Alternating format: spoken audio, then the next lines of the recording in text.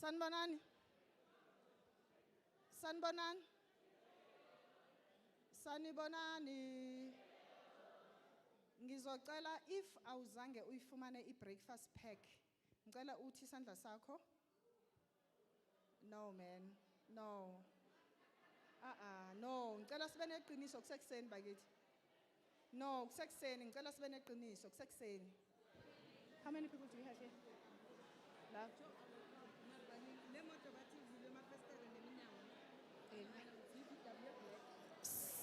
Ngicela singarasi phela ngithi sizama usolve i-problem. Laba bebefikile ekseni bathola is the same thing. Ngicela kune lunch kune breakfast wonke umuntu uzothola. Ngicela manje laba basanda ungena. Laba bebesanda ungena manje abangatholanga. Ngicela niphakamise izandla. Laba bebetholile ekseni ngicela suphakamise isandla sakho. Please.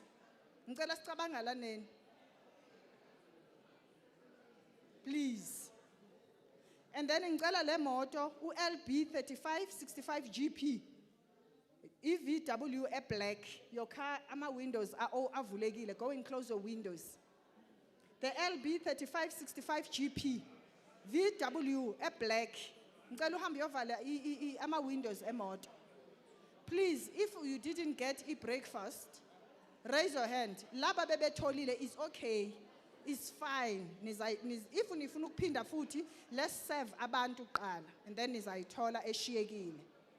Please, ne? Thank you. Ngizabatshela ukuthi bayilethe ke.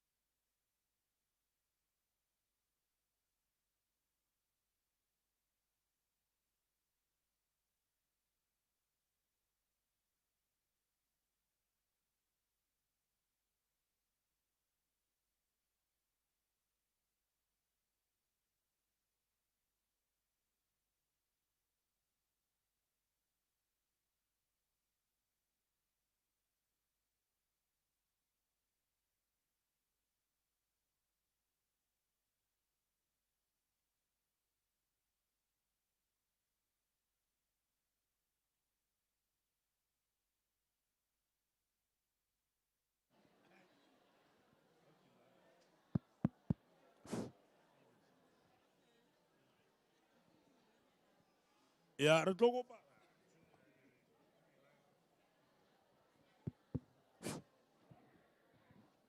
Yeah, dumelang. Ke tlo kopa re dule mo fatshe akere. So that re kgone ho qala ka mosebetsi wa rona. And then ba ba re thusang re kopa hore all officials ba ba tlileng mo ka jeko ba tsene inside, ne? Because ha re batlo bitsana le motho, ha re batlo batana le motho. We want the minimum disturbance, akere. Minimum disturbance. So everybody must settle down. Younger people, like rona le bo nkgono, hona le bo mkhulu. So if you are young and you can see rona le mkhulu, una le magogo, oh I emeletseng ka maoto must do the honorable thing, again. Because you can't allow a situation where elderly people are forced to stand when we have got young people occupying seats. I want to start at the very beginning by welcoming all of you in what will have been an invitation to petitioners, especially in Joburg. And I think in a brief while, we're going to present which petitions those are. So we really want to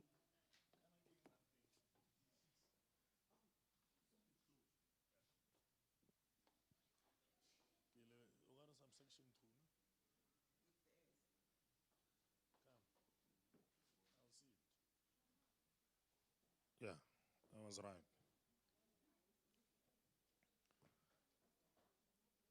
So we really want to welcome all of you, but also our petitioners. And let's also extend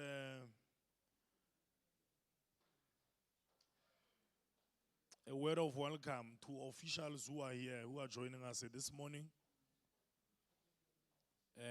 I know amongst us, Renale, our ward councillors. I want to see ward councillors who are here. I know the ward councillor voted to one.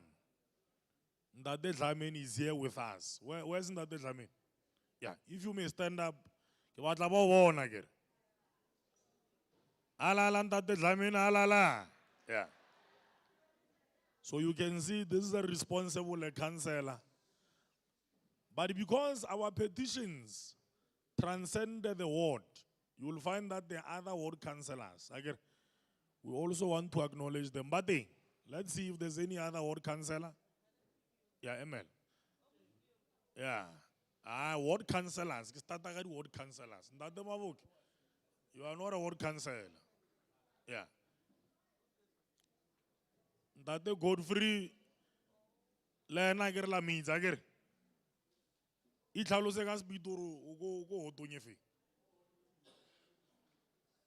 Le Mutu Ilager. Babu Zahabemo. Yeah. 27 more deep blue, forget. So Lena la mono reke councillor or more responsible. I only pizza white lagis, again. So thank you very much, Councillor Warona, 27. And then in our midst, Renale, chairperson of the Municipal Petitions Standing Committee in the city of Joburg. Again, ke Councillor Mabo, ke ra emelele na ikitsisi re ngala again. As a ward council, ke councillor ele representing in the city of Joburg, council. Again. And then I get a one again. So our committee is made up of a number of members. It's a multi-party committee. Inale malugwa ANC, inale malugwa EFF, inale malugwa DA, again, and so on. But Baranan Lebona already here, who arrived early, ke the members of ANC in the committee. Others are still coming. Again. So, ke batla hore le bona ba ikitsise le ba itse, again. Some of them are coming from your own communities. They will introduce themselves. Dumelang. Halala Soweto halala. Ka lebitso ke Matshidiso Mfikwe. Ke leloko la committee. Ma ke dula hona mo Pimville mo. Ke a leboga. Sanibonani. Egama umember Thulani waKaNdlovu, member ye committee. Siyabonga. Dumelang. Likai. Kiteng. Naki Greg Schneeman, ki member ya committee. Agar la mutlo hore ntato o bua Setswana se se tlhapileng. And then ara fela la rena le our colleagues ba ba re thusa again. Ba ile hore you interact le bona a le kwala di petition ke bona ba ba di nkang ba investigate ba matha again. Ba respond ba tibisana le di department tsa rona tse re nang le tsona again. So ere ke re ba ikitsise ke batla le ba itse le bona again.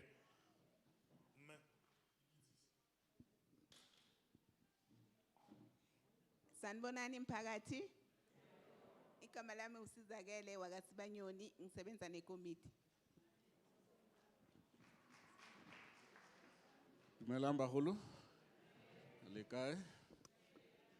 Re ka lebitso ke Senoto Teane le nna ke supporta committee ya di petitions ke a leboga.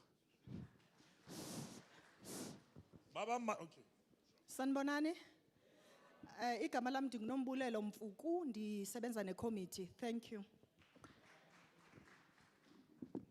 Baba ngare ba sammane ba tswetse go ntle. Lo yana ikitsise mme. Le batla le ba le itsa ke. Ora ile ora le ba thusi ka osane le ba bitseng ka mabitso ke.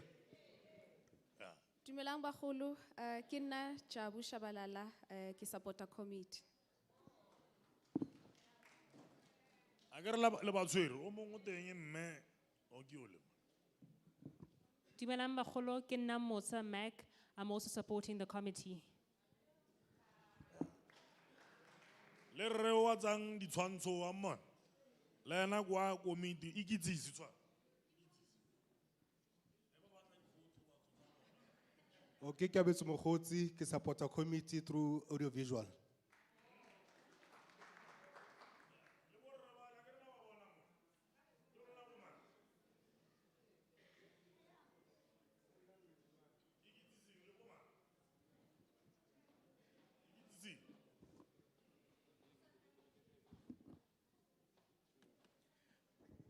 Dumelang, ke Bafana, ke supporter committee ka sound system. E ra hore eng molao? O ra hore maitshwaro a rona in the legislature must also be mimicked when we are outside. So how we behave when we are outside of the legislature must correspond with how we would behave normally when we are there. Again. So it means the meetings are rona will be governed. Ke melao again. Ora ona motho a ipuelang fela ho bua rona again. It's still a committee meeting. It's just that it so happened to extend. And in extending, in essence, we will have extended to petitioners. Again, Baba re kwalletseng. Ore nna ke na le bothata bo ke tsentshitse petition and then re bitsa lefapha le loreng le lebane le maikarabelo a what you will have shown through your petition. Again. Mara mo nakong e nngwe wa fully appreciative hore o lo kry le rona le other community members ba ile hore ba re hey ke batlo berekisa monyetla o wa hore le nna because mo nakong e fetileng ne ke itemogela mathata maso motlhomong I can be given a hearing. Again. So ntho normally re etsa go bofello. Again. Because rona a retswe from the city, Arane in Bizo. So our meeting Gajeku, as in Bizo. Again, meeting Warona se le khotla. Again, meeting Warona has got nothing to do with the IDPs meeting wa rona a se wa di-councilora akere a se meeting wa mo-councilora o ke meeting wa committee ya ka mora provincial legislature e shebaneng le ditletlebo akere mara in order for us to consider your petition tshwantse be le gore re kwalletse akere la utlwa akere le ko doctor ga o tsene fela wa re doctor ke tlile o etsa appointment gore doctor ke tlotla ke nana gore ke na le bothata bo lebo and then doctor le ena wa prepare so le rona re bereka ya akere it's only at the end when we have got time re tla re tse matsogo ka mo re tse matsogo ka mo re utlwelle gore what other issues are prevalent amongst the attendees ba kopano ya rona akere ya utlwana so re batlo deala pele ka di-petitions and re batlo gore le bone gore di-petitions tse di sebetsa yang akere so that le lona mo nakong e tlang le nne le kitso gore di-petitions tsa rona system a teng e bereka yang that is why re na le mokhansela wa rona ntate Maboke from the city of Joburg because tse ding tsa lona di-petitions tshwanetse di ye ko ena pele before di ka fitlha ko rona akere rona gore di-bosso tsa petitions in the province so tshwanetse le start ko bona pele ha o setse o tlile rona o itse gore ano ke ko bofelelong akere la utlwa ya ke ko bofelelong so rato o lamogela re batlo utlwa mo lona akere in a structured re batlo utlwa mo lona we have invited a number of departments which are going to respond to the petitions which were submitted with us and we referred to them on your behalf akere so rona re le mo re bana ba lona akere re rometse ke lona mo so mosebetsi o re o etsang re o etsa because re kupile ke lona re o etsa akere so ha re le mo reme mo pela lona so wa simply acting in service of the mandate e le o fileng ke lona akere mo ditlhophong tse di fitile le rile ra le kenya mo le re thuse gore re kgone ho hold the government a rona accountable that is exactly what we are going to do today akere ya utlwana and then bontate le bomme ba le ba leng ko morao ba le ke di-translator akere nna ke bua Sepedi ke bua Setswana ke tshaba le roa ka Zulu saka o re nka se leka mara ke tshaba re nka kry-a le gore nehe ke buile mafoko a mang a kgophisang batho ba bang so I don't want to take a chance akere saka ke se sa ko wa bona mo strateng re bua fela so ke tshaba gore ke tla le roa so go na le di-gadget tse di so akere la di bona se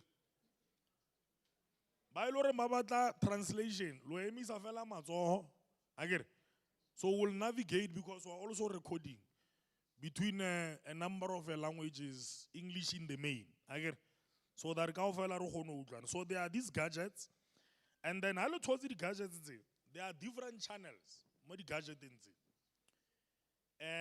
ba ba batlong ho utlwella ka English you just go into channel number 1 akere kgone ho utlwa ka English puisano tsa rona and then ba ba batlong ho utlwa ka Sepedi or Sesotho or Setswana you go to channel number 5 ne and then ba ba batlong ho utlwa ka isiZulu Xhosa it's channel number 2 and then Tshivenda Xitsonga you go to channel number 3 and then re na le batho ba di-sign language ba teng oh yes akere la ba bona mara tshwanetse le re botse gore ho na le let me see ho na le ba ile gore ba need services ya our sign language interpreter akere re batlo re etse mo abe matso ana lo lapa akere so re batlo re re itse gore o teng o ana le botlhoko bo pele e re ke repeat ho na le ana le tlhoko ya service ya sign language interpreter okay ha fitla le mitsi akere le tla re fa indication gore re activate batho ba rona akere re ska kra ba bereka overdrive e le gore a ona motho le re wa tlhalanya gore ba reng akere So thank you very much. We are going to start with our petitions. We don't want to take up too much time.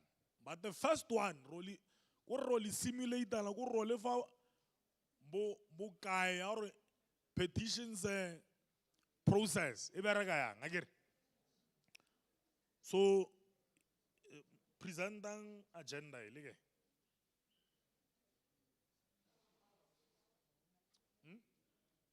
Yes. So you will see, Renale, for today we've got 10 petitions. Again, 10.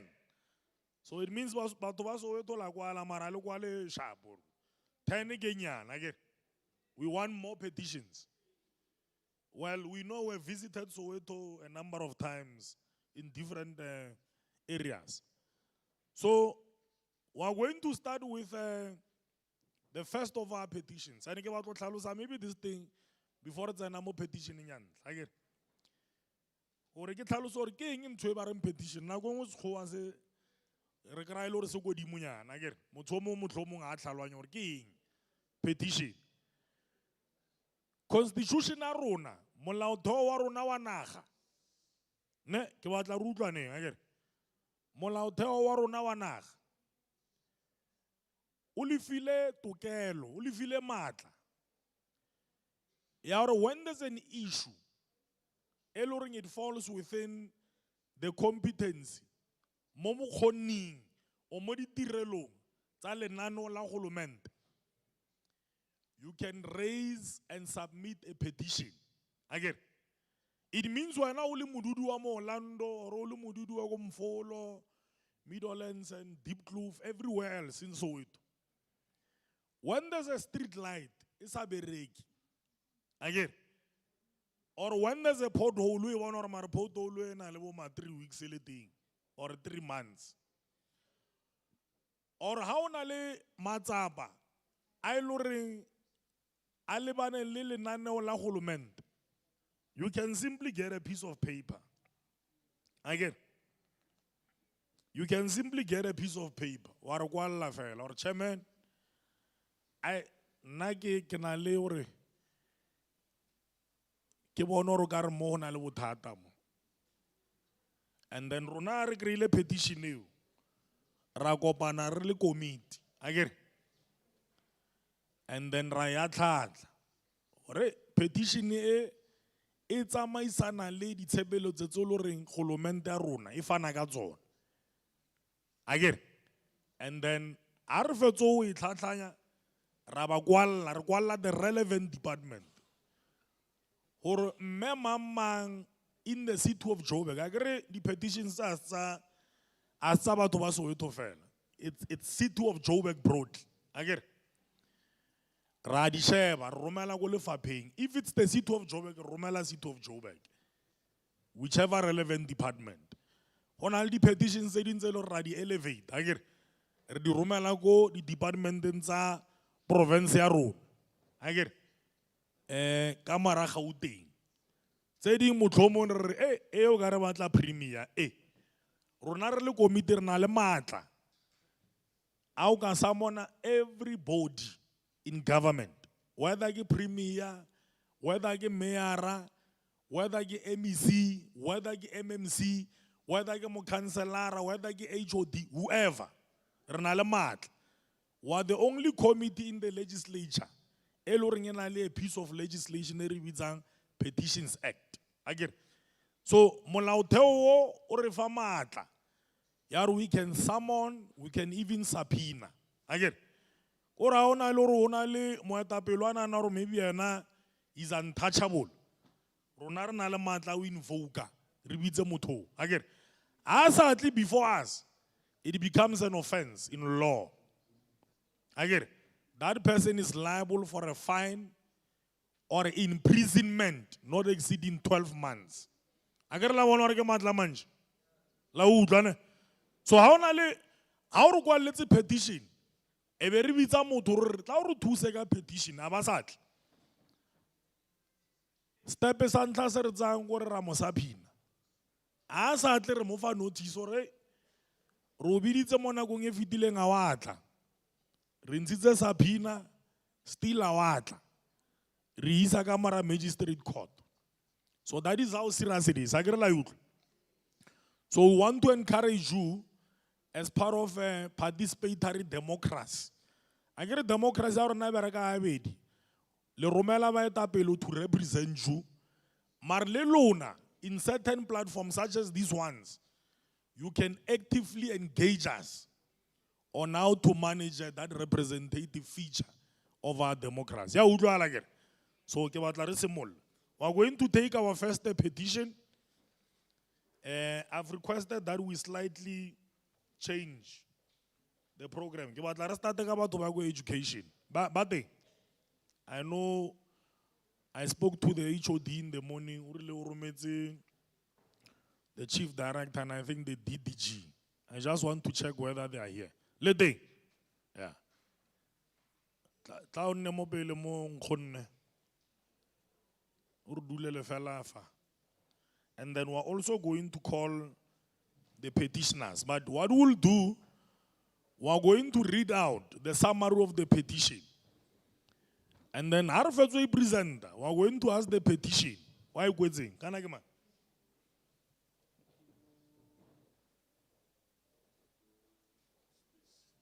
That is the that is the Rokopafala little Renelamo Tafolenye.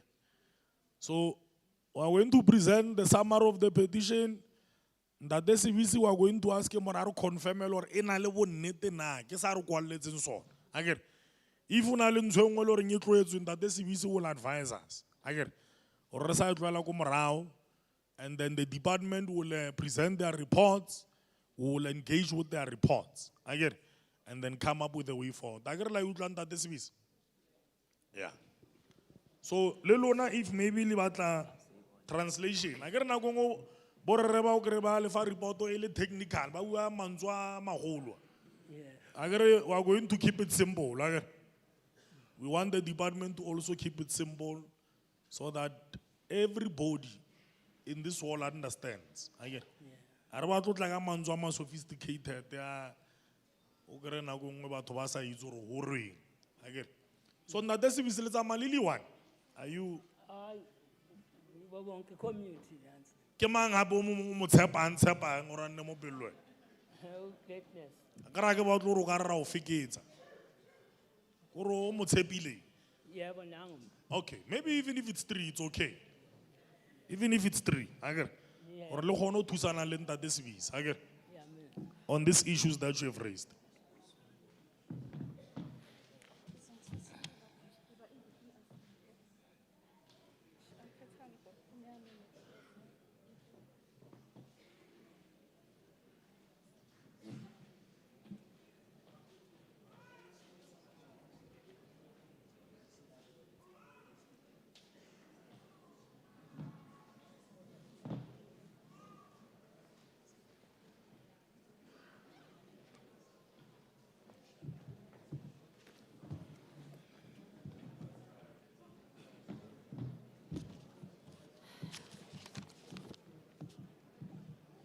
Okay, so ke tlo rula mo fatshe akere lemboni enough.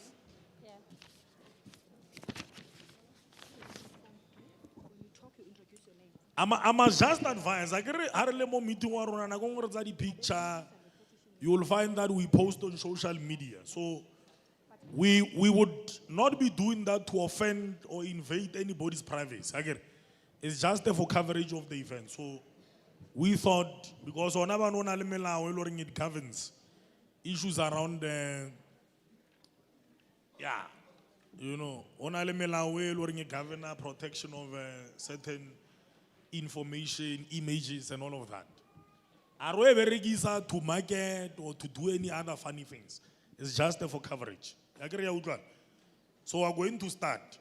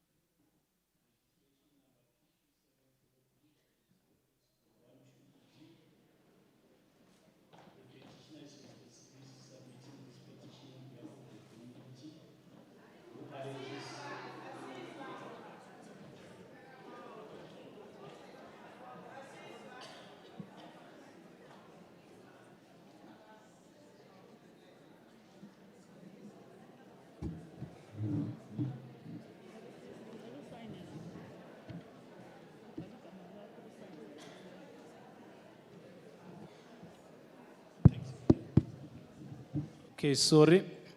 Building of a school, Doronkop Extension 2. Registration number PP70B/08/12ED.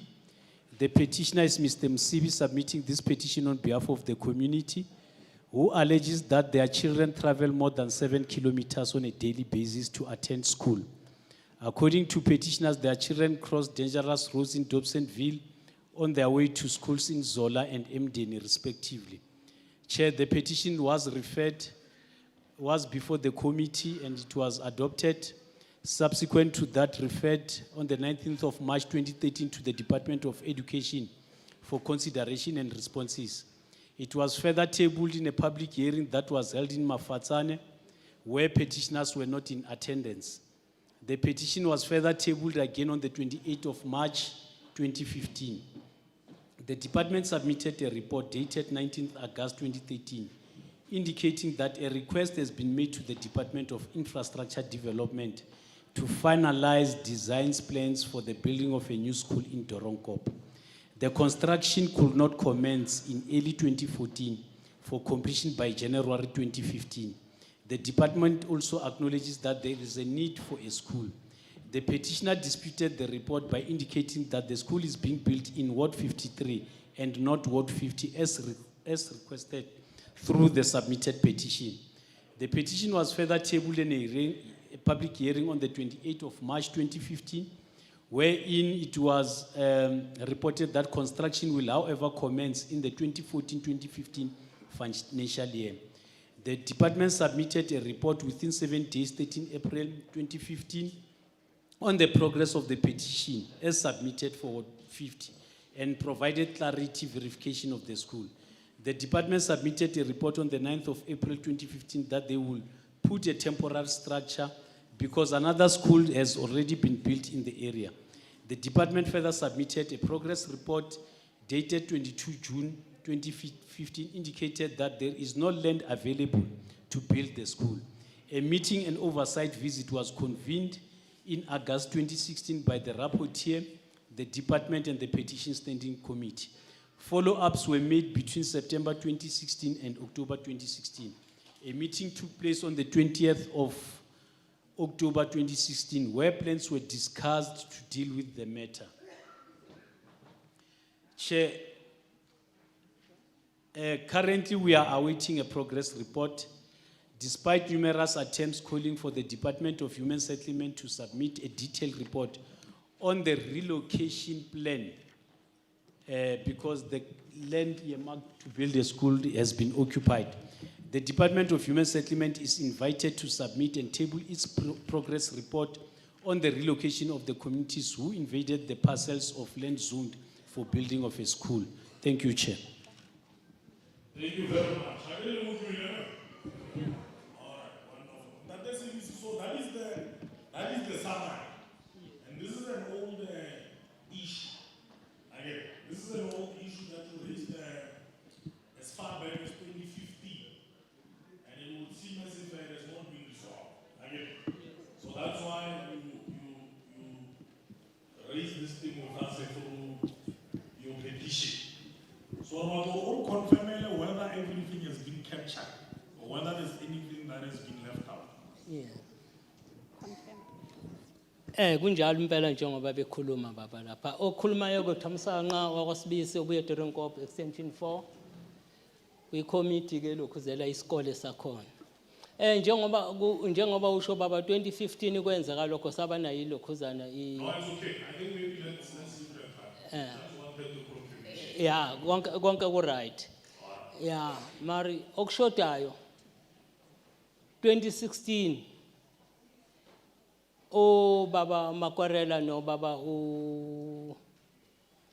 Kevin Smilan ababe khona lapha na eDoronkop extension 4 mangabe kuyohlangana le meeting babe thembisile ukuthi kunendawo enezitende ezi792 extension 9 eDobsonville bathanda ukwazi ukuthi abantu abalapha ekufanele basuswe abavimbe indawo yesikole bayingaka bachazelwa ukuthi idata ithi by 344 bathi bazobathatha bonke labo bantu ukuze education akwazi ukuzokwakha isikole kuleya ndawo.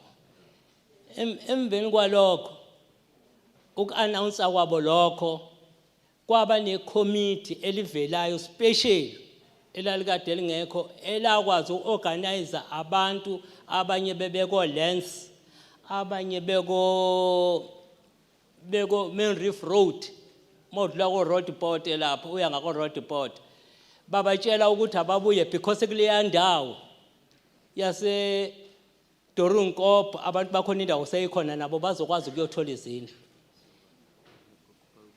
Ilapho ke esaba neproblem khona yokuthi yakugcwala ke imkhukhu lapha ya ukudlula lesi sibalo lesesasikade sisazi. And then sizamile ukuthi sikhulume no council ubaba uZulu ngale yonto leyo. Naye wazama indlela azama ngayo wasitshela ukuthi akuzukuba nankinga ukungena kwalabo abantu because indawo ka-government u-government uzobona ukuthi wenza njani ngalabo abantu. 2017 saphinde kwaba ne-meeting e-legislature khona edrobheni lapha president babe khona futhi o-human settlement obaba Makwerela nobaba Kevin baphinde babuzwa ukuthi why bengakabasusi laba bantu. Bathe uma beya kuleya ndawo beyo zama ukuthi babone ukuthi kwenze kanjani bathola ukuthi kunomuntu obekasalima lapha ya. Manje bacabanga ukuthi amapipe amoshekile lapha ya. Manje basafuna icontract eziyo verify amapipe ukuthi asase right yini. Mangabe sibuza ukuthi i-time frame ngaba into yanini. Bathi akusiyo into engaba into yakusasa because ukusayina izinto eziyangalezi contract kuyayithatha nonyaka. Mhlambe into ezokwenzeka 2018 sahlukana nabo besithembise kanjalo. And then after lokho uma ngabe kudlule 2018 zathi 2020 I mean 2019 kwazofika isifo seCovid. After isifo seCovid kwavalwa yonke into asikwazanga ke nokuthi siphinde sihlangane. 2020 ngitholile futhi incwadi ebengifuna lapha na e-legislature beyofuna ukwazi siyoconvela ukuthi kwenzeke njani njengoba bachaza ukuthi ikomiti leli le-petition kukhona osekushintshile. Manje kodwa ke bathe uma befika bathola le case yesikole bafuna ngiyochaza ukuthi kwenze kanjani bangifundela ama minutes.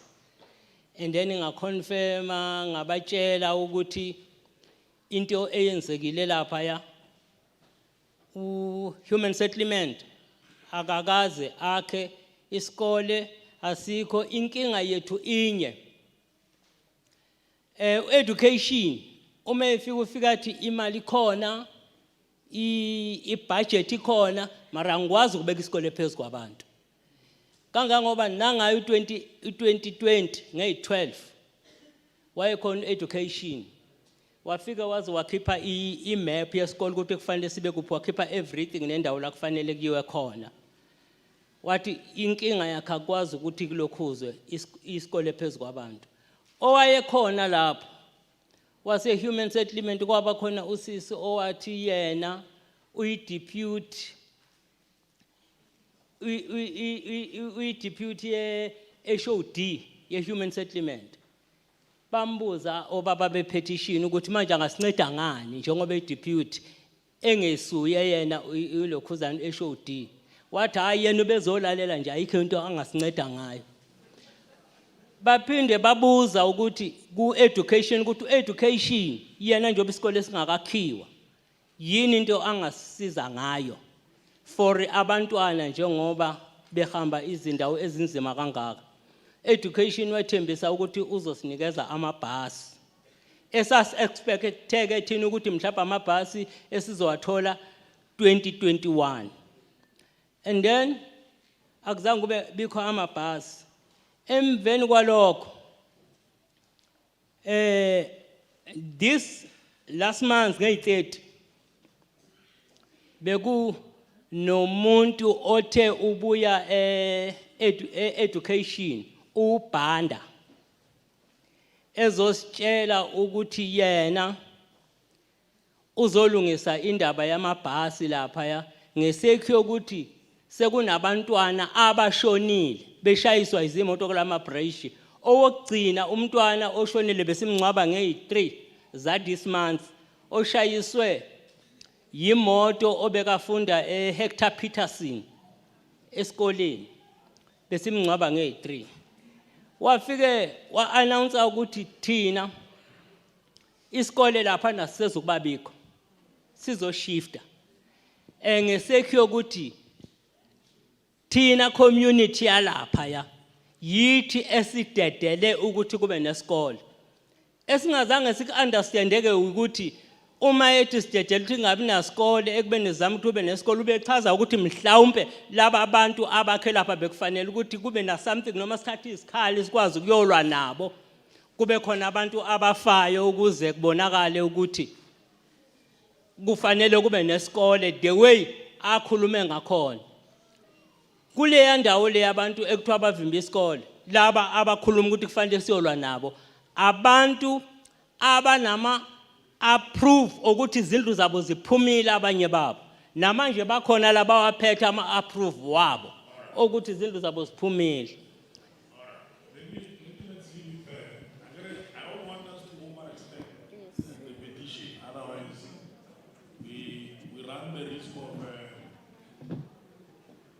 Entertaining issues which were not raised with us. So I don't want to extend it. Again. We want to deal with this issue of the school and the commitments that were previously made. And we want to track how far the department is in resolving all of these problems that you have just mentioned. Again. So maybe let's get a report from the departments who have got officials from the Department of Education in our province. Maybe if you can just start by introducing yourselves and then giving us a report. Never mind.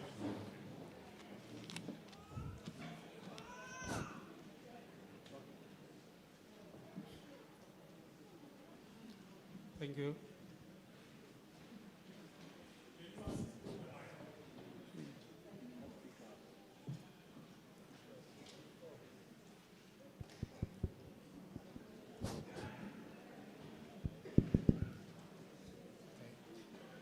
Good morning, Chairperson. Thank you, honorable members. My name is Opa Budibe. I'm the Acting Deputy Director General for Education Support. I don't go late because we're going to miss the report. The portfolio I hold includes infrastructure development, learner transport, school nutrition, and many other support services. With me today is Director for Infrastructure Planning, Mr. Peter Swanepoel, who also is responsible for determining whether we need the schools and where we can build schools. They also do the required work to ensure that the school, the planning for the school is prepared and so forth. And for the record, it's the first time we appear before the committee, the two of us, I think, unless Peter has been here before, but speaking for myself. So we have received the petition, and the report will simply say the following, Chairperson. Oh, okay, thank you. We can confirm that we are planning to build schools in the Doornfontein area on the following stands. Doornkop, stand 5788 and stand 5470. Yes. So the intention of Doornkop to build the school in extension 2 is there. But as has been reported, we cannot build the school because those pieces of land are currently occupied. by people who have built informal settlement. And then until and unless those communities are resettled, it is going to be difficult for the Department of Education to proceed with building schools on those pieces of land. The second point that I would like to indicate, Chairperson Lebagolo Balenting, is that until the City of Johannesburg and the Gauteng Department of Human Settlement relocate those communities, it is not going to be feasible for us as the department to proceed with the building of the schools. There's the issue of transport. I don't know who Mr. Banda is, and I'm not sure what his title is. But the official policy for providing learner transport is that the children must be traveling more than 5 kilometers. More than 5 kilometers. But according to our information, learners are attending schools within the radius that are not more than 3 kilometers from where they live. So within that context, it's not possible to provide learner transport. And anyone who would have undertook to provide transport, I'm not sure on what grounds, because they must be traveling more than 5 kilometers. That is in relation to the learner transport. But to the extent that a learner transport is feasible and desirable and it's within the policy, we will provide learner transport. But our preference, Chairperson, is for those communities that are currently occupying the pieces of land to be moved and resettled. And then we can start with the process. And to start with the process of actually constructing the school, first, we would have to do a land suitability study, which are unable to do for as long as there are people in that area. Two, we would have to then get approval from the provincial treasury, because we can't put the schools on the budget unless and until there is suitable land, because with the treasury, we want to avoid unspent funds that get rolled over.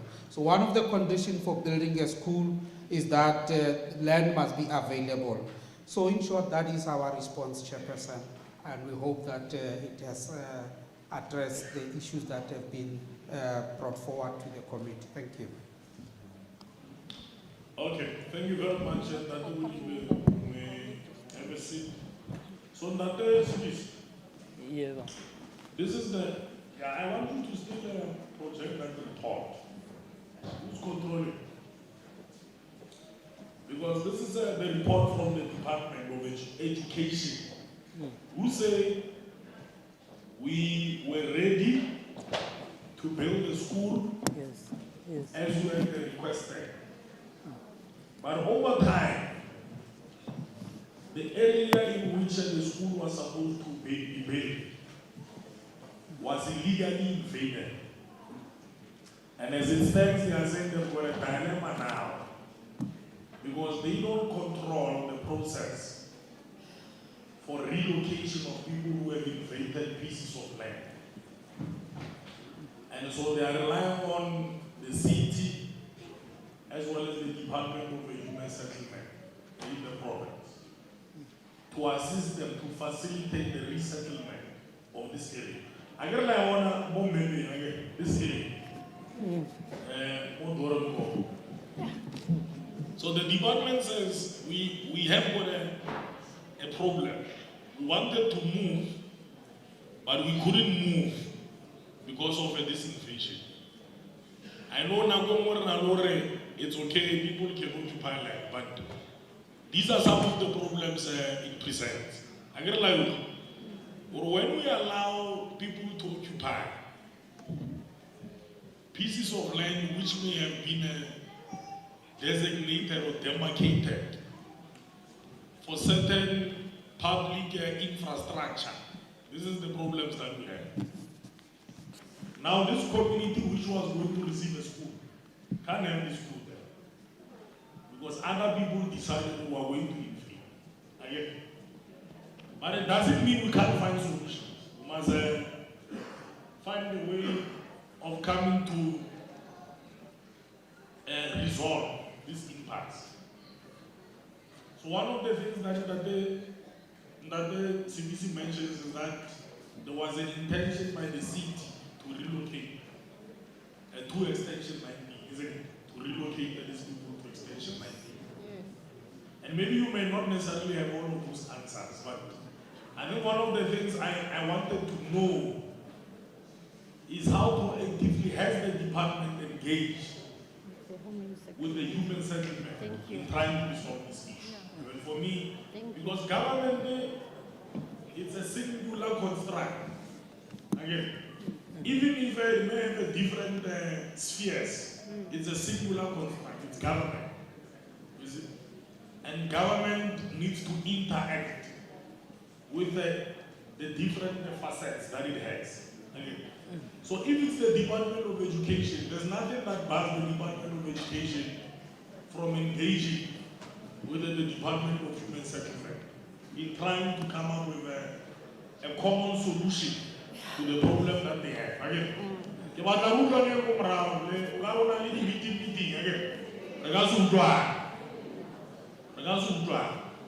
so for me, that is the primary thing. What initiatives, what steps have been taken? Because this is an old issue. In 2015, 2016, surely in 2023, we ought to have a move closer to resolving this issue. Because every single day, you don't resolve this issue. The informal settlement is also expanded. Okay.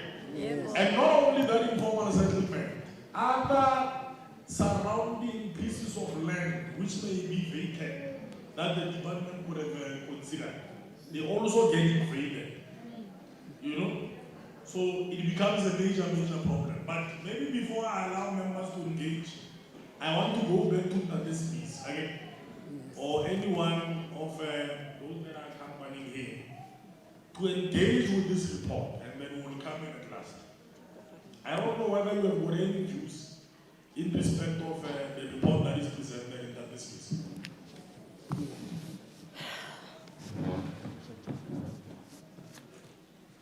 Sanbonan.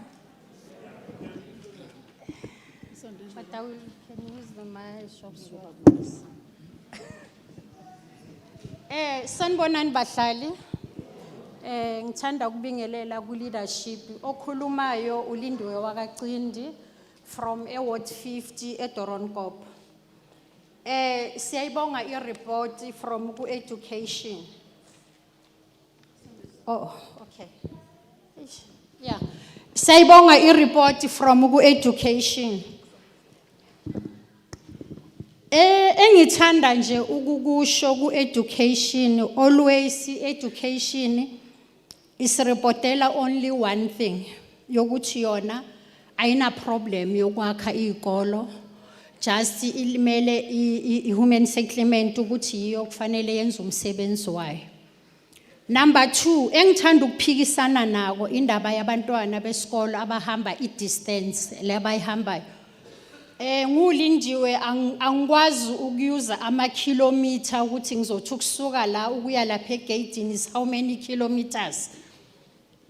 But thina ngokubuka kwami singabahlali njengoba size saba la ku petition le esiyenzayo, i-distance ehamba abantwana inkulu kabi. I think abantwana mabesuka endlini baya kule izikole abafunda kuzo ukusuka block 12 ukuya block 1, hey angazi ngizathi how many kilometers. Abantwana labo I think bayafanele ukuthi balithole ibhasi yokuya kulezo izikolo lezo. So yikho ngisho ngithi angikwazi ukuhlukanisa i3 kilometers ne5 kilometers, but mangibuka i-distance abantwana abayihambayo yesikolo. Another thing esiphatha kabi kakhulu endabeni education ukuthi i-meeting bayayenza na ne-human settlement bahlale phansi if they are serious ukuthi niyafuna ukuzakha kwempela izikolo lezi esizifunayo. Benga expectanga today ukuthi ungeza nale report ethi thina si education sizimisele ukwakha izikolo but sisavinjwe ukuthi bengi expect ukuthi today uzositshela ukuthi sesaba ne meeting nabantu abaso namhlanje sizokusho ukuthi ngelangeli so nizokwazi ukuthi nithole izikolo. Ngoba always njoba ngisho ngithi leculo liculayo education iculo elangincamisa since 2011 until now 2023 fanele sishaye izandla sibe happy ukuthi no i-education yona i-ready always bahlala ba-ready yini enye eniyenzayo ngaphandle kokuthi nina ni-ready sibone ngani ukuthi nenzani. Ngicela nje ukuthi nisiphe ukuthi yini eniyenzayo sizokwazi ukuthi siqhubeke siye phambili leyo ukuthi nimisele cha ake sithathe sibeke eceleni. Ngiyabonga. Thank you very much. Any additional points? You are fine. You want to come in? Yes. All right. Sanibonani. Igama lami nguGladness Simelane, ngiphathe Petition Committee. Bengicela uku-add kulamagama akhulunywa uMamlindiwe ngendaba yabantwana. Sine problem yabantwana every year abashonayo abahamba kule distance ebonakala engathi i-distance engasho lutho kubantu abakwazi ukukhounta inamba thina sikwazi ukukhounta inamba sifundanga kangako. 3 weeks back besingcwaba umntwana oshayiswe imoto ephuma eHector Peterson eza ekhaya ephuma esikolweni. Kukuthi every year kunomntwana olimala yalinyazwa imoto on the street. Kunabantwana abacrossa Impala Road very busy hamba ngama trucks and buses and taxis. Labantwana they are expected ukuthi bacrossa lo mgwaqo nami ngiyawusaba ngugogo ukucross. But those children they cross those roads baya kwi primary yase yini Liforeng. Abanye bacrossa ngeenyawo baya eClip Valley, abanye bacrossa ngeenyawo baya eHector Peterson, abanye bacrossa ngeenyawo bawelela eMayibuye bayoshona phezulu eThulani. Bonke labantwana basuka la eDoornkop extension for because thina sinayo iprimary yethu yokuthi labantwana bahelpeke bayalimala ama taxis bayagodola. Some parents are not working, abantwana banazo izinto ezi-right ezi-warm ukuthi bagqoke babe warm to walk for a long way to school. Bayagodola bayasaba abanye bahamba babuye bame babheka ukuthi who can accompany them to go to school because they are scared to go alone. Since 2012 sikhuluma into eyi-1 sicela isikolo sabantwana bethu, nobody is responding to us ukuthi isikolo siyasithola na or asisitholi. Into esiyitholayo ukuthi u-education akanankinga ngokusakhela isikolo, but lapha ya endaweni yesikolo labantu bebe few behlele endaweni yesikolo. Today kugcwele in such a way ukuthi sekungathi elinye ilokishi elidlula leli lethu. It's full. They coming every day baya occupy leya ndawo seyigcwele. Into esiyicelayo thina sicela isikolo sabantwana ukuthi ubani ofuneka suse laba bantu asazi because we can't do anything for our own ukuthi sizenzele ukuthi sibasusa abantu. Uhuman settlement wasithembisa wasfailure. Azange aphinda abuye uhuman settlement azositshela ukuthi wenzani ngalabantu aba-invade indawo yesikolo. Kunabantu abaqualifyayo ukuthi baye ezindaweni zabo. Abanye baphethe ngisho amaphepha abatshengisayo ukuthi into zabo ziphasile ukuthi bangathola izindlu zabo. But ukuthi where about abazi ukuthi kufanele bayephi baphethe amaphepha. They are here abanye bawaphethe lamaphepha athi bayaqualifya ukuthi bathole izindlu kodwa bakaze banikwa izindlu. Bahleli kule ndawo yesikolo. Thina esicelayo sicela isikolo sabantwana bethu. Ngiyabonga.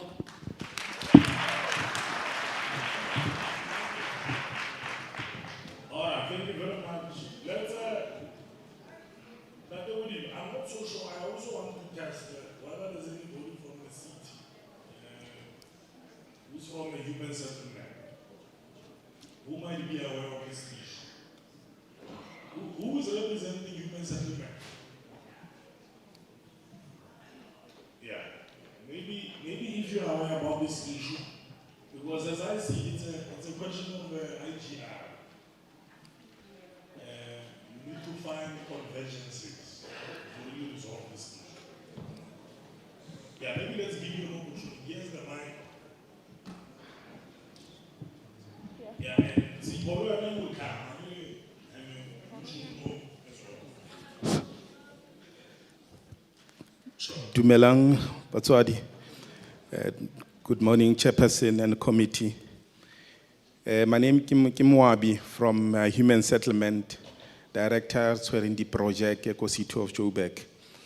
Chairperson, I must confirm we are aware of the challenge because Diorankop is not too far from Lufering. We redevelop a Lufering. But that invasion, we are fully aware. But I think Mayor is a way forward. Out of this, I'm just taking some notes. We'll actually have the IGR with province because they're leading that so that we begin to put plans in together to see how best we can assist, especially around relocation for that piece of land, in particular for school. But we'll actually take note, Leronarli City and come forward because our focus Bonnet Fella is on Lufering and Diorankop it was more on provincial side. But we are available for any engagement, any assistance that may be required in that regard. But out of this meeting, I've just penciled it. We are aware of the petitions. Will actually come forward as a City of Joburg Chairperson. I've noted that. I'll engage with the ED Arona so that we prioritize this because it affects a lot of our kids in that regard. Thank you. Okay. So that is the feedback from the City of Joburg. I'll tell you, my only anxiety is that it shouldn't take this meeting to resolve these problems. But that because we have been aware, surely there ought to have been some demonstrable effort, in trying to resolve it. Because if we're always going to report in meetings that, out of this meeting will follow up, it sort of doesn't give as much comfort that there will be a follow-through. And so we would want a commitment, we really want a commitment on when those engagements will ensue. And then what are the turnaround times? Because it's really, the issue around invasion also borders on bylaws enforcement.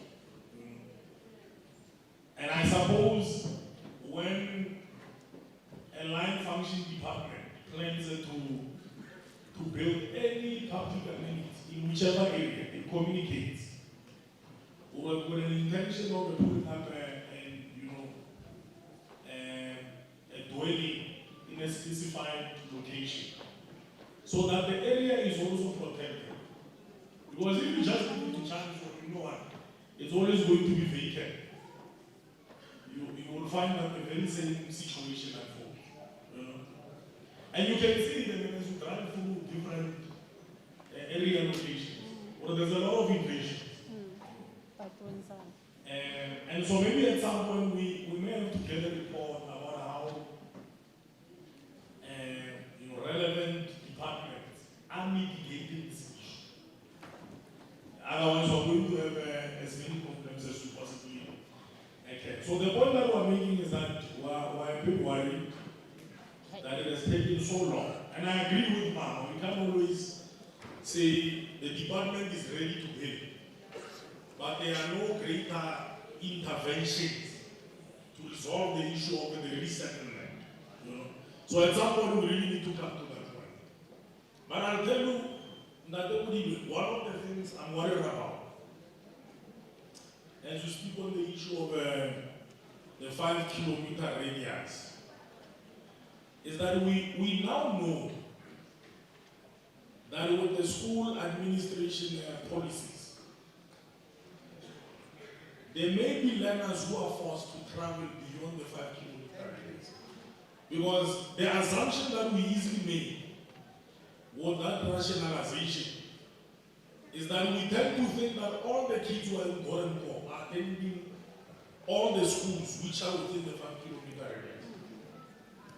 But with the school placement, the processes, it might be the case that you have got those learners who are forced to go and attend in Middleland, for instance. There may be others who are forced to go and attend in Jabava because they could not find space in the schools which are within the 5-kilometer radius. You know? So how are we compensating for those kinds of learners? Because as I'm following through the submissions, and I think the unfortunate thing that we need to be sensible about is that the death of a learner is one too many. You know? Now you can almost imagine when there's a repeat, because from the reports that we're receiving, I mean, every year you have got these casualties. Because some of these learners are quite young. You can almost imagine a learner who's grade 4 having to cross through. I mean, that intersection and the road are actually quite risky. You know? I would have been comfortable if you were saying there are, what do you call them, school patrollers, which are placed at specific points where these learners are crossing. You know? As an interim measure, while still considering any other alternative, interventions. You know? But to just leave it to the whims of these learners. Moreover, when we know that a number of them have over the years perished, I mean, it's a bit problematic. You know? So we may have to look into all of these solutions. So how do we then ease off on the recurrence of some of these situations where learners meet their ill fate untimely? Because it's not something that we should ignore, and it's not necessarily by their own choices. It's because of some of the systemic weaknesses in our overall planning, but the management of some of our assets. And that is what the problem is. How are we managing our assets? When we know that we want to build a clinic there, how are we protecting that space? You know? So a conversation should be had around that. But maybe let me open up to members to also make their submissions, if any. Member Schneemann, will come first. Member Droku, Member Khamela, Member Mfikwe. Oh yes, I think in that line. No, thanks, Chair. I think just partly covered by yourself, the amount of time that it's taken. But one is a bit concerned that this dates back to somewhere around 2017.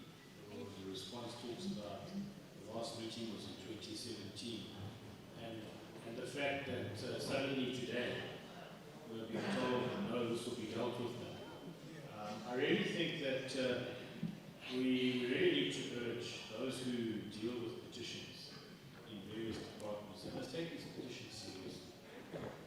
We shouldn't be just treating it like something that's just happened now. It's not the case. My other concern is that just for the Department of Education, maybe the department really needs to look at how it safeguards its property. Because if it's land that the department owned, surely there should be measures in place to safeguard those properties, even if it means that the schools will be built at a later stage. But properties should be safeguarded. But I think we also need to, one also wants to raise the point that human settlements in the city of Joburg needs to play a far better role and quicker role in resolving these. And then, as we've been listening now, when this matter was first picked up, that there were people that had moved it onto that land. It was a small number. Now, as we've been told today, that number has increased drastically. And what it means is that not only the cost, but to find land and alternative accommodation for what seems to be such a big number becomes even more of a challenge. Whereas if this had been dealt with right at the early stage, when this petition first came through, we probably wouldn't even be dealing with this number. Possibly, the school may have even been built. So I think those are just the comments that I wanted to make, that it it is a bit concerning that suddenly today we're told this can be dealt with. One understands the frustration of the Department of Education, but equally one understands the frustrations of residents who've raised this petition, and particularly the safeguarding of our children having to walk along roads and on their own. And I think something does have to be looked at in terms of this particular situation. The chair has just excused himself. He's asked me to continue chairing, so I think the next 10 years will be good. Thanks, acting chair of the session. Well, when I listened to the responses, I became even more confused. And I have few questions to the department. Is that who owns the land? Whose land is it? That's question number one. Number two is that both from the department and human settlements, I just want to get a sense of how many people are we talking that affect the building of the school. How many people are in the yard? I know that we are saying the numbers were little when it started, but now the numbers have increased. But I just want to check if we do know those numbers of how many houses would need to be provided for a school to take place. Another one that confuses me, when the petitioners speak, they say there is an invasion of the land, but in the same breath, they say the people are here with approvals. So I get also a bit confused as to what is happening there. Did they invade the land? Did government come to start an intervention? Is the intervention in the pipeline when they have approvals? Or what is happening? So we need a clarity there. Lastly, Chair, to say what are other measures that can be taken? Is this the only land around the area? I mean, if the department is readily with the budget for building a school, is it their area nearby that can be utilized to build the same schools? I'm just checking. Okay, thank you very much. Let's take Thank you very much, Chair, for the opportunity, and good morning to Atbabo Kekamu meeting. Size of population is sufficient to qualify for a school. That is why there was a plan to school in. Now, Tabaya IT and intergovernmental relations that has been mentioned by Department of Human Settlement. I want a time frame keep ongoing, and a community area since 2011. Bana got Tata school. So today, we after 1 year or 6 months or so, report time frame in to address this IGR addresses so important. And then this thing the department and then a petitions committee subcommittee the department and it's one fair. The department is one or a petitions committee deal with other issues. It's in the department the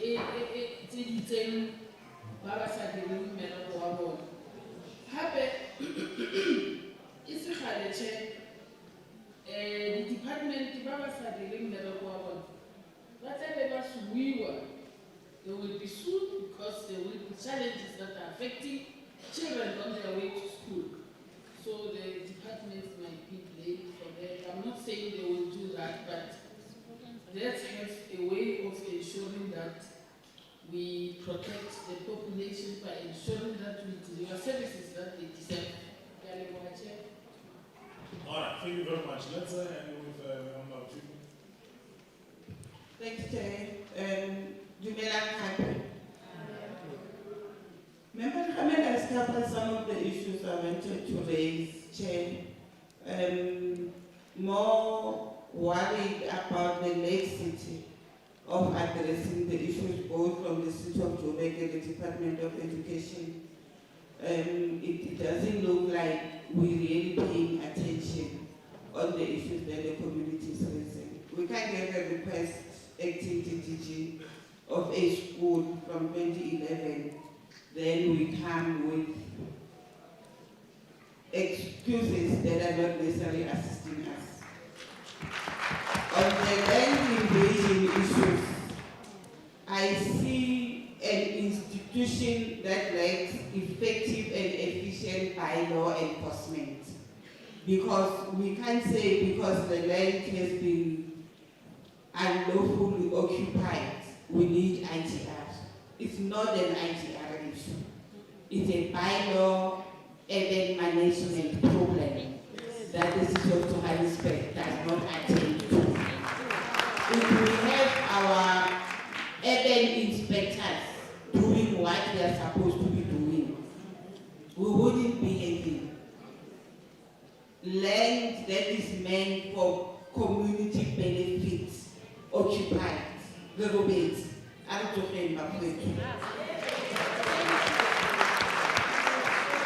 We probably need to implore the Department of Education. I've done quite a lot of work between Dononkop and Nufuren. It's a good long distance. Good long distance. So maybe acting DDG, you and your team might need to do steps from Dononkop to Nufuren, to the primary school in Nufuren. It's a good distance. And I'm not sure what is the measurement used for the 7 kilometers and the 3 kilometers, but it's living between the 3 and the 7. So can we at least try and do that? So that next time when we engage with communities check, we give them probabilities in terms of responses. Not just we can't because then we'll do IGR. Let us also run away from making IGR an excuse of our inability to do it. Because then we confusing communities that is still the IGR. And memory Hamel is correct. If you are dependent on the IGR, when and how, who's going to lead the engagement in the IGR? But the Rukopa urban inspectors, urban management, bylaw enforcement, that is the city's responsibility, not the provincial responsibility, to step up and resolve the issues that are making it difficult for service to be given to our communities. Thanks, Chair. Thank you very much. I think those are all the inputs. That the man from Okay, Moabi, Papa. Moabi. Yes.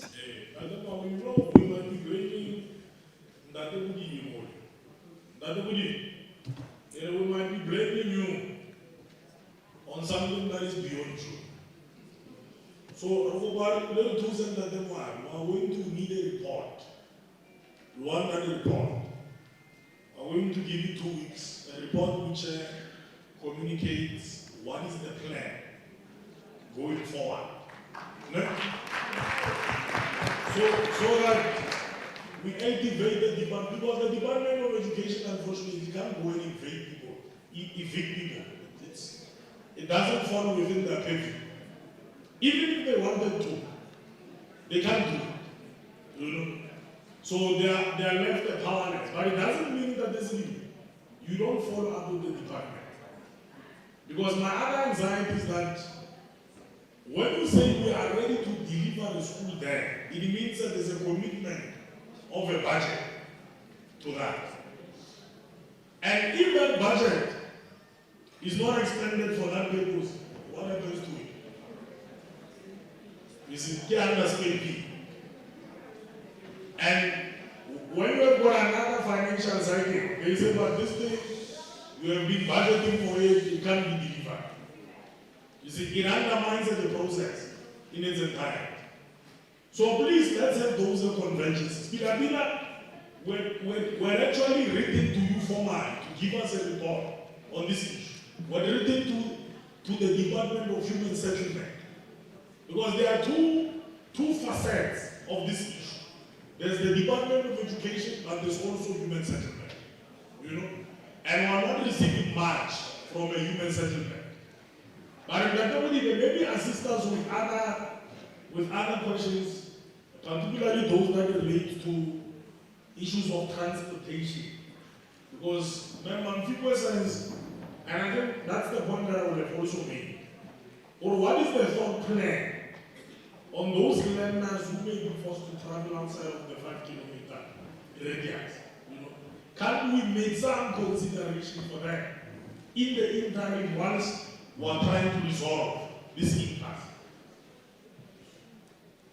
Maybe let me hand over to you.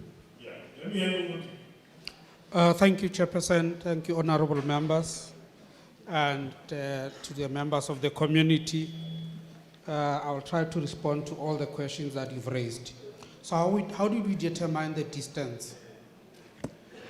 We looked at the schools within the 5-kilometer radius of Doornkop. And in our response, you will see we have calculated the distances, right? Just for the record. Yes, it's in the report.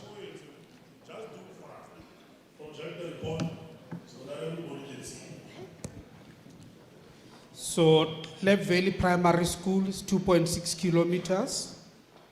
Lutheran Primary School is 1.5 kilometers. Is that to the relevant page?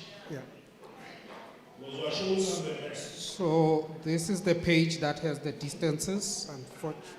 Fortunately, there are no page numbers, but is, let me see.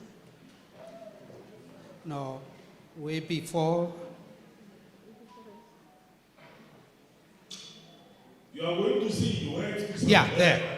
There we go. Sure. So, just for the record, Klep Valley Primary School, 2.6 kilometers. Lutheran Primary School, 1.5 kilometers. Bonamelo Primary School, 1.5 kilometers. Lutheran Secondary, 2 kilometers. Tulani Secondary School, 1.5 kilometers. And this, we're looking at schools within the 5-kilometer radius of that area. But however, Chair, what we will undertake for the committee is let's do an investigation to see and determine how many learners actually travel beyond 5 kilometers and what are the reasons.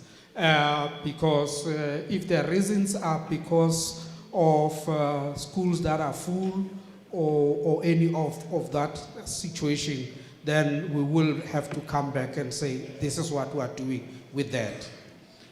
The issue of scholar patrol for the roads, we will look into it. We are taking that as under advisement. The protection of vacant land, it's a moving target. Because whenever we erect fences, they get stolen. And trying to hire security, we don't have the money for that. And that's why we rely on law enforcement. And so it's beyond our control to protect those properties as a matter of course. We didn't sit on our hands, Chairperson. We have been talking to the Human Settlement. They are aware of this problem. But as you correctly said, it's beyond our control to tell what a department what to do, even after we've taken the initiative. But we do take on advancement some of the proposals that the committee have put in place. And to show that as a Department of Education, we really take this matter serious. Whenever we have been called by the committee, we've appeared. Whenever the community called us to come and talk to them, we went to talk to the community. And so as much as we understand the frustration, but please also understand our frustration, that unless the people who are in that settlement, in that pieces of land are moved, and this is really a city and a human settlement. I'm not trying to pass the buck, but I'm saying to the extent that what we can do everything that is under our control. Thank you, Chairperson. All right, thank you very much. But the CBC, these are the responses which are coming from Human Settlement as well as a follow-up from the Department of Education. What I want us to do, because I don't want us to have a to and fro discussion.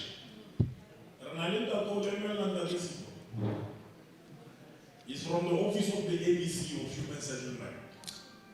It's going to assist us to force convergences on this matter.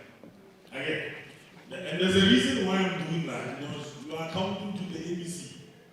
And I know the ABC would not want to be embarrassed by this issue. So I want us to agree on time frames. In the next 2 weeks, we get a plan. You must receive a plan on how the Department of Human Settlement in the city of Joburg is going to resolve this issue. You see? Yeah. And I don't know who must not lie. You know, our reports must not lie. If it can be done, you must say it can be done. If there's another piece of land somewhere, you must indicate to us in the report. Again, we don't want stories or no, but still, we need to know in the next 2 weeks, what is the plan? And then in that report, will also give us the timeline for the actualization of that plan. Again, there's a difference. There's a plan which sort of gives an overview on what needs to happen. And then in that plan, you also give us timelines. And there must not be timelines that exceed what we are now dealing with, which is a matter of 2015, which was still dealing with in 2023. It can't be. It really can't be. So we need a plan which has got reasonable time frames. Again. Yeah. And then once you are done with that plan, we are going to call an in-situ meeting with you, the petitioners, the Department of Education, in the legislature. So in the next 2 weeks, we are going to call you in the legislature to report on these plans to the petitioners, what are the cities.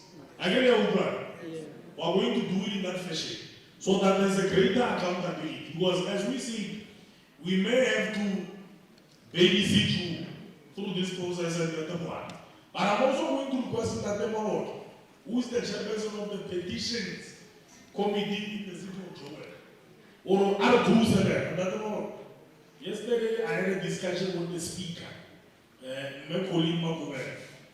or often at times we don't receive reports on time, and especially Human Settlement at the one. The reports are delayed and so on. Even yesterday night, I had to struggle with some of the reports. So, if there's no compliance, you just alert us. We are going to see the power that we have. Or demonstrate that I'm a clan law. Or we don't to on a weekend. And whatever time that we will get a fine. If they don't come, a fine or imprisonment of 12 months, they will decide for themselves. So please assist us to monitor this process. Again, we respect Jewish authorities, but we respect our people even more. Because all of us, whether you are an official, whether you are a member of the legislature, whichever position or designation that you hold, we all hold these positions at the behest of these communities. Again, so we're not going to turn around with our own community. So please let's do that. Can we agree to that? That we did the school parking patrollers. You are also going to investigate the number of learners who might be traveling over the 5 kilometer radius. So that we got an accurate report of what is happening. Again, the easiest way is to interview with the citizens. They are the leaders on this specific issue, so that you understand whatever they travel beyond the 5 kilometer radius, who are they referring to? So, can we leave it at that, or do you want to have the last words?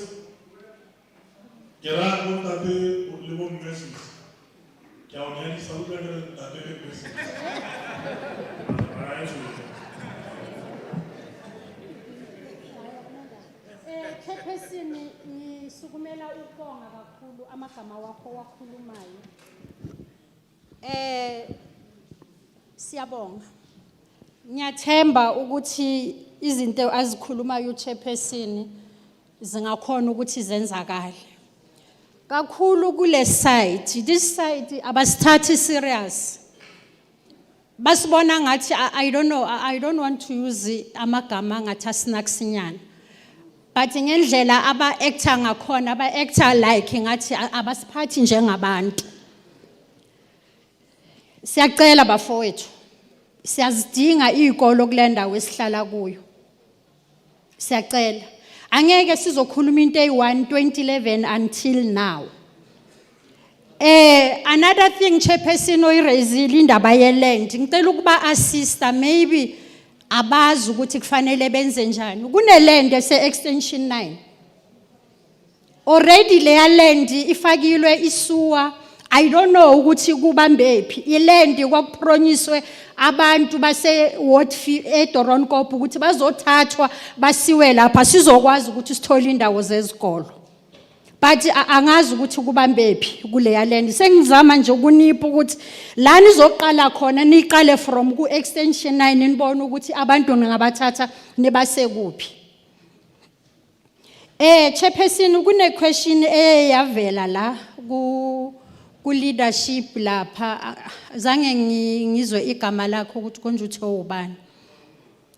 Yeah, ubuze ukuthi uconfuse uzwa kuthiwa kunabantu aba-approviwe but basahleli lapha kuleya ndawo.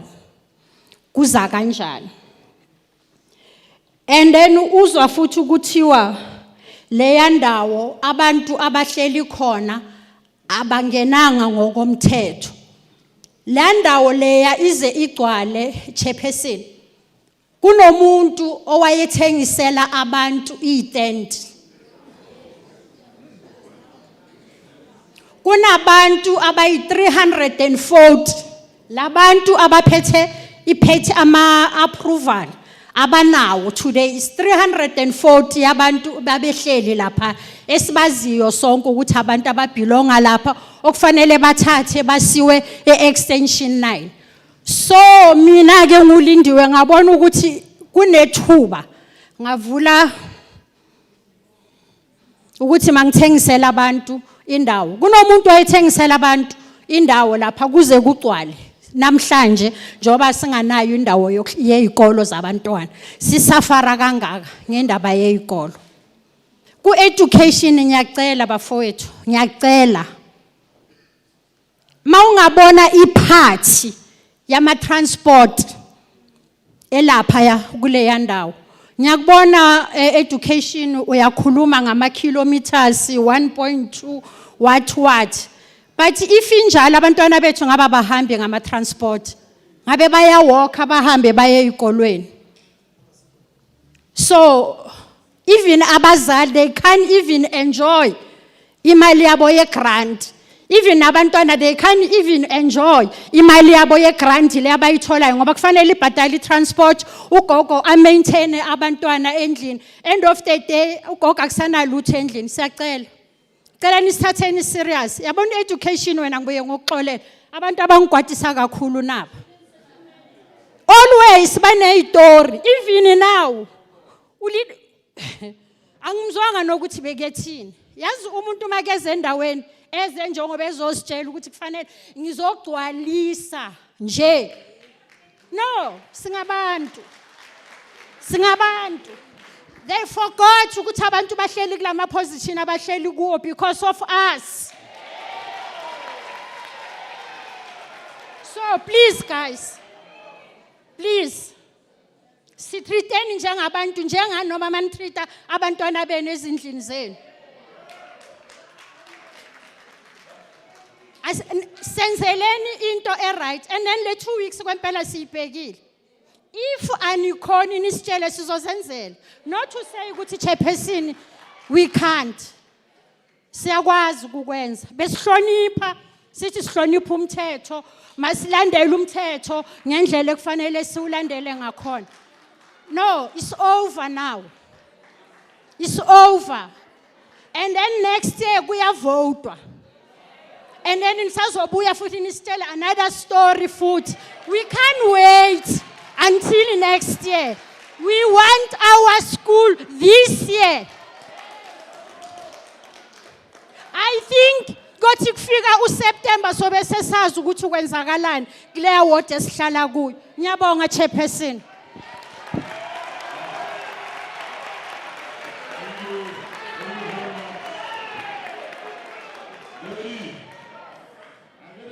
Let's remember that we said our meeting will be a sequel in the legislature. So let's remind ourselves, it's not a community meeting. Again, let's be sensitive to that. Otherwise, it might undermine our meeting. We don't want that to be the case. That's why we're trusting that we will register the safety members. Again, please pass them to the powers that be in the department, that we really need to move swiftly to resolve these issues. I mean, it's not a bigger issue. I mean, it's something that we can look into and then resolve so that a school can be built, you know. You can see from the report, we only have 2 secondary schools. You are bound to have a congestion. 2 secondary schools. And when you look at the catchment, the population might actually be a bit more, you know. So let's resolve that thing. But thank you very much, Sister Ndiwe, including the department that they would even, that they saw the whole. At least you were able to come. Although we want a formal report. Yes. We want a formal report in the next 2 weeks. I think we're committed. Yeah. Committed, we want that report. So thank you very much that this meeting. We will be calling that meeting with you, the legislature and the department, the different departments. So thank you very much. We can excuse you because this was the only petition that you had. So we can excuse you. I know the department has got auditing. There's auditing happening in the department. So let's excuse you. So thank you very much and that is it. Anyone are going to do with us the whole day. Yeah. So let's go to the next petition. I think you have seen how it works. Yeah. You have seen how it works. So these other ones are not going to take as long. You don't want them to take too long. Let's take the next one. Maybe let's check whether the petitioners are there. Thank you, Chair. The next one is RDP Houses, Jerusalem.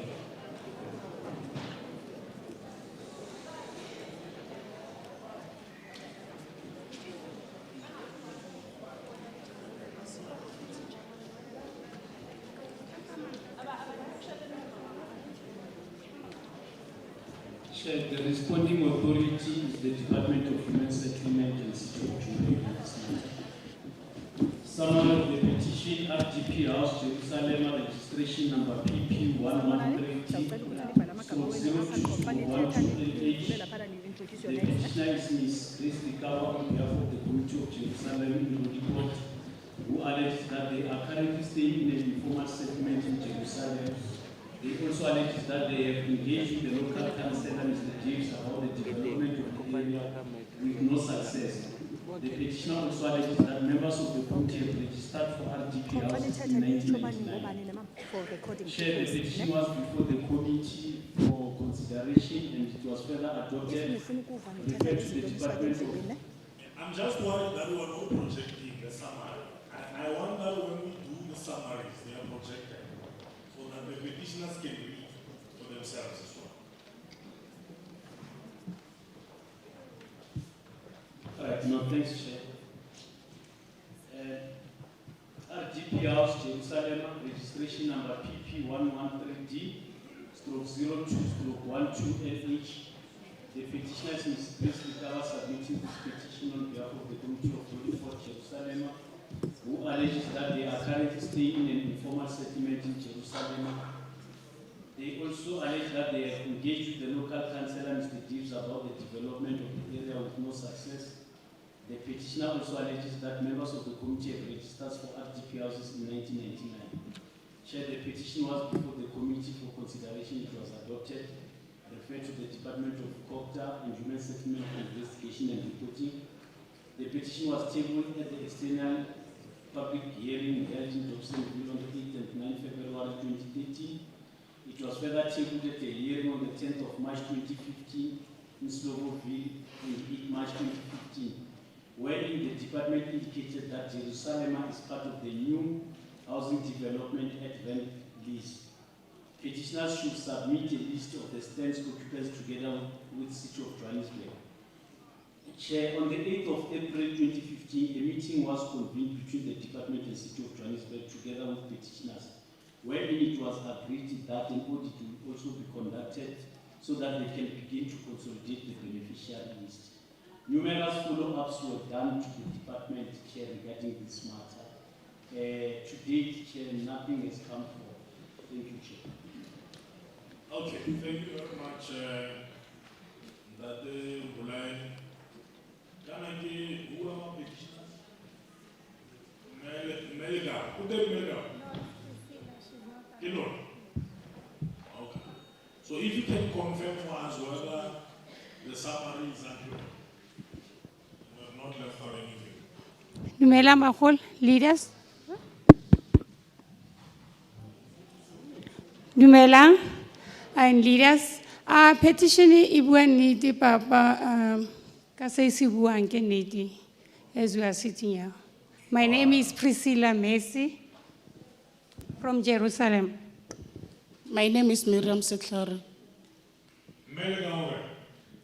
She's long time ago. She's no longer with us.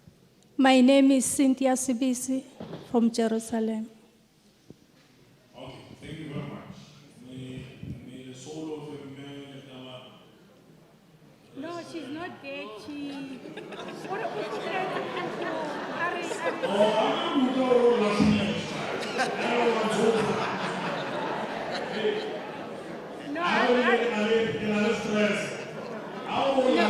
Ora sa batla go tsamaya tsela ena ya motena, so rona ra need a plaque, so that's why Because I was going to say to Tate Mohali, you see what these delays amount to. Because when delay an issue so long, you must not assume that people are going to be there indefinitely. Others will perish along the road. You can imagine how it would have sounded if many government didn't again. It was going to be bad. At plenty are gone. So that Mohali, I remember what I need to say.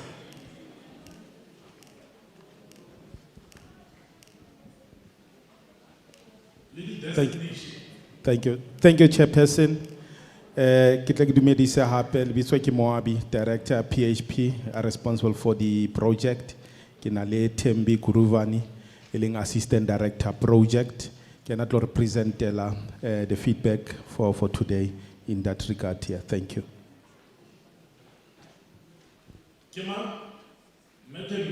Afternoon, Chairperson. Galibitso ke nna Thembakazi Gwagobane. I am, as said, the Assistant Director for Projects in the region under Human Settlements. Okay. Where is Sibo? Oh, you're also there. Introduce yourself quick. Thanks, Honourable Chair and Honourable members, petitioners, as well as the public. My name is Sipo Tsechuayo from the Office of the MEC. Thank you.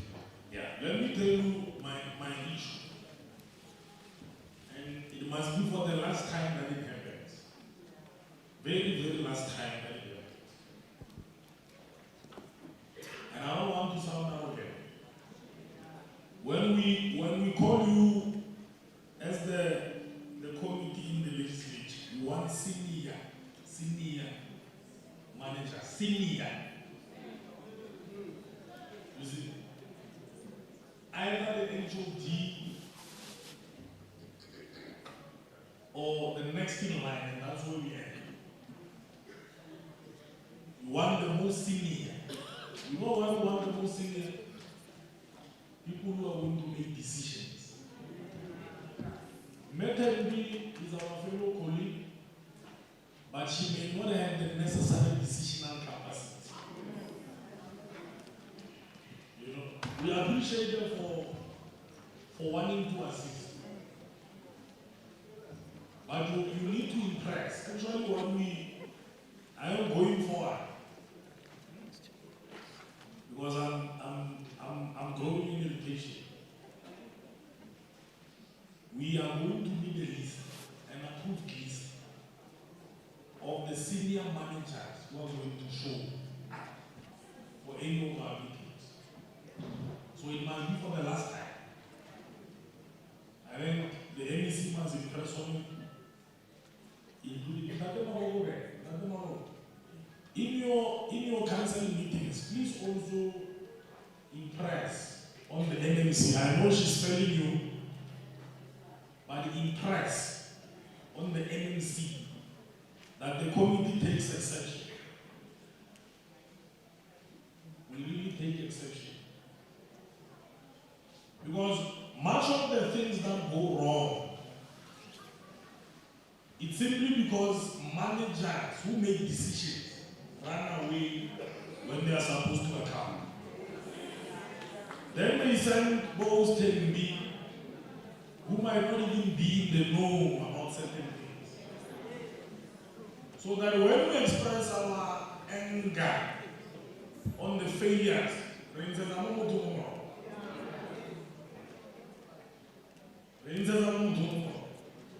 so Poppy needed to be here.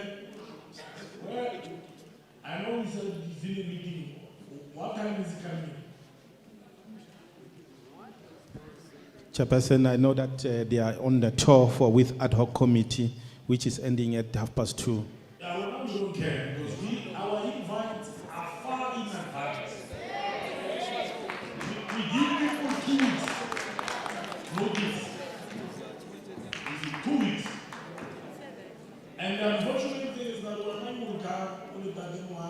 we've never interacted with the committee before. You don't have the history of some of these issues. You get to interact with them for the first time. Whereas people who know these issues,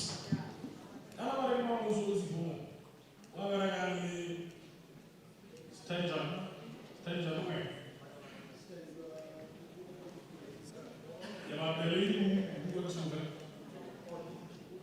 Okay. You see, this is what we don't want. So I suggest as well that one of them needs to come. One of them needs to come. Because on the other petitions that we're going to deal with them, we need them. Whenever we're the manager in the department, you are not a manager.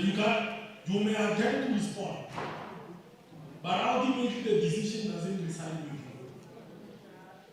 Neither does it reside with the neither does it reside with a team. So you see what we need senior managers. So please, as you are there, you may want to send text messages. Or after lunch, we want, if it's not Poppy, who's the next in line? Is it you? Oh no, then you are fine. But if it's not you, who is it? Yeah? Who's from the office of the HOD?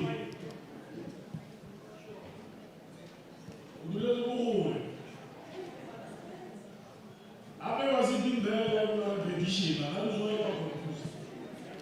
See, you can answer to these questions when you are there.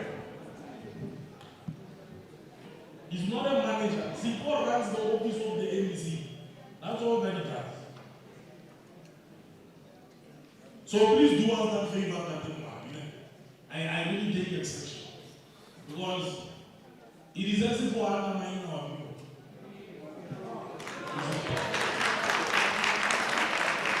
So let's get a report on this issue. Today we are going to allow you. But in the future, you must not even bother coming. you must tell them why. Unless if you come to support a senior manager. All right, let's take it.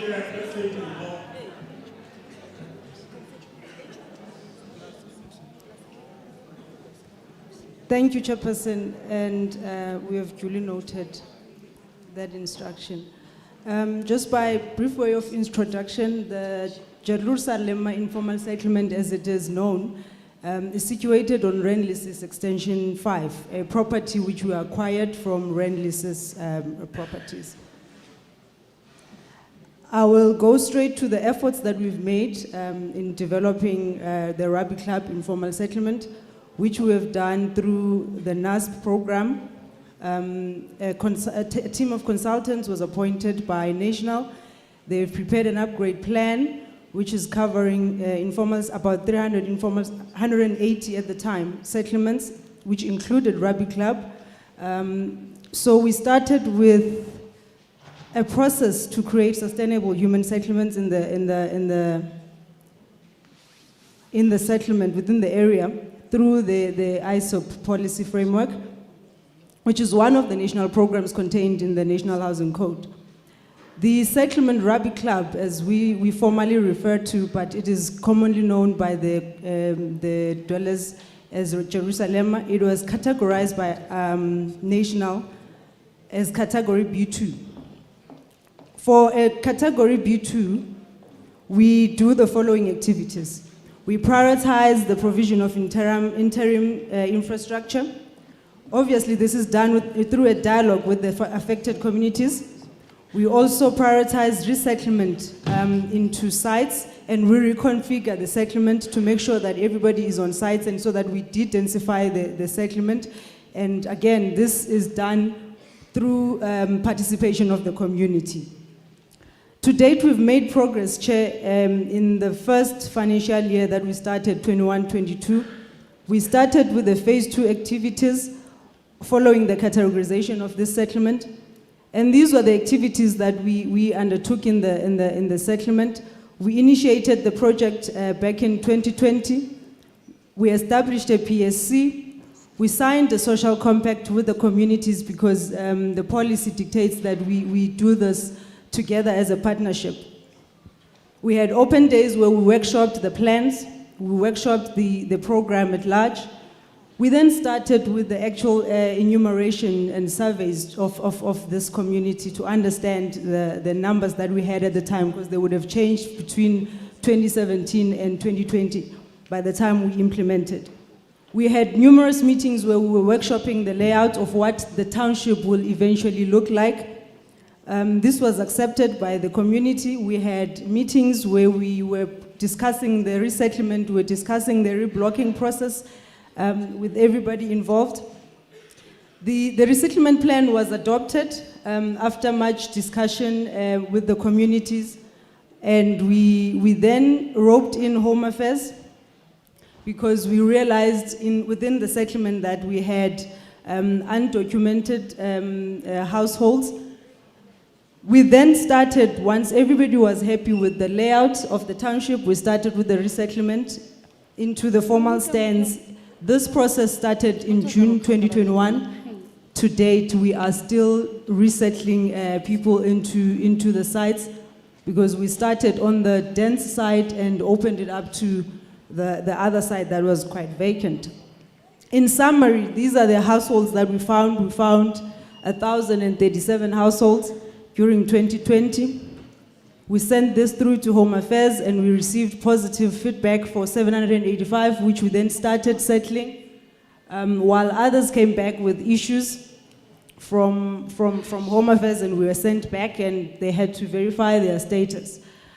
Initially, Chair, the community had adopted a layout that will give about 1,045 sites of different sizes. However, with the engagements that we had with the PSC and community leaders at large, there was a request that we limit the number of smaller stands, because they had said, instead of leaving people out without stands, let's rather give smaller sections stands, as long as an RDP house will eventually fit. But we revisited that, and revised the layout. And we now have 858 sites formally in the settlement. Parallel to that, we also had Joburg Water coming in to install standpipes as an interim measure while we're still working, which is the phase 3 that will come in later for permanent sites. We had City Power installing electricity, and they've energized just shy of 800 households in the area. This next session also highlights what we've done in terms of the households that are there. We have relocated 810 into their own sites. So it's no longer an informal settlement per se, but each person, these 810 households have a site that is allocated for them. We then, Chair, had to make a plan. We had undocumented people within the settlement, but at the time we didn't get enough support from Home Affairs as to what to do. We then placed these households temporarily on what we term transit camps, but it's actually sites that will be used for non-residential, so your commercial sites and business sites within the settlements. While we're developing, we've placed those families there. We also had families that were placed on business stands in the meantime. The key challenge there being the fact that we have more households than stands that we can actually get out of the entire area. So we need another alternative site to then decant for the extra households. I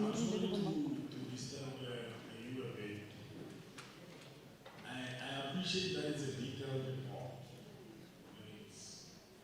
It's not often that you get a detailed report, especially this one, and I really want to appreciate it. But in the interest of time, I want you to speak on the overarching issues around relocation, number one, I think we're touching on that. How far are we now? And then there's also someone who mentioned that there has been interactions with the leaders of this proposition. Who are they? Because we know who made them. And then there are issues around the beneficiary list. Have we checked that list against one that had previously been submitted? So I want you to speak on the highlights of the issues, because if we were to go line by line, my anxiety is that we might get lost into the detailing of additional issues, which are not necessarily the main feature of the petitions. I fully appreciate that you've given us a bit more. But if you can just speak on the main issue, are we rolling out that RDP? I mean, I've noted the issues around the sizes of the stands and to accommodate more people for RDPs, which is a brilliant intervention. But where are we now, including what the relocations in those are going to be effective? Maybe you can just run us through the report and without necessarily reading line for line, because other things are very extreme. Thank you very much. Thank you, Chair. Briefly on relocation, we are left with the last phase of relocation. We're just under 80 people that need to receive stands, which is where we're trying to get alternative land to then accommodate those outstanding beneficiaries. In terms of public participation, Chair, I'm worried because I don't see the leadership that we engaged with at the time and in the time that I was there. So I cannot then say I interacted directly with the representatives of the petitioners on the other side. But we do have minutes and we do have registers of where we were engaging at the time when we had a different councillor, and then even with the new councillor we've had engagements. In terms of the beneficiary list, which was my next part, once we had these beneficiaries verified by Home Affairs, we published the list, we posted it at where we normally meet, so that the public of Jerusalem can comment and say, we know these people, they stay in Jerusalem. We then received objections, which we received about seven objections from the entire list of 700. We then engaged with the same communities where they were disputing that these people actually do reside in Jerusalem. So the list that we eventually ended up with, we took it through the public to confirm whether they know, or they can say these are the occupiers or the original occupiers of Jerusalem. The last part, which speaks to the exact question of RDPs in Jerusalem, the process that I was running through, which takes us to the township approval, is the process that will then see us applying for funding to province and then have top structures in the area. So all of these things are built up so that we have consultants that are doing phase 3, which will see us having an approved SG, and then once we have that process, people will then receive what we call title deeds, and we have your top structures through the normal processes, Chair. Maybe let me just go back to the petitioners.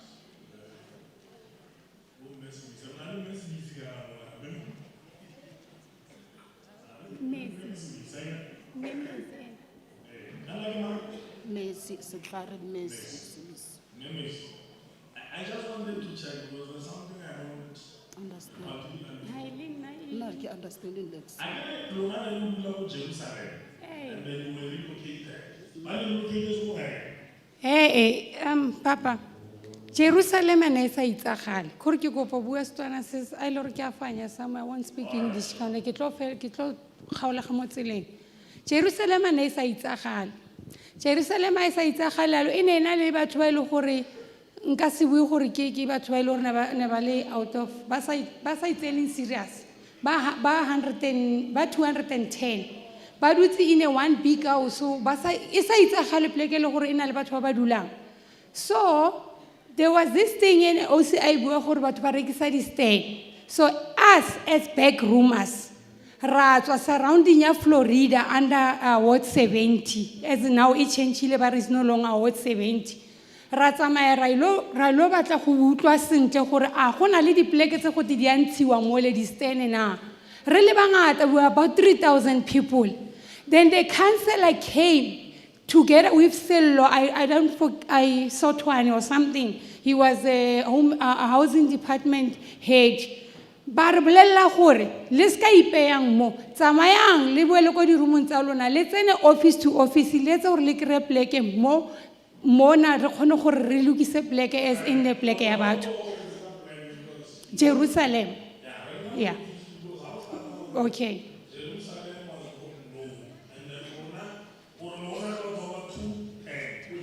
Yes, yes. Yes. Yes, Kero.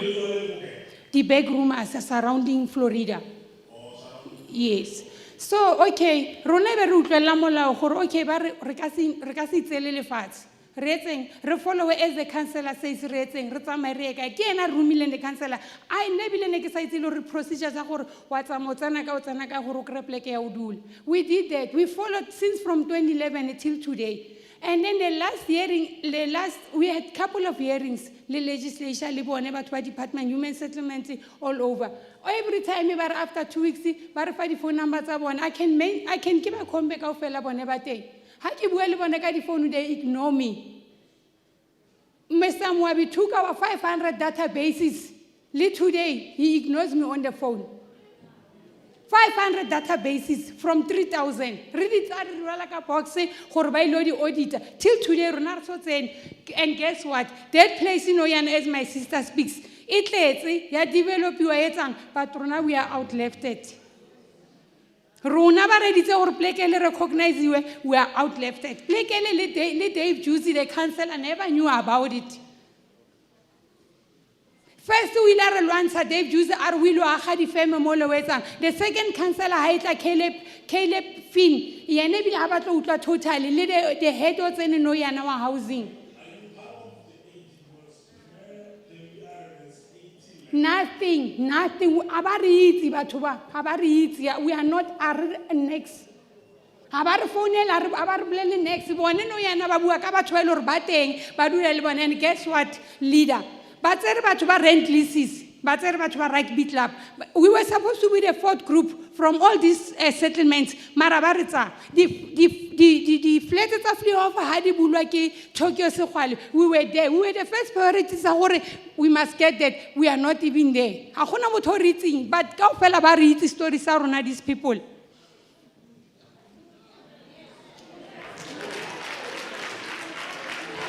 We are outlefted. Why are we outlefted? Because of the leaders se le tsamayang le bone. Ke ba ba dulang kwa right now rona ha le re itse. No, let's deal with it. It's okay. Now I understand because I also got a bit confused. I'll tell you one thing. This petition was raised back in 2012. 2012, so over 10 years ago. And then my predecessors, now we declare 2019 in the legislature. So the report that we received from our predecessors was that they were aware of America and because as the legislature we facilitate interactions between petitioners and relevant authorities, so in this case, human settlement, it means they ought to be known. They ought to be known. And then when you say there are interactions that will have happened between the department and some leaders, we would have thought, because America had raised the petition formally, they will also form part of those that you consider leaders, or at least the primary stakeholders in respect of these issues. But as I listen attentively, it is as if we are not in the know about the existence of this group, which is quite worrying, because it might also implicate your numbers there, significant. Because when you say there are 80 people left who are due for relocation as well, and I'm not sure on the issue of a beneficiation, how many have now been allocated, how many are outstanding in the project? I get the project never made it. How many have already been allocated and how many are remaining? Or is it the 80 still? So 810 have received sites. Yes, they've received sites within the settlement, yes, Chair. Yes. But we do not have enough sites to then accommodate everybody else. Hence, we're looking for an alternative site to continue the project. And then what about this group? Is there a specific reason why we don't know this group? Another one. Thank you very much, Chair. I think let me start by acknowledging that the group we know since from 2012. I think we need to be clear around that. But since Mayor Ibuile, they are on the backroom program. The project that we are doing is upgrading of informal settlement. What has happened is we upgraded the settlement to the area that he referred to. When we arrived there and upgraded the settlement, we had about 1,037. Today, 800 is the one that we say they are allocated on the settlement. But we are in a drive to find another alternative because even on those settlements, we can't cover all of them. They aren't gonna be covered. But what we seek to achieve as the department under this program, we want to achieve upgrading of informal settlements so that we can have a full township, so that we can build RDP there. But what has happened is the settlement where it is, which is Jerusalem, there's already people there and they are on the backroom side. But I must put it to you, Chair, and which is our responsibility. The database that he referred to, we know about it, and it's actually the backroom database. But under the program upgrading of informal settlement, force us to deal with the settlement that is on site. And that is a scenario that we are having in that regard. And I must be share, as he mentioned, are the groups that in our beneficiary approach, they will be part of those, but we were planning to acquire a number of lands around rent leases. We are in process of doing that, but I must put it to you that we have not actually been successfully to complete those acquisitions on time as we have planned. But this program that we are reporting on is upgrading of informal settlement. Thank you. So what essentially you come in, so essentially what we are saying is that there's a number of groups of beneficiaries or categories, if you will. We have got those that were residing in Jerusalem, isn't it? Are they forming part of the 810 that has been allocated? Okay, so they form part of it. But yeah, you see, I mean, number crunching is important because when Mama spoke, she says the original dollars were 210. And in my mind, I sought to compute the numbers over. Where does the 610, I mean the 600 come from? Are they also from Jerusalem? Thank you. Thank you. Are they also from Jerusalem or elsewhere? No. No. No. Wait. I think some questions they will be asked. They will be responded to because that is what we need to understand. Where does the other 600 come from? Is it a different grouping? If that is the case, I mean, as part of what you have stated, upgrading of these settlements, where would we have drawn an additional number of these people or beneficiaries? So that we are clear on what is happening. Mindful that there are the bedroom donors who are also a subject of a beneficiation. But we also need to know at which point would they be considered. And of course, that is notwithstanding the other issue that you raised. There's a limitation of space. And hence we are trying to look into alternative areas to see whether we can expand. But meanwhile, maybe if you can explain to us the issue of where the other additional beneficiaries will be coming from. Maybe let me get Mama before you respond so that it's a consolidated response. You can come in, Mama.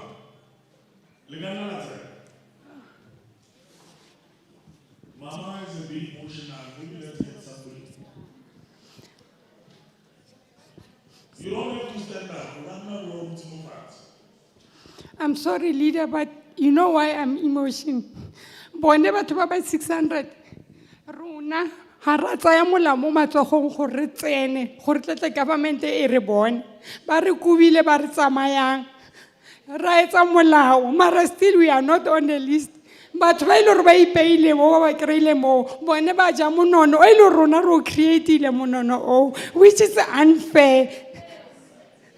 It's very unfair. Rona re tlhophilwe ke batho basadi ba golo ba re tsameleng ko pele bana baka lo re lokisetsa tulo ha re tsena mo di officing ra rugiwa. The head of housing department ko Florida on rugila mbolela gore o nagana o mang wena o tlo batlela batho black. I was sick for a couple of months, so everything I'm lost in my head. The new head person of housing department.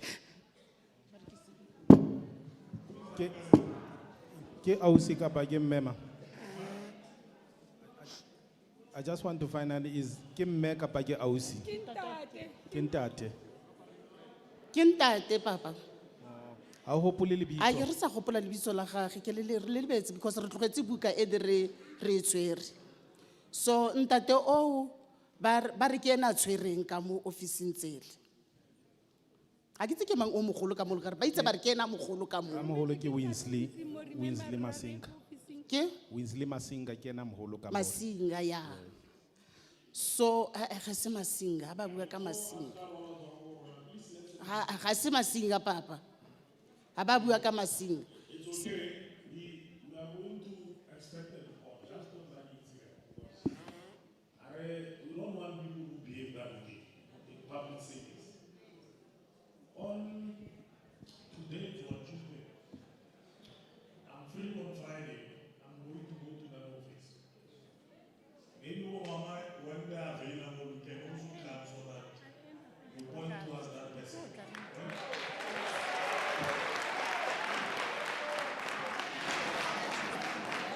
Chair, I just want to ask a question. If Ntate Moabi says he knows about us, and then when he started developing a rugby club, why ask her to contact her? Because I've been contacting him, I ignored Kolotaka. I guess that's where we could have been part of you, my lead,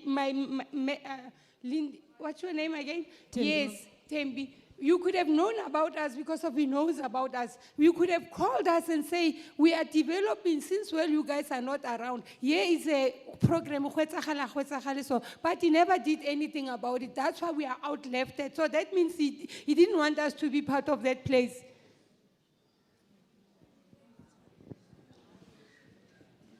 And mo di mo ga mo os. Rile ra ya ka mo lene. Mo di mo ga ra lo re tsebe a kere.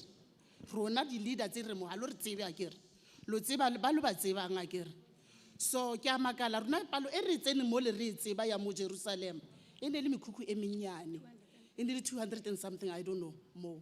So re makatswa ke go bona palo ele. Palo ele ga isna go kena ka mole. Re matha re batlisisa le me Priscilla. Re batla go itse gore go etsagala. Di standard di rekisitswe mo lemme. Di standard di rekisitswe ka di 500 ka di 1000 ka di 3000. Batho ba ba tsene mo le ka ofela. Ke batho ba ba rekileng di standard tsele. Rona re santse re eme rona batho ba di back room.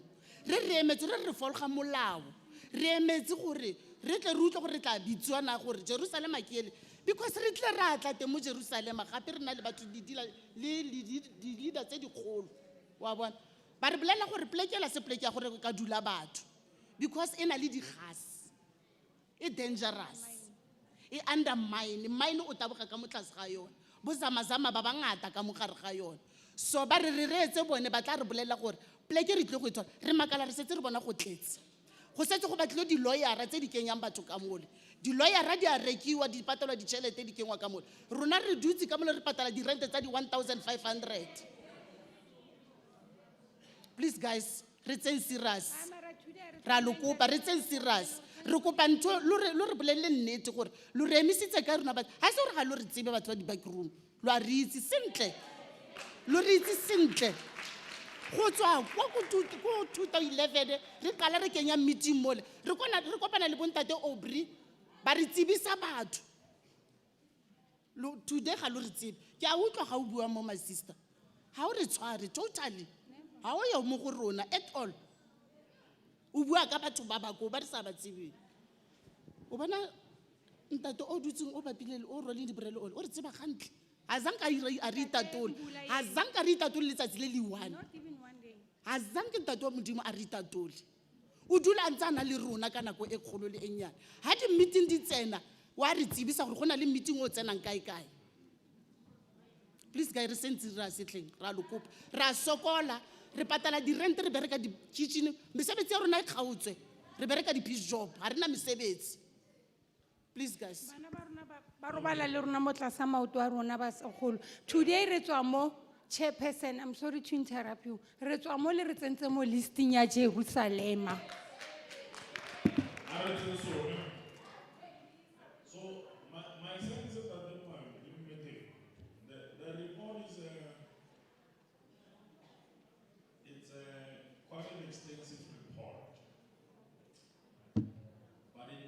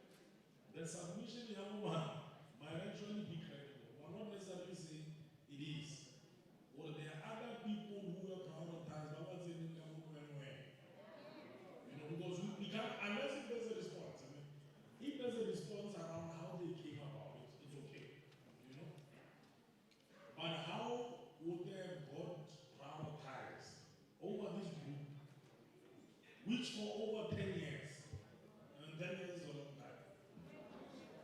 Right? 10 years. You know?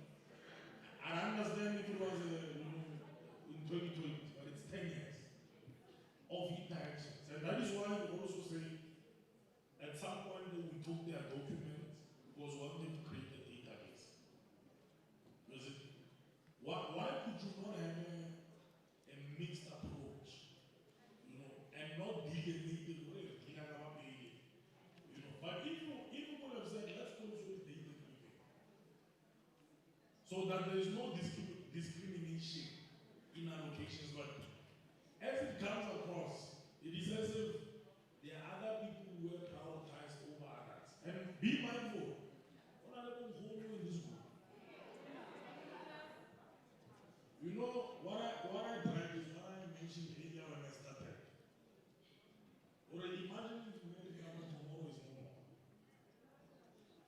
And I suspect you might be having quite a number of elderly people joined to this group. I'm not in any way suggesting that the other groups are not as important. Our people want their housing across them. But when people have followed formal processes, they need to at least be given the decency of formal feedback, follow-throughs. Otherwise, you are encouraging people not to abide by the law. You know, you are essentially saying, do as you please. You know, one of the things that we maintain about the role of this committee is that we really want to avert or mitigate instances where people organize themselves outside of the institutions or platforms, you know, where they can get to formally interact with government. So if you don't follow through, we're essentially doing that. We're saying organize yourself in the street, you know, and it's not something which we should be, you know, condoning by our actions or inactions. You know? So we're really just worried. Or the report doesn't speak to them. You know?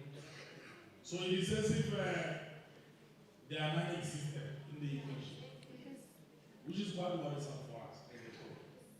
So I want us to come up with a way forward so that we also don't waste the time. I want us to agree that the report doesn't speak to them,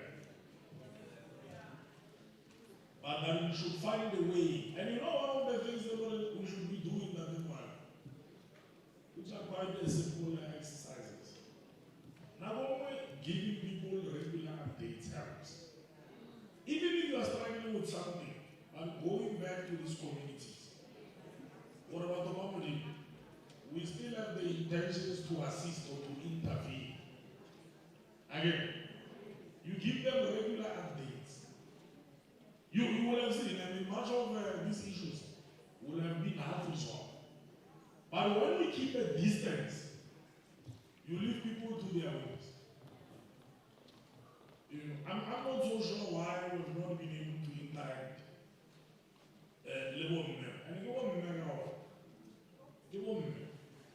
To an extent where there are people who are now swearing at them because of their economic status. I mean, it's just a worry. But we have got officials in our department who, when people want assistance and support, they swear at them. What could be the reason? You know, the only reason I can come up to for why a male manager can even swear at women. It's because this person won't protect that. It's protecting something. I mean, those are the conclusions that we can come up to. Why, if you can assist or redirect people to other offices, why don't you just do it? Well, this thing I had to go, this office or that office. You know?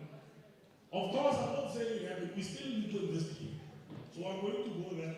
I think that my team is advising me that I shouldn't go on a Friday. I must actually go on a Thursday.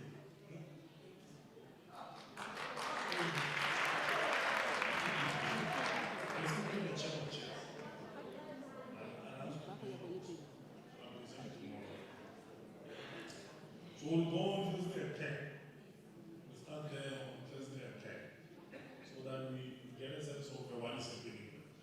So I'm not sure that whether you have already last words, maybe in responding to some of the issues, including the 600, before we have a way forward. Well, we have provided a way forward anyway.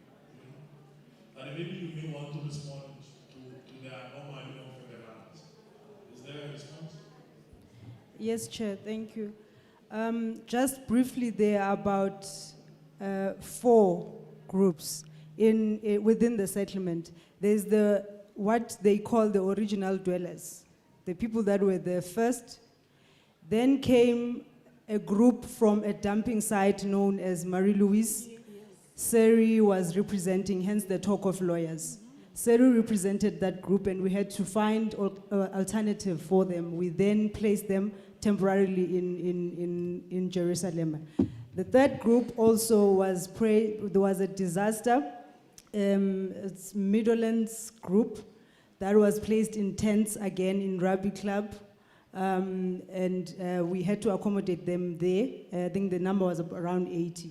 The other numbers, Chair, I apologize, I don't have the exact numbers, but that's the origin of the numbers. And then the last thing would be the ingrowth of the settlement as the years go by. That's how we got to the number that we have in the settlement. Original dwellers, Marie-Louise, the disaster, the fire disaster, they are known as the tents people within the area. They always petition as well to say they are the tents people that were given tents by government. And the last number is because of the ingrowth within the settlement. Thanks, Chair. Yeah, maybe we need to consolidate.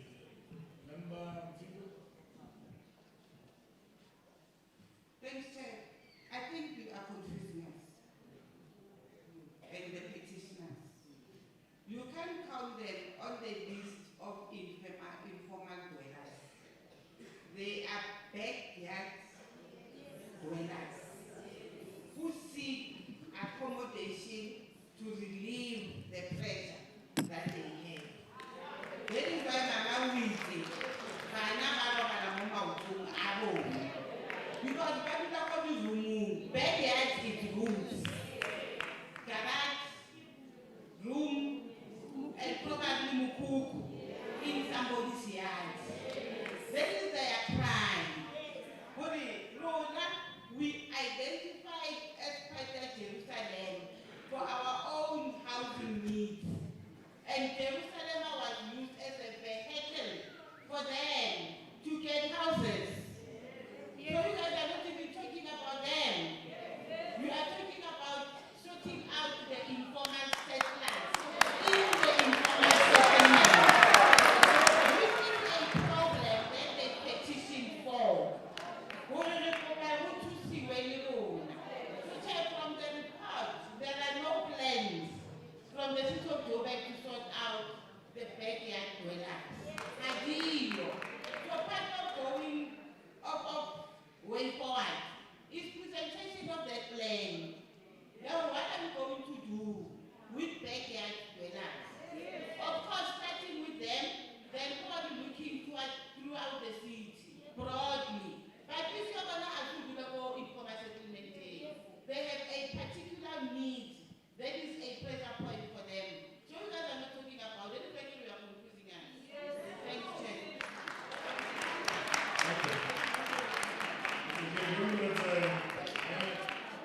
As part of that way forward, let's consolidate. Let's not disaggregate these issues. Essentially, the centrality of this issue is that we have got different groups of people who have got an interest in accessing housing opportunities. How do we facilitate the kind of intervention which is inclusive? Because if we say we're going to treat this group first, because they are not backyard dwellers, there must be logic to it. But then you must take the other groups into conference so that they don't feel discriminated. So my suggestion is that let the report, which is a well-sounding report, also make a feature of this other group, so that when we interview the report, we're dealing with everything and everyone. So there's a level of recognition. But what I would also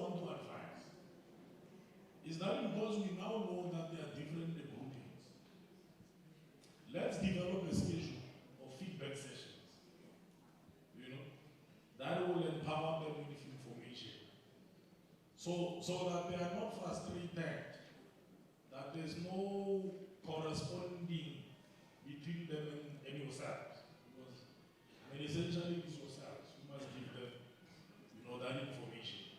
This is where we are. These are the timelines, the appointment, and the project, the steering committees and all of that. This is, so that you take them, you navigate them through every step of the project, including its limitations. Yeah,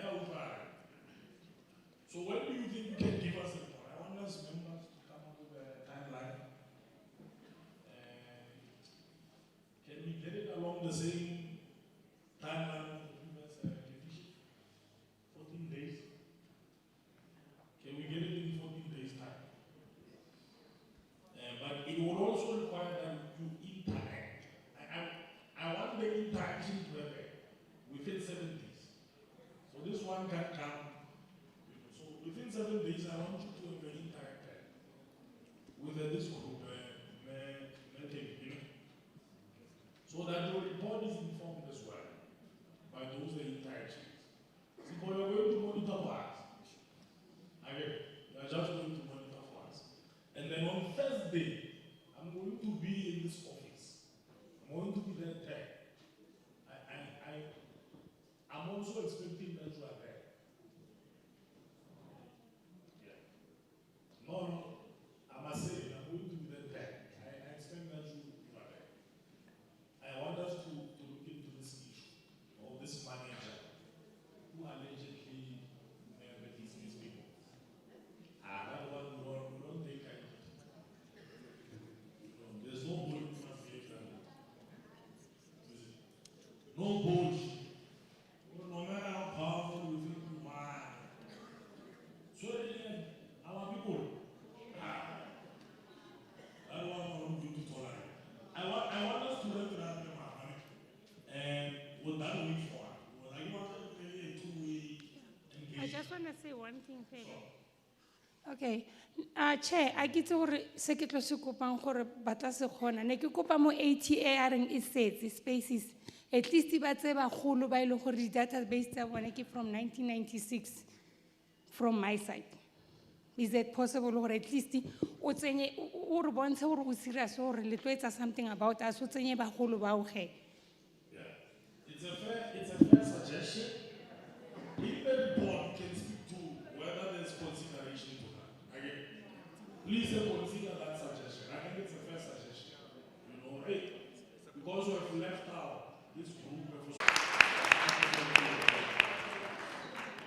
So what we're going to do, membership man, remember this is an external hearing. We're going to do an internal hearing. That is why I was saying we're going to call you in the legislature. And please, tell OP that you must also be there. No? We'll talk to the MMC.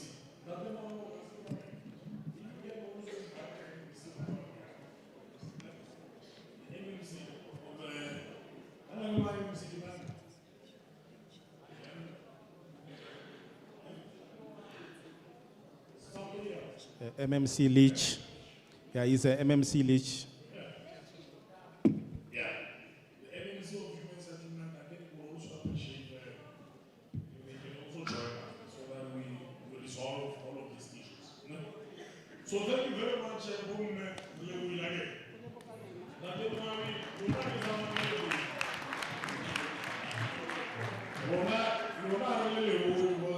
don't think the fish for swimming.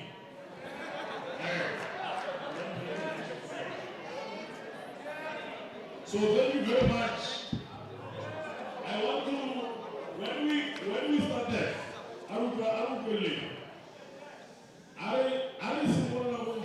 there were other members who were not here again. They have now joined us.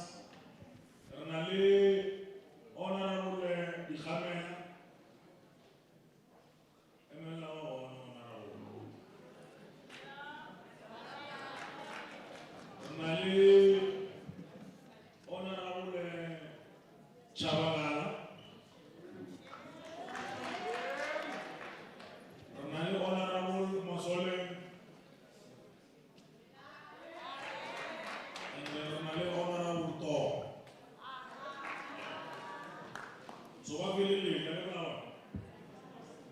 then Honourable Petitions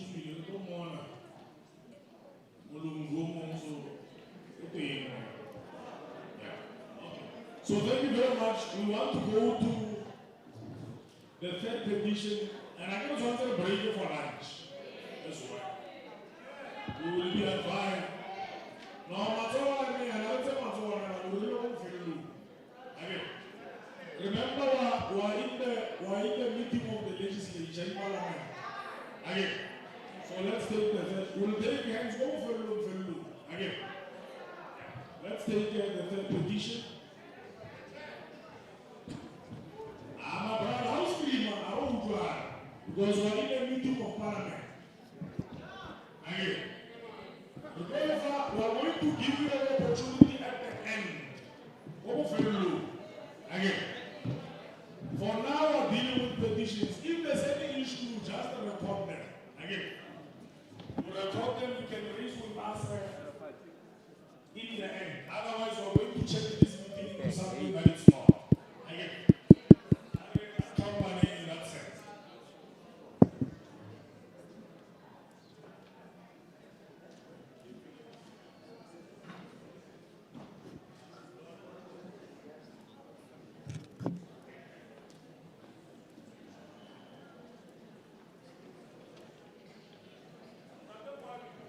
Another one, I don't know the whole thing. Schools are achieved the whole stations are for the whole thing. Yeah, so we want to deal with this one of the illegal occupation of land. We did not receive a report, and you will have to explain why. St. Hubert Catholic Church. Yeah, there's a petition. It was in Zoto Tlali. Who am I Zoto? Get Tlali or Tlali? Oh yeah. We want to get a sense. You have not given us a formal report on it. I don't know, and I thought. This is not in an exam, right?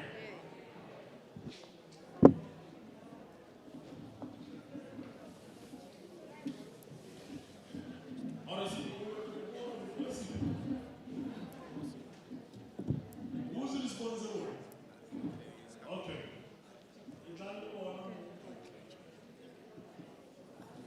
So that we will allow this.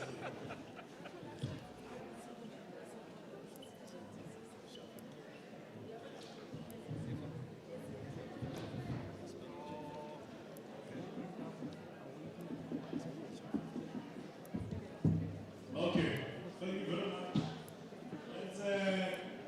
Let's go through the summary.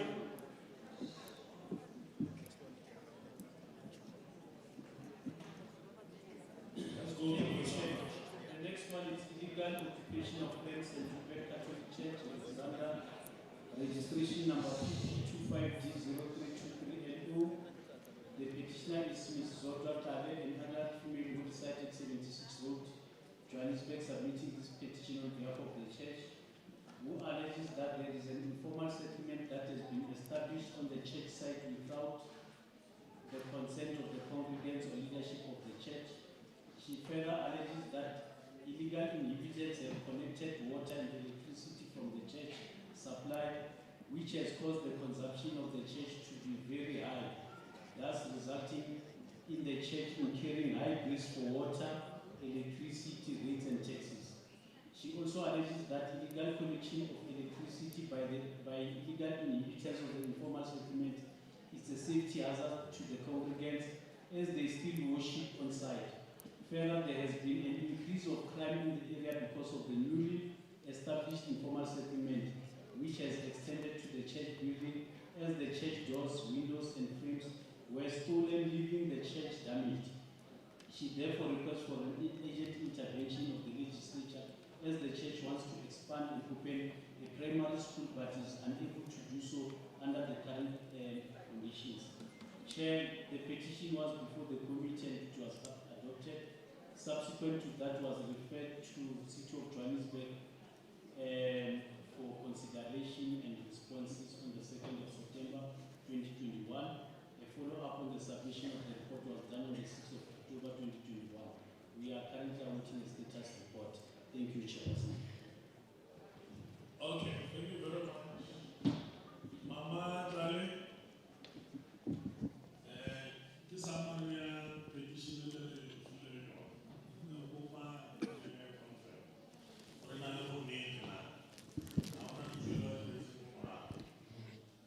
Ke a leboga Chairperson. Ina le bonnete but ne re batla go tsa di additions mo yona. Yeah, whatever that has been captured there is correct. So re na le ane re bua ka di bili, re bua ka it's a private property. But what is happening ko gore city o interdictile di title deeds tsa kereke. Kore but the title deed di tswile but they interdictiwa.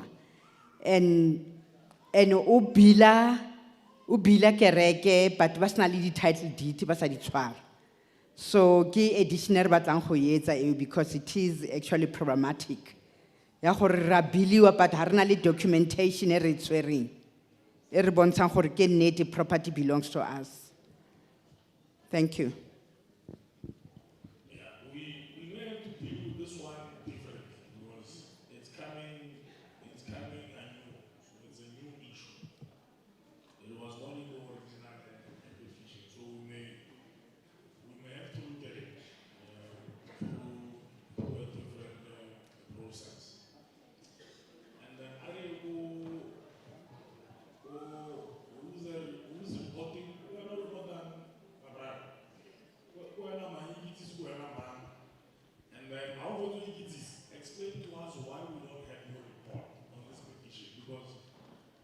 We've sent the request, not even one, multiple requests for a report on this specific issue. It's one of the discussion points that I had with the speaker last night. Imagine a telecom of the speaker of the legislature, the speaker of Joburg. So we're running around looking for this report. So we don't understand why we don't have this report. I go about petition it.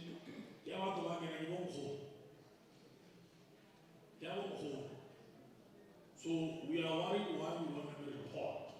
And ordinarily I haven't given any verbal report. The verbal report also know that they are signed off again by the relevant managers or authorities in the department. That's the one. So maybe we should be getting that explanation from you why we don't have a report. Maybe let's get an explanation from you first. Why do we not have a report when we've called for this report? Consistent. About the boring, we are not bored. And maybe other people may think they are super special, I'm not going to submit the report. Yes, we also think that we are super special, but we do this work nonetheless. So I'm a job, again. So where is our report? Chairperson, let me start apologize for the petitioners. We don't have any report for the petitioners. The reason for that is, I think on the 7th of June, there was a meeting, there's a standing committee that's sitting at Alex that deal with Alex land dispute, and which we have raised the matter on that side. But as the department, we have not prepared a report because of the interdict that Mama is referring to. But that is not an excuse, Chairperson. From our office through the ED, we are taking that responsibility. We really apologize for that. But that report did not arrive, especially to the person that they deal with in that particular, which we are dealing with internally in that regard. And the concern you are raising last night, it arrived to some of us. We actually felt it in that regard. And I really sincerely apologize for that. But in that regard, issues of this petition in particular is because of that platform in which the dispute is dealing with in the Alex area in that regard. But my colleague is the director, Madi, coordinating all of this. As I've said, I've responsible for the project, but we are taking that particular responsibility in that regard, Chairperson, and I sincerely apologize.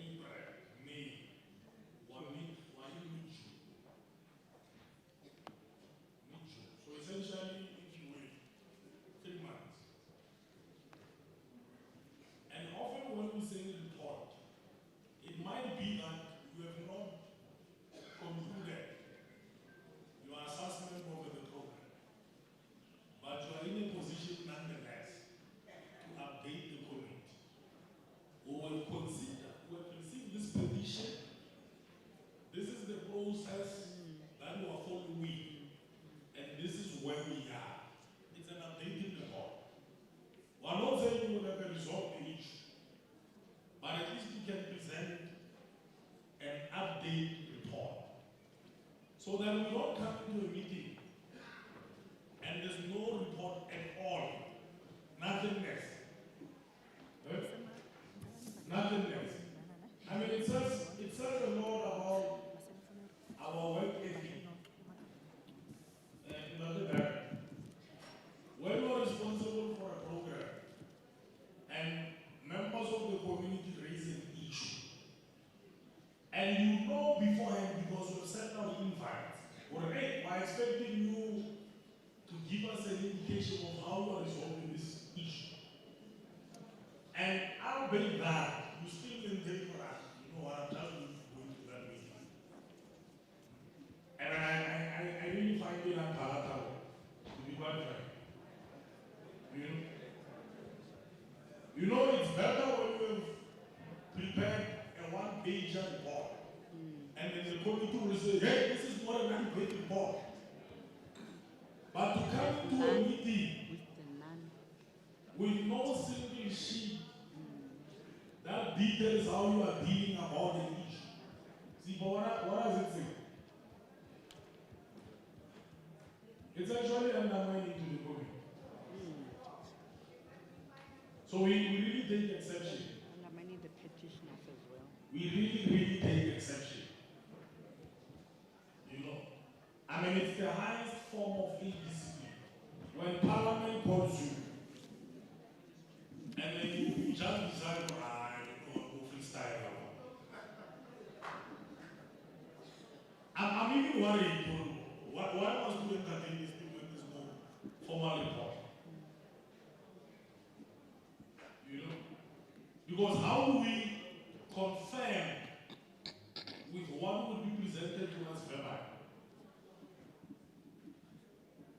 when it has not been crystallized into a working document? Nothing.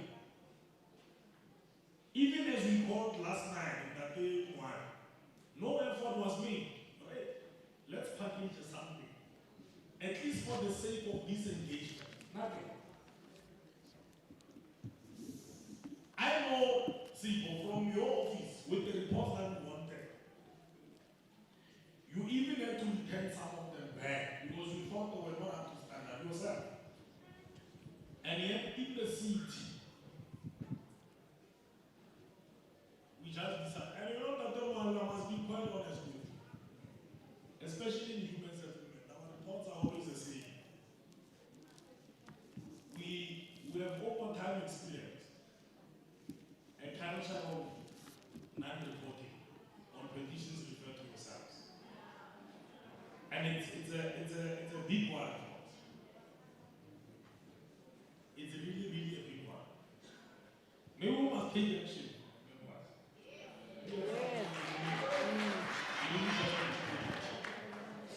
Because it happens and we say the same thing and people just get rushed. This committee, you know, they're mad. Are going to do as we please. Maybe we need to demonstrate. You know, Maybe at some point you want to report inside the house sitting of the legislature itself and see whether you will survive the day. Maybe you must do it like that. Because courteously we send invites, we call for reports, they are not forthcoming. Tell us what must we do if you were in our position? I want to speak. I want to speak, yeah. And we don't say all of these things to excite the community. Our intention is not to excite the community. I don't want you to mislead what you are saying. We don't do it to animate the scenario. But it's because when people have raised the genuine issues, and these are law-abiding citizens, so we have got criminals who do as they please. And when our people who are law-abiding residents want to follow the prescripts and processes, we don't take them serious. Then tomorrow when they turn around and decide, oh, you know what, we're going to block the street, we're going to ban this or that, we become a surprise. And this is where it starts. Simple thing like a report, not forthcoming. Just the report. Tomorrow it might be your own relatives who decide, hey, let me write to the Petitions Committee. Imagine if somebody else was in the opposition and a relative of yours says, we can't access this clinic. And then we call the manager responsible for that clinic. And they come with no report. So we must always think about these scenarios beyond the moment. Or it could be somebody that is closer to us. We need to treat our people far better. I don't remember to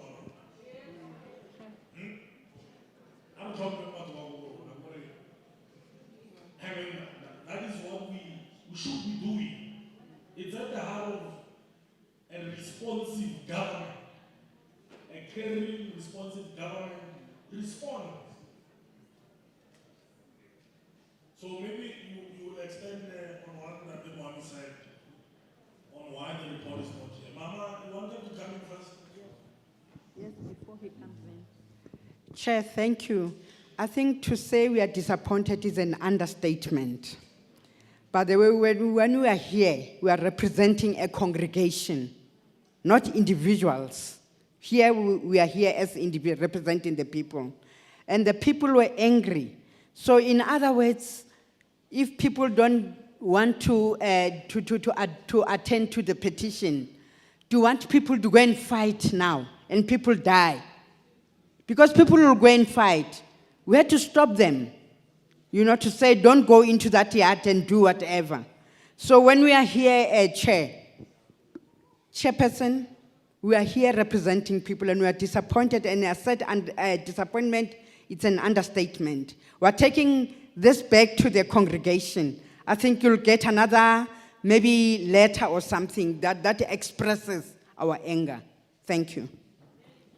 All right, thank you very much. Let's hand over to you, my brother. Please introduce yourself and your designation, and then maybe start with that part first before you give us a sense. When you take it as it's a briefing, let's take it as a briefing for now, up until we receive the actual report. No, thank you, Chair. Greetings to the committees, colleagues, and abahlali. Okay, igama Usipho Wagamati. I'm the director in human settlement responsible for business management support. And I think, Chair, you've really made mention already about the report. We also really, something that Moabi has already mentioned internally, that it's something that we need to deal with, which as well is not a good reflection on our side, particularly reflecting as a good, caring and responsive government. And I think we really also will look into those matters. Angizwakali. Okay. Okay. All right, ikulungile ke. Chair, it is a fact, something that we will look into it, and I think what has happened, I think there might have been a misunderstanding that when the report has been tabled several times, it does not necessarily mean that the petition is closed. And I think there was that for someone who was responsible, that when the petition, regardless of how many reports you have put in, but once the petition is not closed, you don't necessarily means that you don't have to submit a report. So I think it's one of those issues that that misunderstanding that has happened to the one was facilitated. Just wait, because you might be getting away with that. When you say when the report has been submitted, there has never been any report submitted for this issue. So which report are you mentioning? Because when you say when reports have been submitted, it creates an impression that we have received reports on this issue. Yeah, with who was it submitted? Because we don't even have a single report on this issue.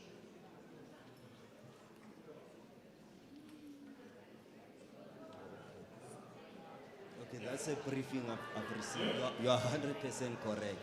Earlier, that's a briefing that I've received when we were inquiring on the very same issue. Why was the report not submitted? And because otherwise we will not Yeah. going to be asking you about the report if we have had any interaction with any other report. We do not have our system is not organic. It's a living system. It tells us at any given stage whether we receive an update, progress, a concluding report, or an exit report each way. I mean, this is a fairly new matter. We thought you would have at least interacted with the church itself, some kind of report. So that is why I wanted to clarify that part. Let's not create an impression that the report was finished, because there hasn't been. But I also want to know who is the responsible person from whom we should have been receiving that report. Are you the person? Are you the one that we should have got the report from? Who is that person? I'm told she's on sick leave. I'm told she's on sick leave. Chair. She's on sick leave? Yes, Chair. Who is that person? Enriching E. Pumla. Enriching E. Pumla. So that person is sick?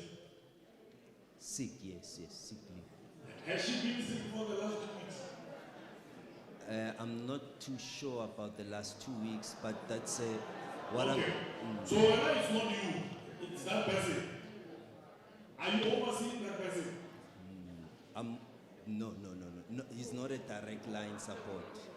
Okay. No, it's okay. I think we'll follow it up. You can give us what you know about this petition. Maybe let's allow. Give us what you know about the petition. Okay, no, thank you, Chair.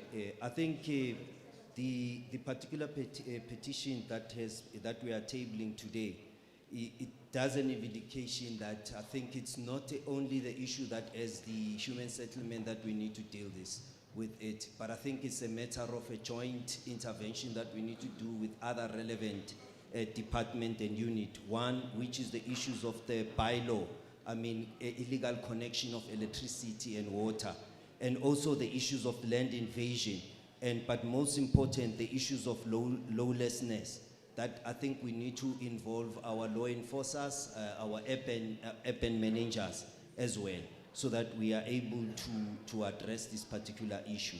So I think at this stage, the current status of the report was that I think there's been an interministerial technical task team that has been dealing with the issues of the land, that there's been an interdict in Alexander regarding the purchasing of the land, that there is an interdict that there can't be anyone purchasing the land because of that interdict. Part of that interdict is simply because of part of the the technical task team. What do they refer it, Moabi? There is the statement of intent. It's a statement of intent. They are still resolving those issues of the title deeds, Chair.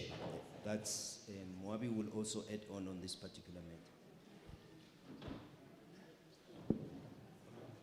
Sorry, Chair. I think with a great respect to the petitioners, I don't think we'll do justice, Batswadibak, or a far report or a verbal. I think 2 weeks is too far, Chair. On behalf of the department, I'm humbly requesting that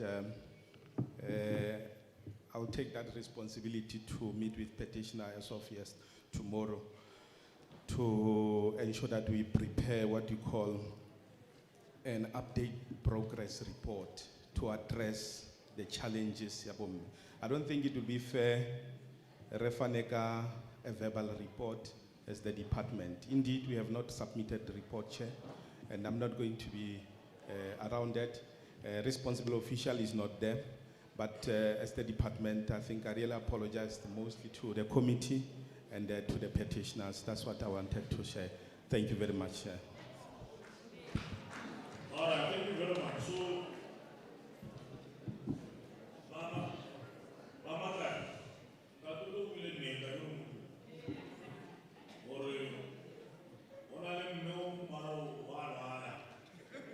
I hope it's not I don't know how to take it serious. It's not a joke, and it's not something that you can rubbish. It may well be a serious condition, you don't know. Again,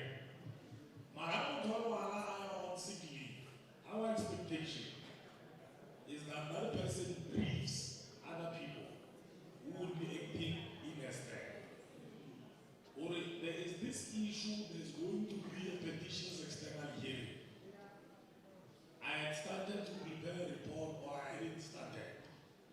But here is the guidance on how that report needs to be packaged. Again, so that whoever person that will be designated, such as yourself, would at least be empowered to give a sense, format, on how we are dealing about a specific program identified through the petition. You see, it doesn't mean when somebody is on sick leave, government stops. Government continues. I'm sure you saw as I stepped off, because government is a very complex construct. It's not one individual. There are multiple players. If I go outside, any one of these members will take over so that the meeting doesn't stop. Government will intervene. You see? So it's not a good reason to say somebody's is sick. We understand, we sympathize with them, may they get well. But we still want our reports. So I want us to come the way forward. And then Moabi is committed. Tomorrow. Yeah. Now then Moabi will see you tomorrow.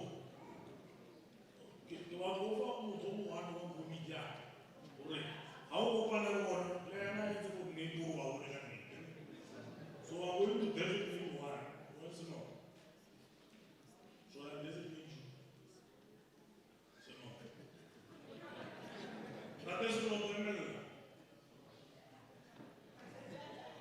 I'm going to designate him that the one that is not what they are. Or communicate how we are going to is going to be my eyes and ears. And give me a brief on whether that interaction happened. Again. If it doesn't happen, so unless if there's anything you want to raise, let's follow beyond. Let's follow beyond the tomorrow. Again.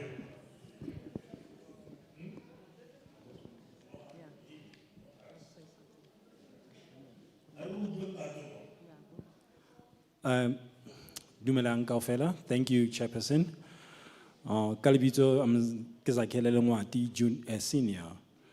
I'm the Parish Pastoral Council member and the Secretary of the parish. I hope in all essence, it will happen tomorrow that you'll also arrive and do this. After hearing the two incidences that have happened with the petitioners here and the years that it has taken for them to always be here, hearing, we will do this and nothing happens. I hope with us it won't happen that way. And the reasons I'm asking this is that the church takes care of a lot of things. We have a creche, we have an old age home, and the primary school that was mentioned here is now a high school. It has a grade 6 that has started at the church already.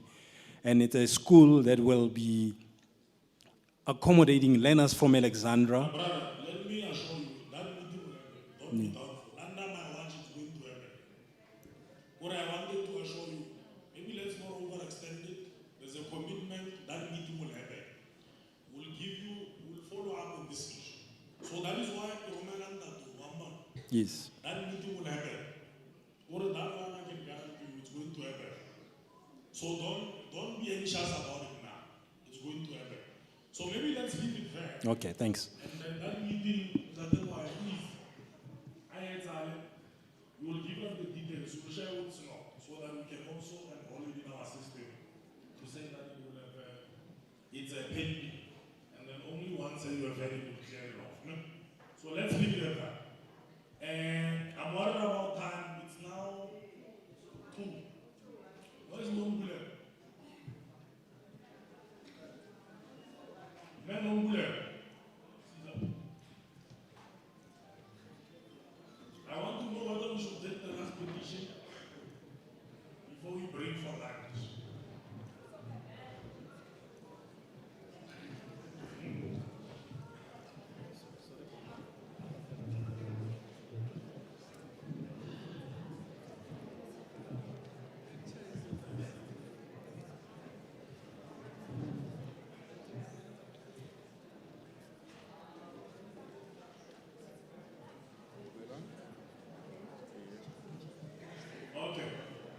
So apparently, the service providers has to go over 15 minutes. You know?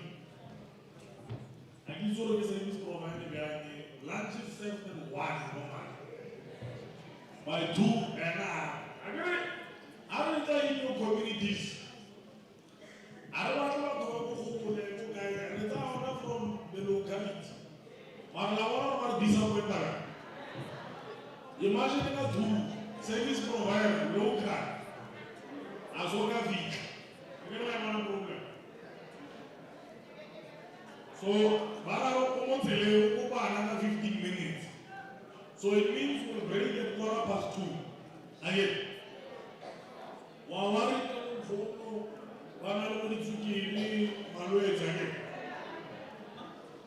know if I'm 15 minutes. Let us meet our closes up.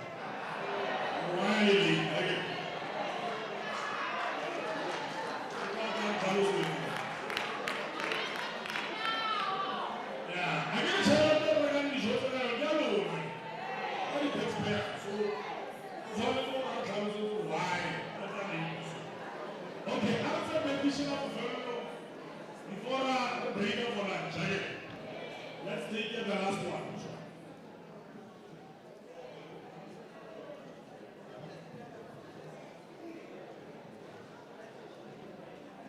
Okay, so we're going to take a petition here that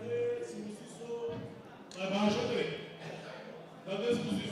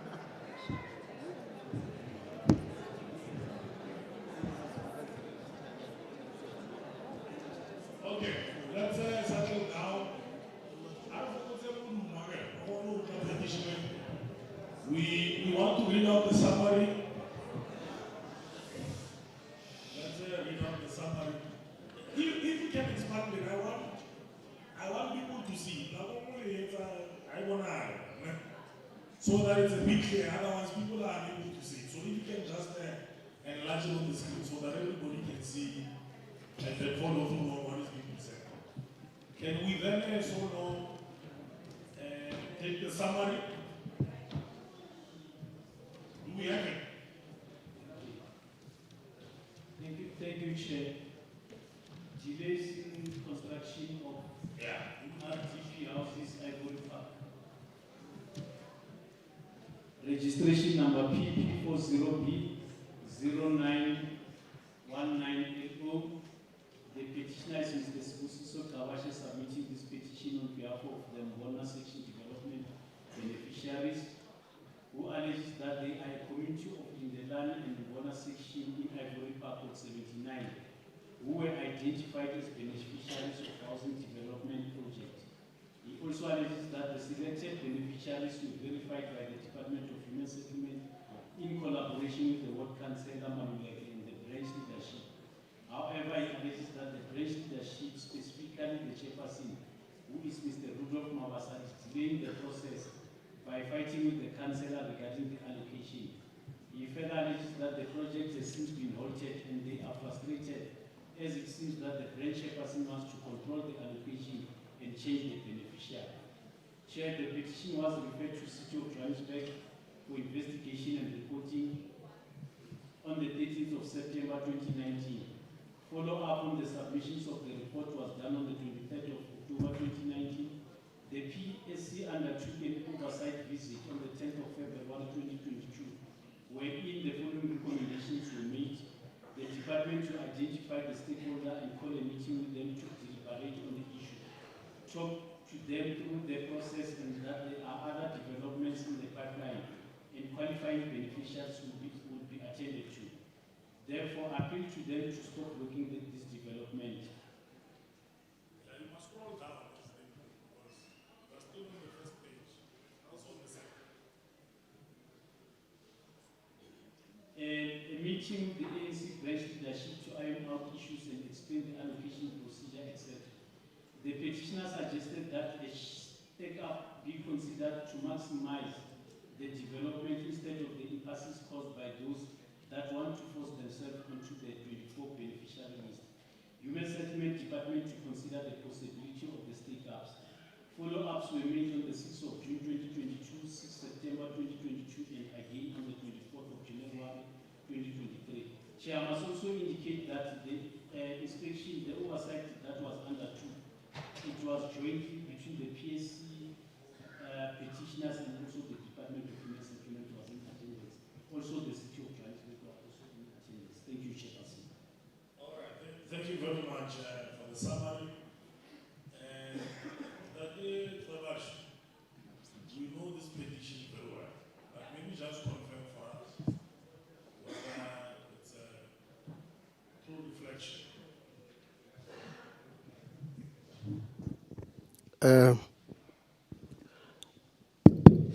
Ndiyabulela mgcini sihlalo. I-petition njengoba ifundwa injengoko. Mandicela uxolo njengokuthi uMr Gebashi ucelile ukuthi akazi bakho. So njenge lungu lomunye ama beneficiaries wangicela ukuthi ndimxele uxolo akazi bakho. So sikhona ke singama beneficiaries wala petition. Siyayazi so injengoba kunjalo.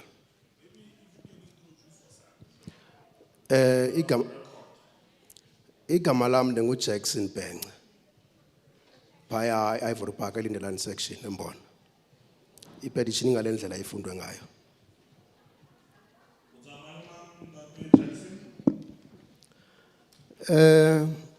Apha etafuleni ndim noThembi Makagula. Ibe ngu Edeni Malesa. Kodwa sithande babaninzi bakhona phaya ezitulweni. Amalungu ahamba nathi. Ndiyabulela. So the summary has been confirmed. If we can, let's project the report. We do have a report, isn't it? We do have a report. We have, right? Yeah, I know we've got a report on this one. There are some superficialities there. I don't know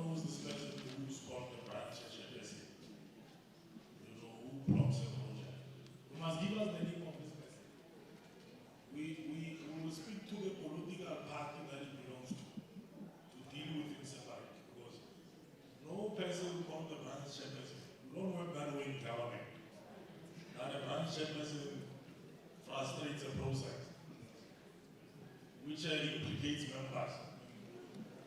I mean, who's this person? You have his name. Igama lakhe bekungu Rudolph Mabaso. Rudolph Mabaso. Ndicima libhalwe pha ku petition. Obe nengxaki no councillor kuba efuna ufakwa naye kwi list kodwa besanda ufika phaya esectionini kuba nje leader ufuna nje yena afakwe ngoba leader kuba ebangisa uba ucouncillor wazi benefitela yena so babangalondo but la yonke ke le process. No, it's okay. I think we may have to deal with it in that way. Seemingly at the center of this petition is that person. And I know we visited this place. Is it a airport or in a apartment? So maybe just navigate us through the report, not line by line, give us the highlights of the report. Okay, thank you, Chairperson, and good afternoon to the committee and Dumelang Batlali. Lina Lakaki Pulani Mashilu, I'm the Assistant Director for Ivory Park, Region A. Regarding the petition Yako Mbona, it used to have 32 families. And the Department of Human Settlement then appointed Urban Dynamics to do subdivisions and to peg the stands Tsako Mbona. There is a layout that is approved for Mbona. When they did a subdivision for the area, it then yielded 24 stands, meaning we then have an overflow of about 8 families. So the plan was to then relocate the overflow to Lindelani to then allocate people who are qualifying into those 24 peg stands. The department then, Mpagati were then given an opportunity to identify the beneficiaries that were supposed to be accommodated for the 24 subdivided stands. And the criteria was that there's a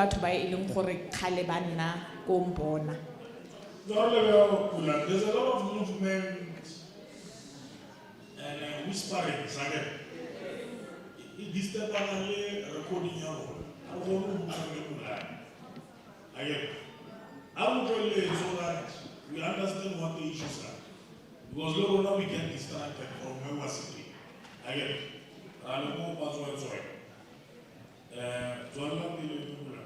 So, planning the department relocate the overflow the 8 families to Lindelani to then accommodate the 24 families Babalenko Mbona.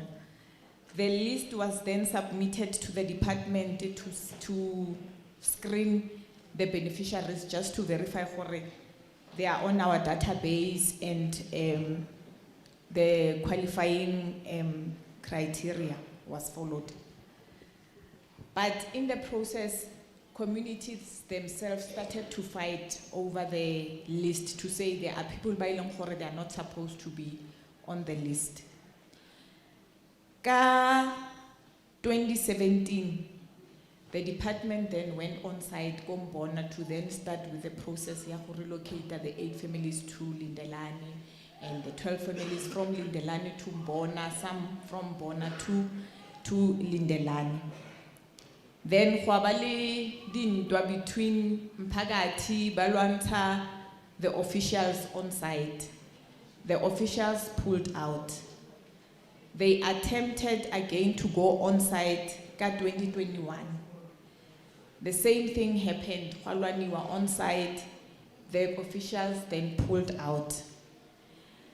Ka the 25th of April, we then met the Premier's office, Ward Councillor, and the leadership Yakombona to try and resolve the matter or reallocate people who are qualifying from Lindelani to Bona, from Bona to Lindelani to the 24 stands. We then agreed, the leadership and the councillor, including the Premier's office. On the 13th of May, we then had a public meeting because we said to the Premier's office and to the councillor, before we can even come on site, we want to hear from the community, are they ready with the allocations? Do they accept the process that's going to be followed in terms of allocations of beneficiaries? We went to a public meeting and communities agreed to the allocations of beneficiaries to the 24 stands. On the 18th of June 2023, we then went on site after the public meeting to go and conduct an assessment so that we can then start with our relocation plan. But then when we got on site, the assessment then indicated there is 29 more structures on site, meaning from 32, we now have about 61 families on site. Our overflow, it's not 8 anymore, it's 29 overflow, which is not going to be feasible to relocate them from Bona to Lindelani. The space, Eko Lindelani, it's not going to be enough. So the challenge that we have, we don't have land to accommodate the overflow. So the plan that is there, the acquisition of the land, President Park, and the report that we received from the unit that is responsible for acquisition of land is that they were supposed to sit mayoral committee the 13th of April regarding the acquisition of President Park that will assist to accommodate overflow Mbona, not only Mbona but other informal settlements also in Region A. But the committee couldn't sit, so they are waiting for a new date. So that's where we are in terms of Mbona, Lindelani. We are not able to relocate beneficiaries to the 24 stands because of the 29 overflow that we have on site. So we are not able to accommodate overflow so that we can relocate beneficiaries to the 24 sites. Okay, so there we have it. Yeah, I'll tell you, maybe before I give to Dr. Jackson. I mean, if you are saying initially there will be 2 families, beneficiaries, and then later on 29, and we say we can't relocate because we can't accommodate an overflow. Why are we not prioritizing those that we knew first? Why are we worried about the 29? Because we know that these 29 were never there when this project was started. Why must they hamstring the process? I mean, surely somebody who comes in first can be equated with one that comes in late, in terms of the consideration.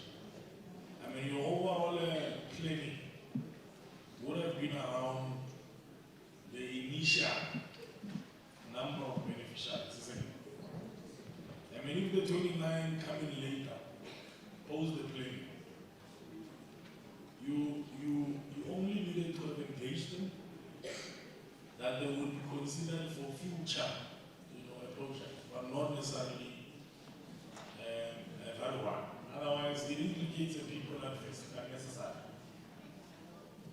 And it sort of affects them unnecessarily. Or is it because the branch chairperson has been imposing himself? Yes. Such that you have also not been able to. Who is the root of the bigger scheme of things? I mean, we are talking the mind of government. I don't understand why government can be stopped from progressing It's planned. Just on the account of one person. But even if you say the community, you are government. I mean, when you diagnose or are being attacked by the community, why don't you involve a law enforcement? So that there's a level of protection for yourselves as officials. The day we treat as normal and accept that government officials can be chased off by fewer community members are not a problem. I beg you honor, you could be done. Right? You could. It's exactly that thing. When government wants to go and deliver services or roll out infrastructure projects, and then some odd number of community members say, no, you can't enter. You must know we are reaching a state of a total lawlessness. Why are we not involving? And you know, we're asking these questions because we went there, was it last year or year before last? I can't even recall. February 1, I know it was a February 1. Was it last year? We went there last year too. And seemingly these issues are remaining stubborn. You know, why, I mean, these are not, I don't see this issue as being a bigger issue. And we are able to move on. You know? Surely we should have made some progress. There are dedicated teams, by the way, within the law, the justice trust. You know, people who block a project. You remember the president announced it last year in the State of the Nation address. Or people who block projects must be arrested. So why have we not reported this issue? You know? Why have we not reported this issue? Because now it's stolen. It's stolen. You know, and it's stolen unnecessarily. I mean, we know who the actual beneficiaries are. The 29 are not beneficiaries as yet. Up until you designate them as such, they are interested parties. They are not beneficiaries. You know? And they must be treated as such. I mean, they don't want to precede the actual beneficiaries. I mean, it doesn't work that way. So I really think that we went at the one. Yeah, we really need to close on this petition. It's been in the system for far longer than is necessary. Simply on the account of one or two issues. One of them being a person that you call the branch chairperson. I surely know one person should wield so much power. Unless if you are saying he does, is violent. If there are those issues, then we will have to deal with them separately. You know, but it shouldn't be the case. But the solution to all of these issues will just involve law enforcement agencies. You know, I mean, with community safety. You know, you could easily say, let's engage with the MEC to MEC interaction. For that project, we need to govern it differently. I mean, that's the solution. Otherwise, how long are we still going to maintain or we can't move because of these issues? How long? Is there a plan? Or we're just leaving it away, it will resolve itself? Because you know what the dilemma is? Sister Bulan. You see, you are today talking about the 29. They can be quadrupled in the next coming months. It might be 29 today, it might be 60 tomorrow, 90, 120. Can you see how it might compound with what is a nominal problem today? I bet today is not a bigger issue. But if you leave it unabated for far too long, you can have a serious problem. And there's no sufficiency of a land assets. in that place because we surveyed it. We went there to know about it. You see, so the moment you want to cater to other interests, which were not there, I want to have a problem. I want to have serious problems. So what is the plan? What I thought we would hear from the report, because the report sort of recapitulates what we have dealt with previously. You know, I thought maybe there would be a new add-on to the report that says this is the mitigation plan. This is what we're missing from the report. What is the mitigation plan?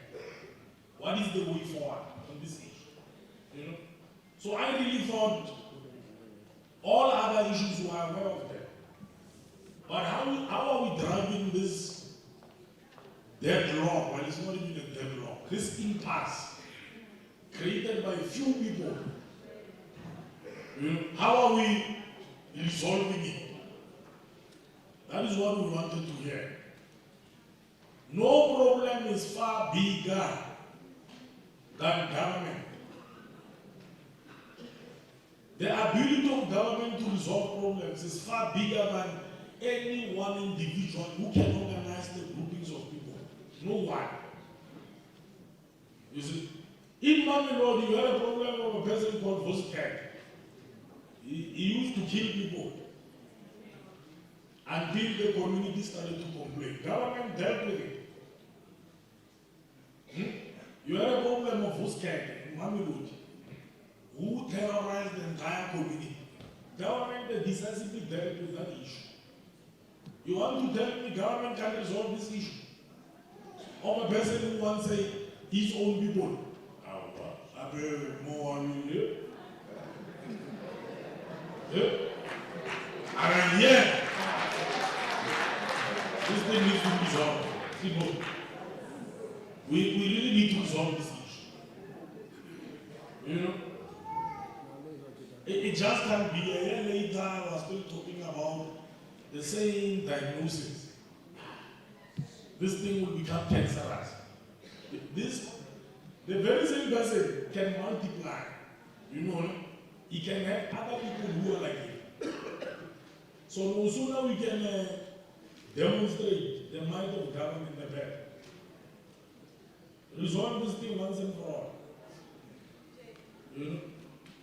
But also you are in the Department of Human Settlement. You have got a political principal who comes from the same organization as this people. See, if there's a problem caused by a political actor, why are we not saying to the political principal, there's a fellow who belongs under the same umbrella as you? You know, so that the political principal can take necessary steps to arrest the situation. Like, so I want you to advise us, how are we marshalling this thing forward? I want you to give me a way forward yourself. I've hinted at a way forward, but I really want you to sum it up. Because to go in circles, trying to resolve an issue of one person, and 29 of his beneficiaries, I really disagree. You want to say something? Thank you very much, Jackson. What is that you are thinking of a way forward? Let me give on that Jackson a moment. Ndiyabulela mqinihlalo. Bengicela nje ukulungisa usisi lo ophaya etafuleni. Kwezinye izinto ezithize. Isingathi uthunyiwe uxelelwe yonke lento bazafika athi apha. Kokulwa athetha ngako. Kwangazange kuliwe nama officials. Ngabafana abebexabana ngento zabo, ndena kodwa bekhona ama officials. Yayingakhange beyijongise kulwa nabo yonke lanto. Kokuqala ngo2017. Ngo2021 siloko siqhubeka sithithisana nawe housing. Abasihloniphi kakhulu abantu abo, abasiboni njengabantu bonapha. Ngo2021 sithe ugqibela ukuthela nabathi urhulumente akanawo ama pegs. wokuyosebenza esayithini masizithengele ama-packs. Sawathenga ama-packs. Nxa kufanele ukuthi ayosebenza uLorraine wayengekho uPhulana lo uthi kwakusulwa abantu. Wafika uLorraine ehamba yedwa esayithini. Kwaqhamuka uMasilo elokishini esitendini sakhe. Bayokwenza imeeting esayithini la kumele ukuthi asebenze khona uLorraine. Bangena emotweni khanga kulo umuntu khanga kubekho next bahamba samgqibela ngelo xesha ukuze esayithini. Ndizamuphikisana nalo sisi uthi kwaliwa in the second time. Zake bekho yonke loo nto leyo. Enkosi.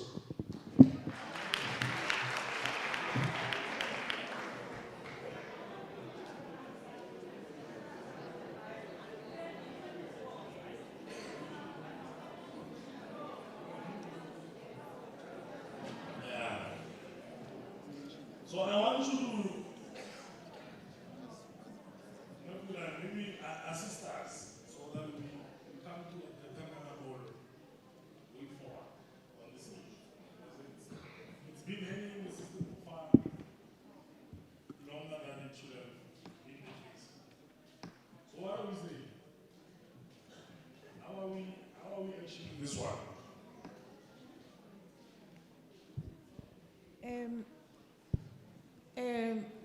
Chairperson, the biggest challenge for us to not be able to accommodate the legitimate beneficiaries, the 24 beneficiaries, is that the area is now congested. It's not like we are entertaining the 29. The area is congested. We can't move. If we move, pardon? It's some of them are saying they are family members of the initial beneficiaries. Help us to understand. Of the 24. 24. I didn't really think it. Yes, so we had an overflow of 8. Of So 8? 8, yes, we were supposed to relocate them to Lindelani. Yeah. Yes. From Bona to Lindelani. Yes. And there are some from Lindelani that must be relocated to Mbona also. So when you say that the area is congested, what are we saying in essence? There's more shacks now. There's more shacks. From the previous assessment, we have 29 more shacks. So there are people who have invaded. There are more shacks. Yes, it has expanded now. And they are saying they are family. Yes, when we interview them, they are saying they are family members. In one yard, you find 5 shacks. In the other yard, you will find 7 shacks.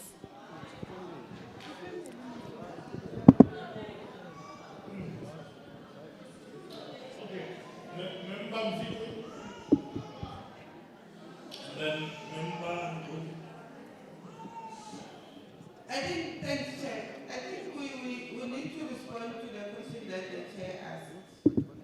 You relocated a certain number of people out of whatever Fasana 8. Why are you not relocating the 8 and not entertaining the 20 or whatever number that came after the relocation? That came after the relocation. So Chair asked that question many times and you're not responding to it.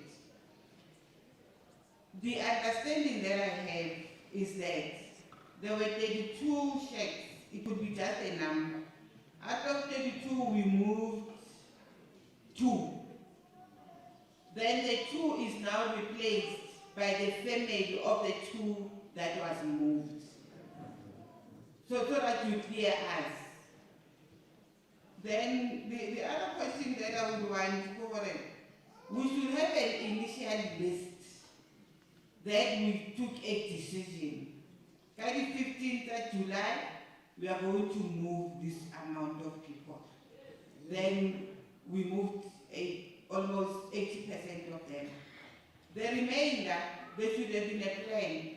So we can't be starting from moving the remainder because there is additional abomzala abazile bazogcwalisa la kuphuma komhlaba.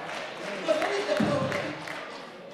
And it means that as we removed people, and it's a problem check, then we have even on the allocations of RDP houses, that when you move a person, lisia mukhuku, alone, so that that place is protected. So we are actually perpetuating these informal settlements as officials of government. Because people were doing what is right, remove the mukhuku, go with it.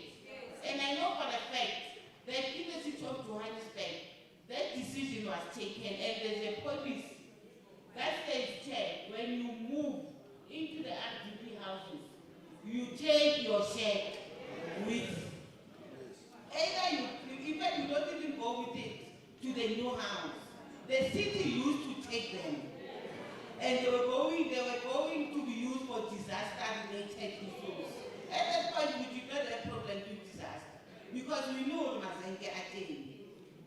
You know what? So what do we need to respond to the group? Correct. When are we moving there? Because we're supposed to be moved. To Hana Mzala, Isa. Send the movie, the Isa Mzala. I'm going there. And sometimes other people don't move.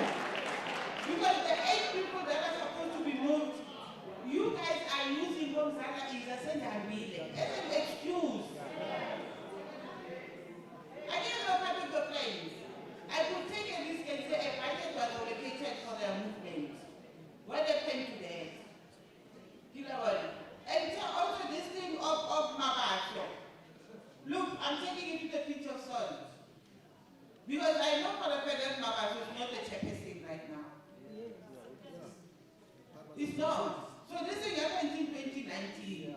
So it cannot be still a problem even now. It can be.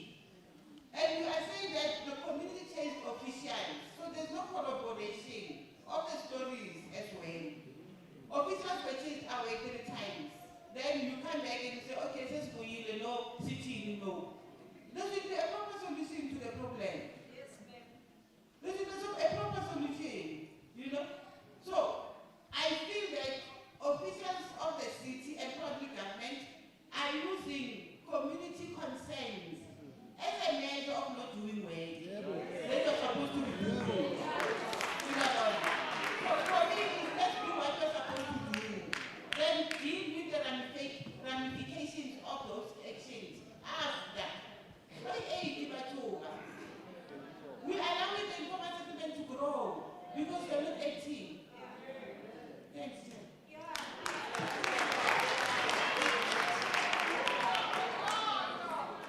Okay, your camera. So, you know what pains me? I'll tell you because when we did the oversight visit, you remember immediately when we concluded. I had a lengthy discussion with all of you who were in CIPO, you were also right. And we gave the specifics around what should happen. But seemingly that was not carried through. And what is me again? I mean, we shouldn't be at this point. So even if this issue might not have been resolved in its entirety, but at least there ought to have been some kind of an intervention. Yeah? And so that we at least arrive closer to resolving these issues. And so I thought inventively you would advise us. But now that there are more shacks, and this congestion, how are we going to deal with the remainder of the beneficiaries? Or are we saying they are no longer a subject of benefiting? Because we also need to be clear. One message are we communicating? And remember, our role as the petition committee is not necessarily to impose ourselves. But we also rely on you within available means to guide us on what will be feasible under the circumstances. Especially because you you interact with the scenario more intimately than ourselves. Because as the chair, I may say do this, only that it might not be as practically possible. So I want to get a sense. Who are contending with these 8 beneficiaries? What is the effort plan? Is there a effort plan?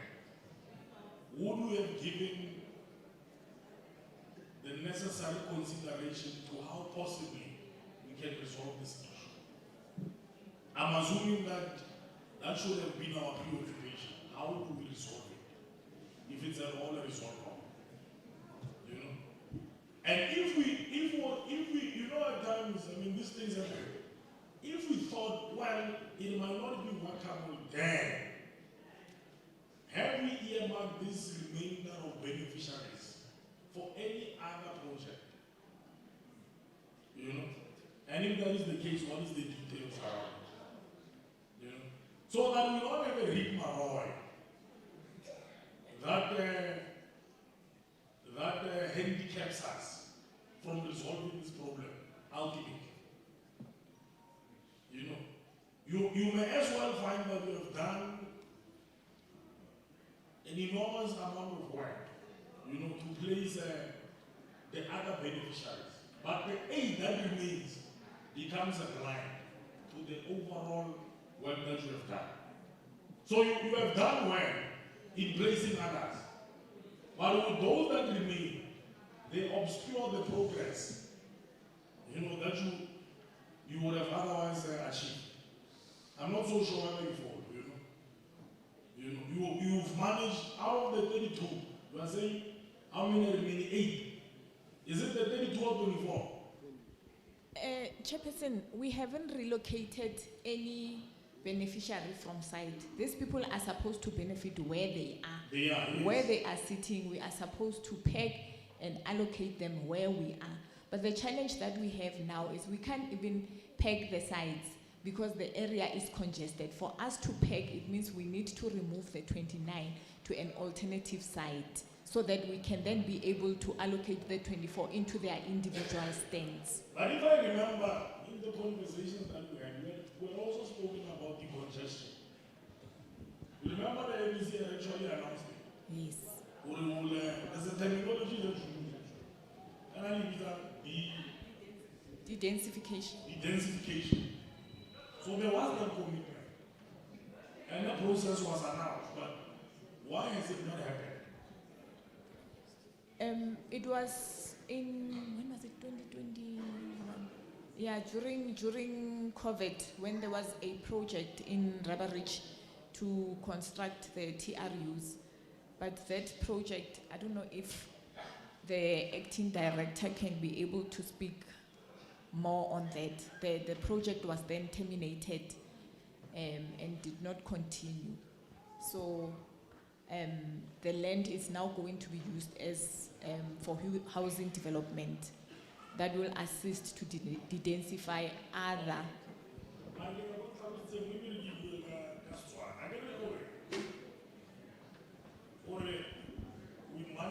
How many did we manage to place exactly there? We haven't placed anyone because the area is congested. So Urban Dynamics did a layout plan that yielded 24. So we need to peg 24 sites where they are sitting. So now there is an overflow of 29. The area is now congested. But the 24 is still there. They are there. So we can place the 24. We can't because for us to place them, we need to de-densify the area and allow the surveyor to peg the site, and then we can then allocate the 24 into the individual stands. Same place, so yes. Even the space for the 24 is congested. Yes, because they've put more shacks into their yards. In one shack you find there's more five shacks. I want to put in more.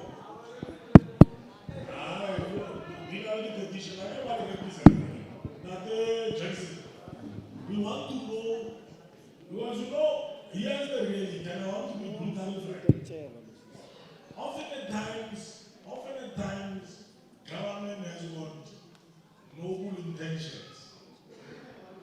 And those intentions might be frustrated by us, our people, right? So we want to get to the root bottom. But if they were beneficiaries and later on bring about other families within the same yard, how are we assuming that government is going to resolve this issue as well? Because they were ready, there was a layout, and then people entered. And then their justification is that they are family members. You know? So we also, because much as we hold the government accountable, our residents must also be responsible. I get my view. Because it's not a one-way consideration, it goes both ways. There must be a level of responsibility on our part, on how we manage the sensibility of the process and project as well. So maybe let me go back to the Jackson. Yes. Lebito ke Malesa.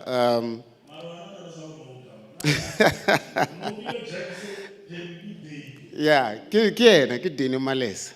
Yeah. Yeah, thanks, Chair. Yeah. I will partly agree with Lembe Planikako in some of the things that she mentioned. Like she said, the 32 were the families that initially were actually residing at that particular place. So what happened is that community or our part of leadership, renal leadership, will eventually influence or develop we understand. So you would find that is one of the member leadership in that particular area. You understand? Because there's this notion, eventually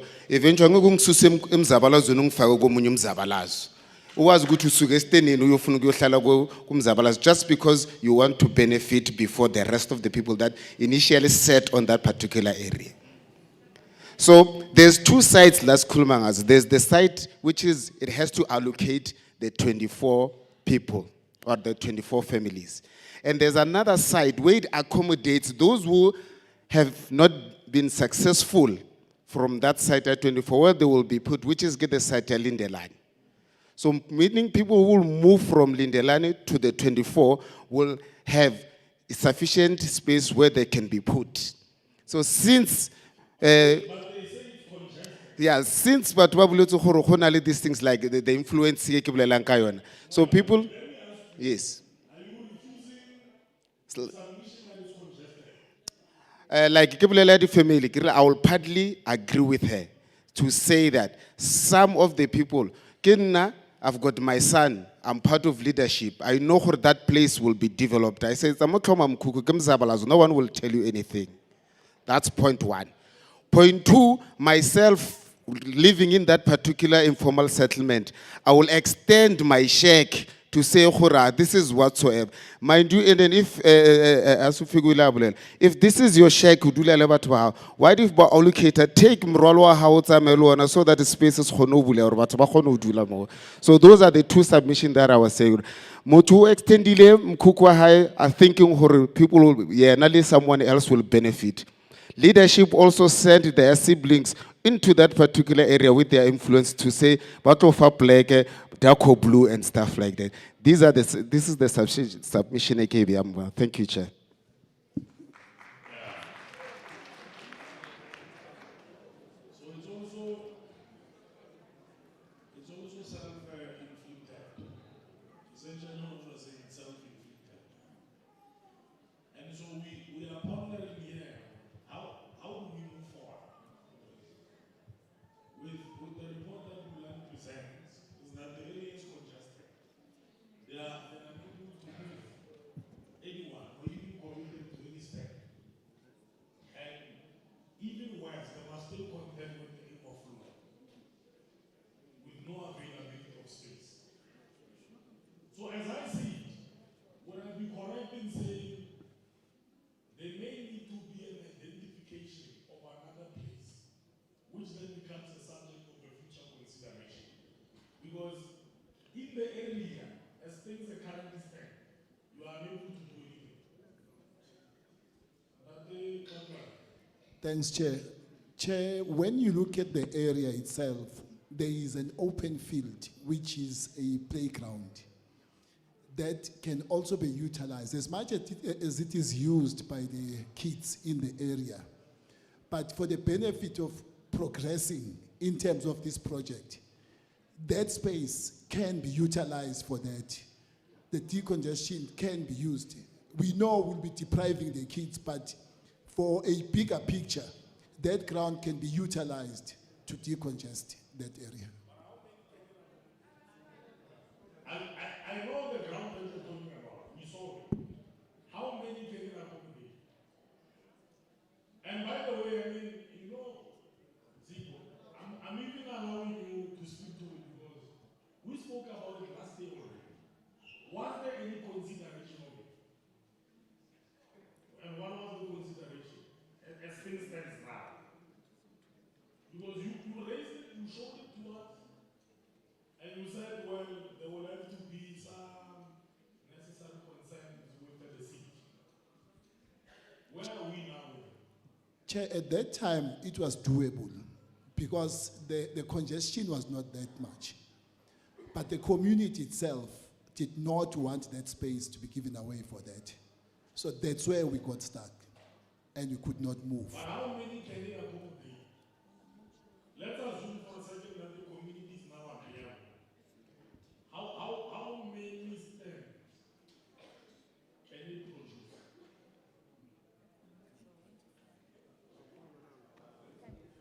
I won't be able to say, Chairperson, but if community agree to utilize.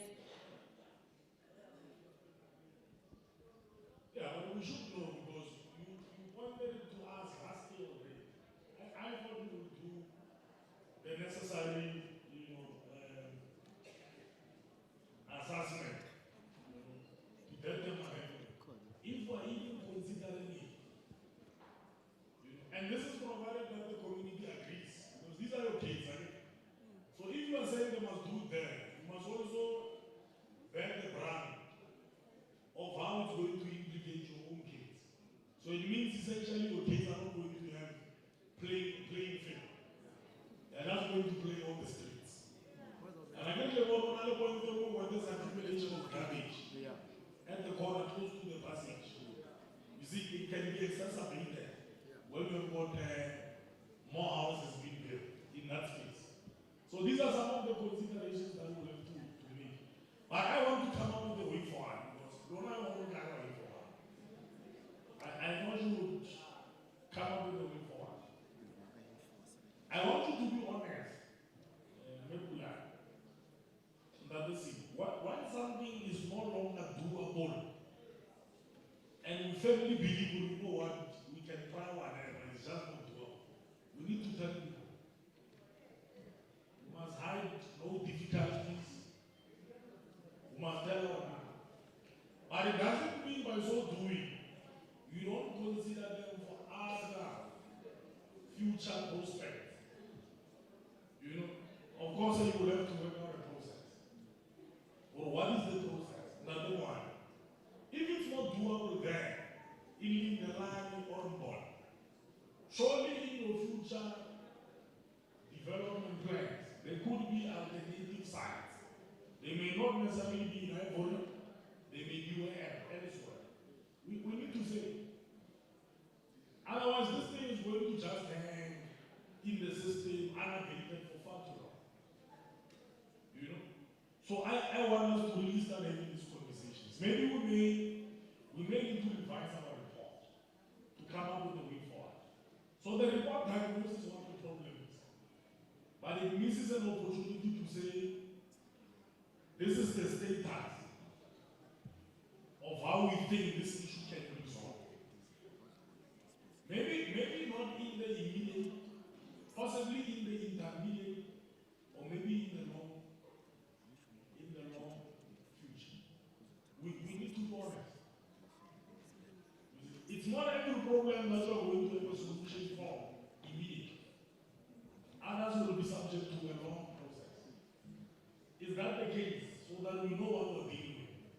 Because we thought the issue was about the 20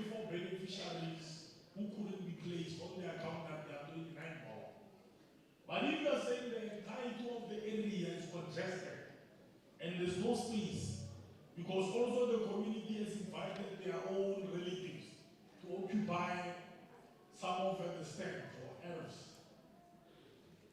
Then essentially it means that there's no breathing space. Our will is working. And the only way I see is that you give consideration to those 24, prioritize them for future projects. The question is whether there are any plans for future projects. Are there any plans for future projects? Like I've indicated, Chairperson, in the report that the department is in the process of acquiring land, President Park. That is the land that will assist us to de-densify Mbona and other informal settlements in Region A with a similar problem. And I have indicated that they were supposed to present the acquisition of the land on the 13th of April at the mayoral committee, but the committee meeting was then cancelled. So we're waiting for the new date from the unit that is responsible for land acquisition. So once they have they finalize the process of land acquisition, we will then be able to link Mbona and What are the timelines? Do we have an appreciation of how long it will take?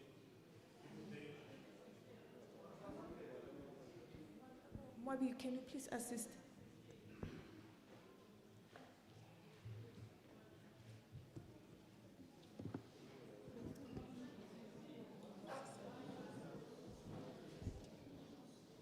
We're also mindful that we're doing elections next year.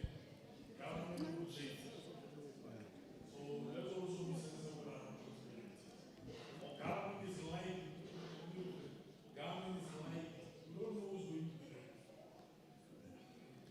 Thank you very much, Chairperson. I think there are 2 points that I just want to appreciate on. The first point is, maybe in our report, we just need to be vividly honest that that portion of land, it won't be developable anytime soon. But we're going to relink it to the land acquisitions we anticipated to acquire. The process is going to take us 3 years, Chair. It's going to be 3 years.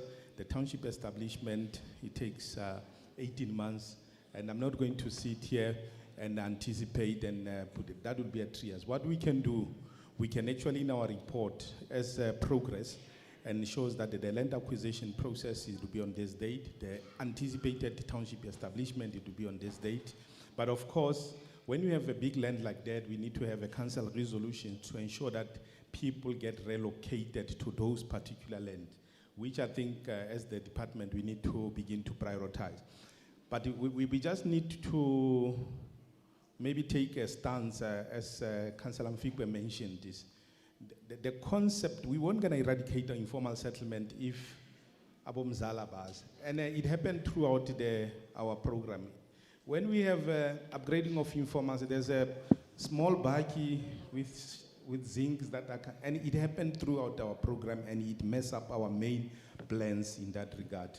But in short, Chairperson, in our report, we're going to give you our programs of development for the President Park in that regard. And we are at a very, very advanced stage of acquiring that land. And it's our heaven too, because I'm just raising that because we just finished South Hills. Riverside is just completed. This is the second project that is going to assist that corridor to have a human settlement development in that corridor. Thank you very much. All right, thank you very much. I think that's an honest account of how long it will take to resolve this issue. I don't want us to mask the difficulties. It will eventually assist if the community itself introspected.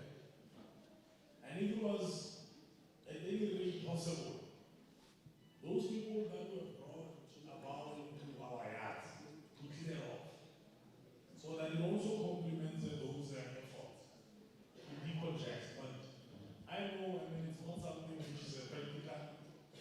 Nobody would want to be moved because they've now suited their lives around where they are now located. You know? So yeah, it's Mr. Snack, you want to say something? Yes. And then, okay, you come in first. Sanibonani. Igama lami nguThemsilo kaMagagula ngihlalela indalana.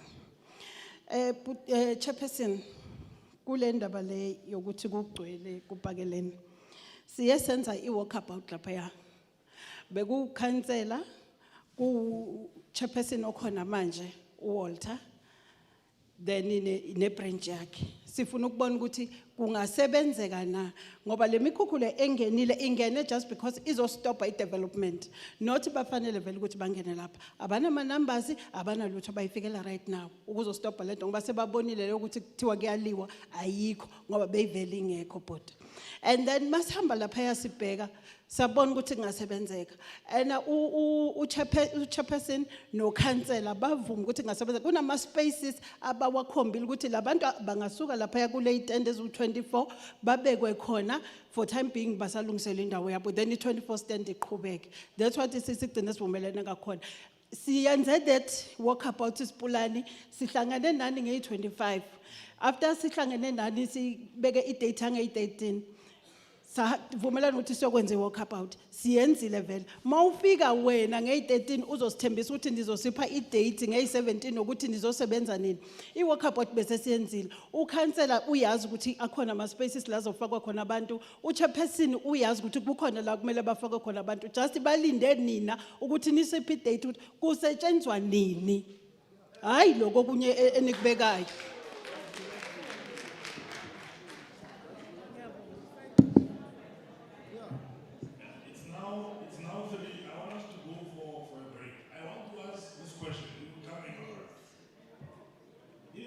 Spaces or there are no spaces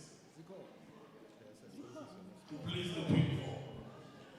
I am not sure if there are spaces, but we went on site Ward Councillor Maduleka. That's not how. It's a meeting of parliament. We behave the same way as if we're in parliament. Otherwise, when we start howling, it forces us to close our meeting. Then we must go. Okay. So let's behave ourselves. We went on site. We went on site, Councillor Maduleka, to assess the area, and we did not see any open spaces. Maybe I would have to then set up an appointment with them so that they show us the open spaces and see if they can be able to. How soon can you go? I want you to go as soon as possible. We can go on Friday. We can go on Friday. We can go on Friday. On Friday? Yes. Yeah. You must enjoy safety. I don't want not sending here there to be heckled by any group. Again, you want that assurance first. So you go with your teams. And the other one want to say something? Sure. Just I think the Friday is possible. But Chairperson, we have a responsibility as a human settlement. We work within the plan Batswadibak. There's a layout plan that allows us to take a human life into a stand. And if the area is not within the layout plan, we are inviting another challenge. How can a life of a person? I know there's another problem that is coming that we need to solve from human rights point of view. But I just want to share with you, say, as much as we identify these spaces, we work within the developed plan because we're going to put the life of people on that regard. I want when my team go there, they must not change the philosophy of their development, which is the layout. And if it's within the layout, we are in support and we appreciate that. I think as community, what I will humbly request is maybe even to tell Abom Zala that they must actually go home where they belong. Thank you. And okay. It's okay. Maybe for now, let's do this. Again, it's an identification. But identification does not necessarily mean conclusivity in those stands being considered. But we are going to look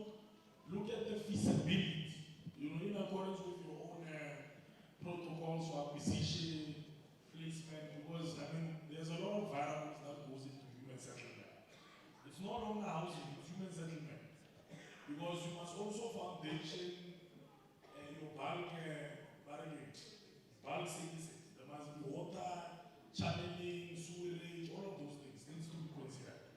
But please go so that in the next interactions that we have, at least you can present to us through a report.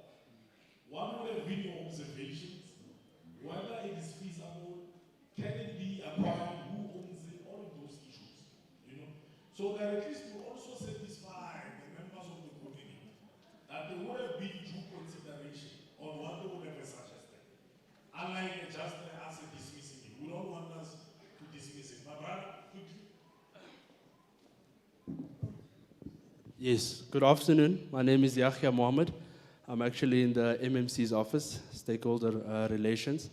I wanted to just come in there with regards to the issue that we're discussing. I think one of the...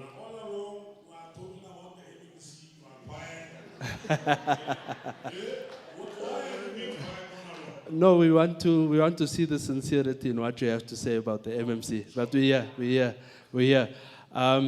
The point that I want to raise, there was a project, I think a resolution or something that can be looked at. I mean, the stands was cut already, the stacking was done. So there was, if my memory serves me correct, 24 stands.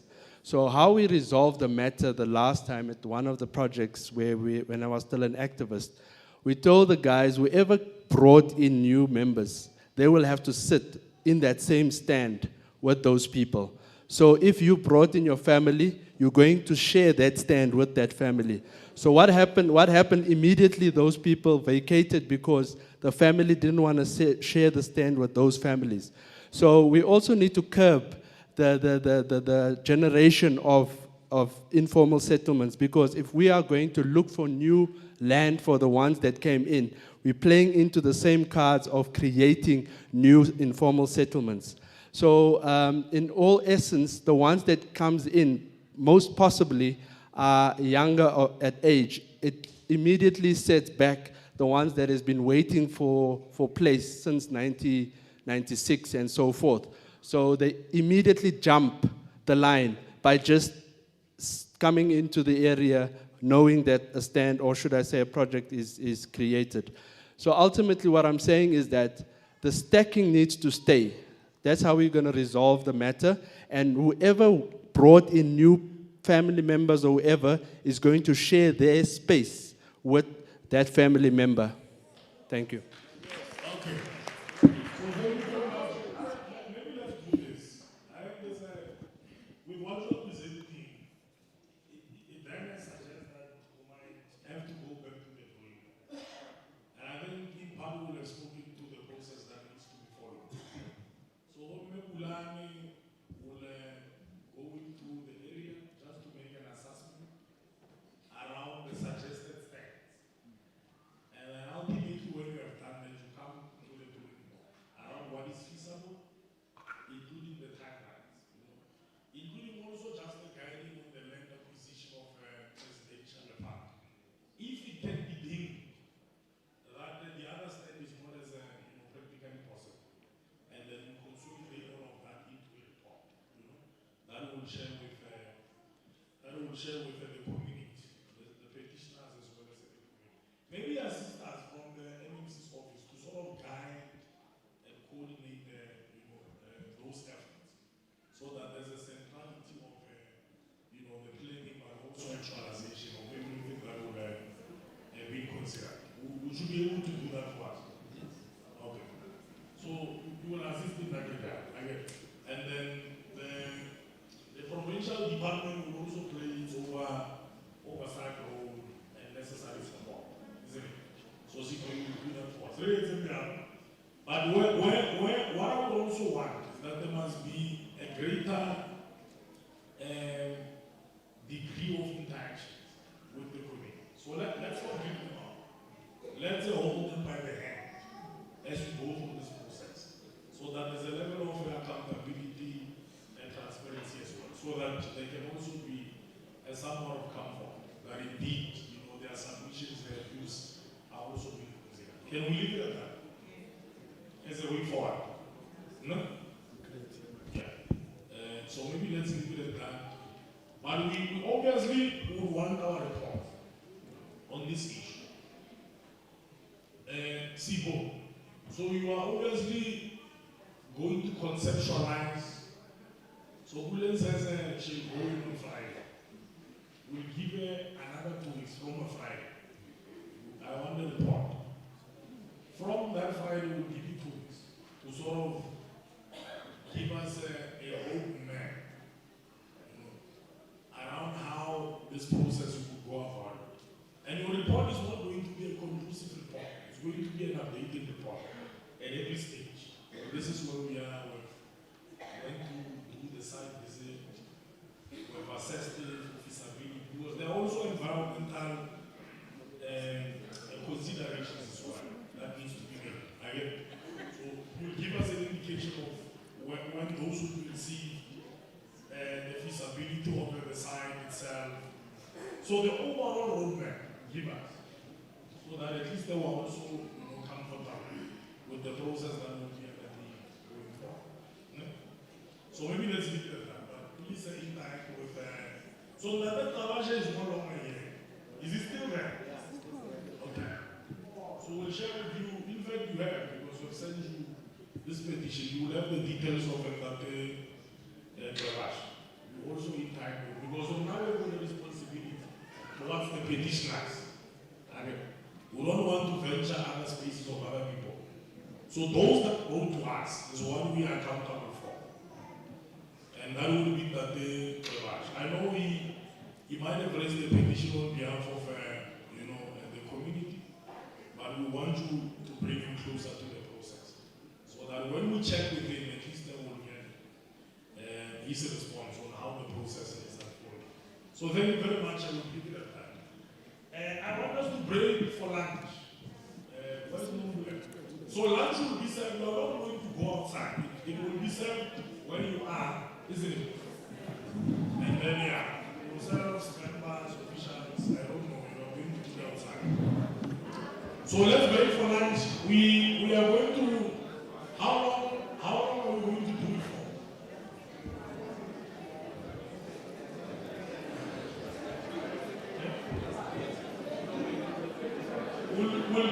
We'll do a working lunch, 30 minutes. We no longer work on a number of other petitions. Again. So just another. Sanbonani. Sizawucela ukuthi nihlale phansi ne. Angithi niyazibona lezi zinto benizinikiwe ama gadgets. Cela singaphumini ngawo ne. Even if you want to go to the bathroom, please don't go out with it. Ne?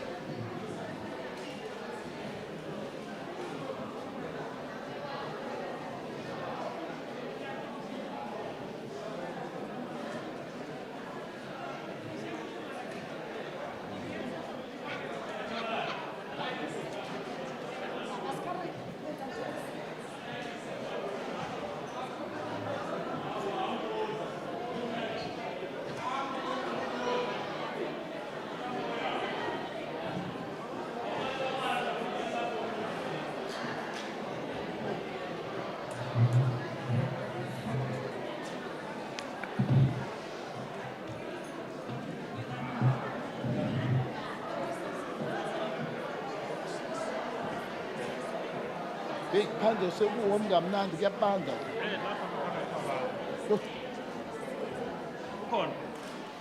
Angisafikanga manje ngiyomcinga laphana ngivinjela abantu bama-petition.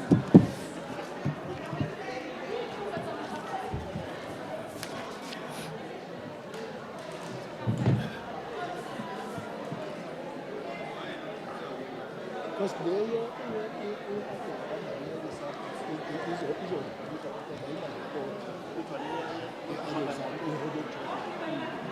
so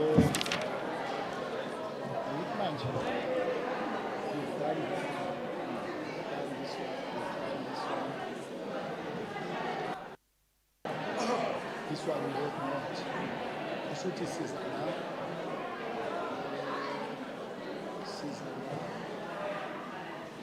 Hi, this one we've done the state together much. So they again now report, so we report. Yeah, we want to start. Still a long way to go.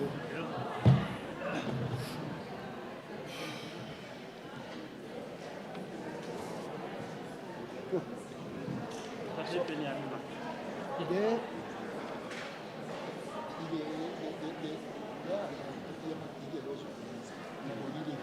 short. But this maintenance, we use the same. So when it is maintenance.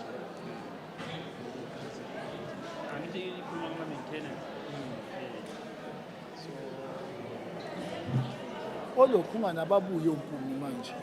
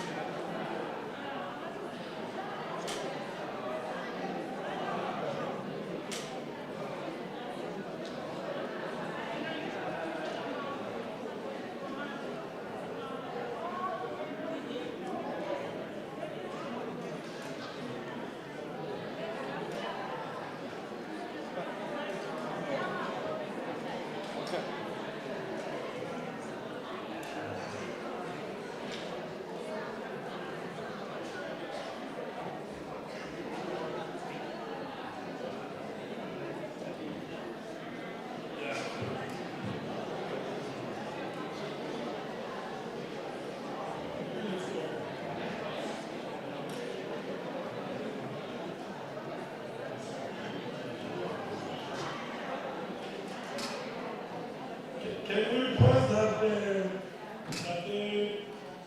Tulani Kumalo Day? That is Kumalo is out and then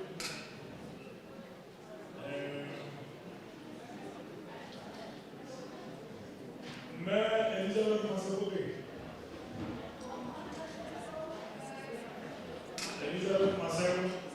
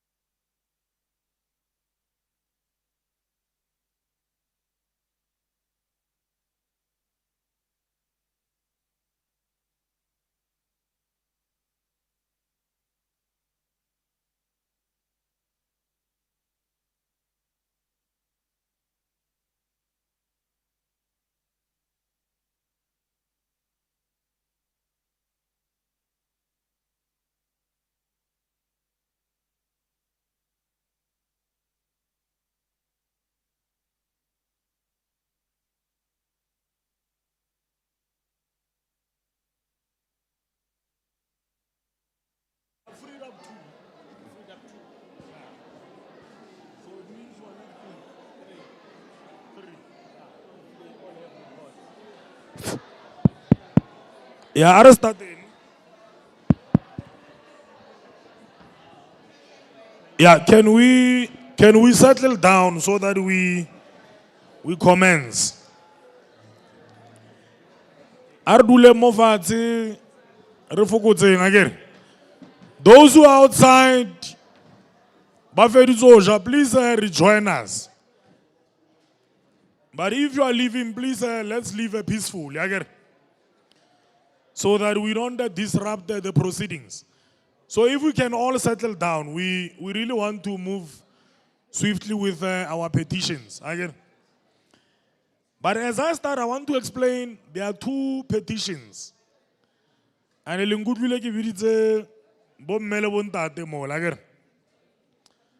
there are two petitions.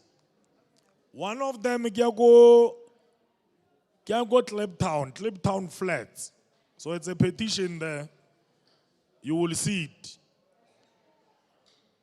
Is that there's an issue with that petition that we thought we needed to deal with it differently. Again. So the petition relates to the number of occupants of the flats in Kliptown who will have raised an issue about their inability to pay rent and all of that. And so we had referred this petition. Ordinarily, what we do when we receive petitions is that we look at where they belong. If it's a municipality, we'll write to the speaker of that municipality again, to run that petition, and then the speaker will redirect it to the relevant department in the city or in the municipality.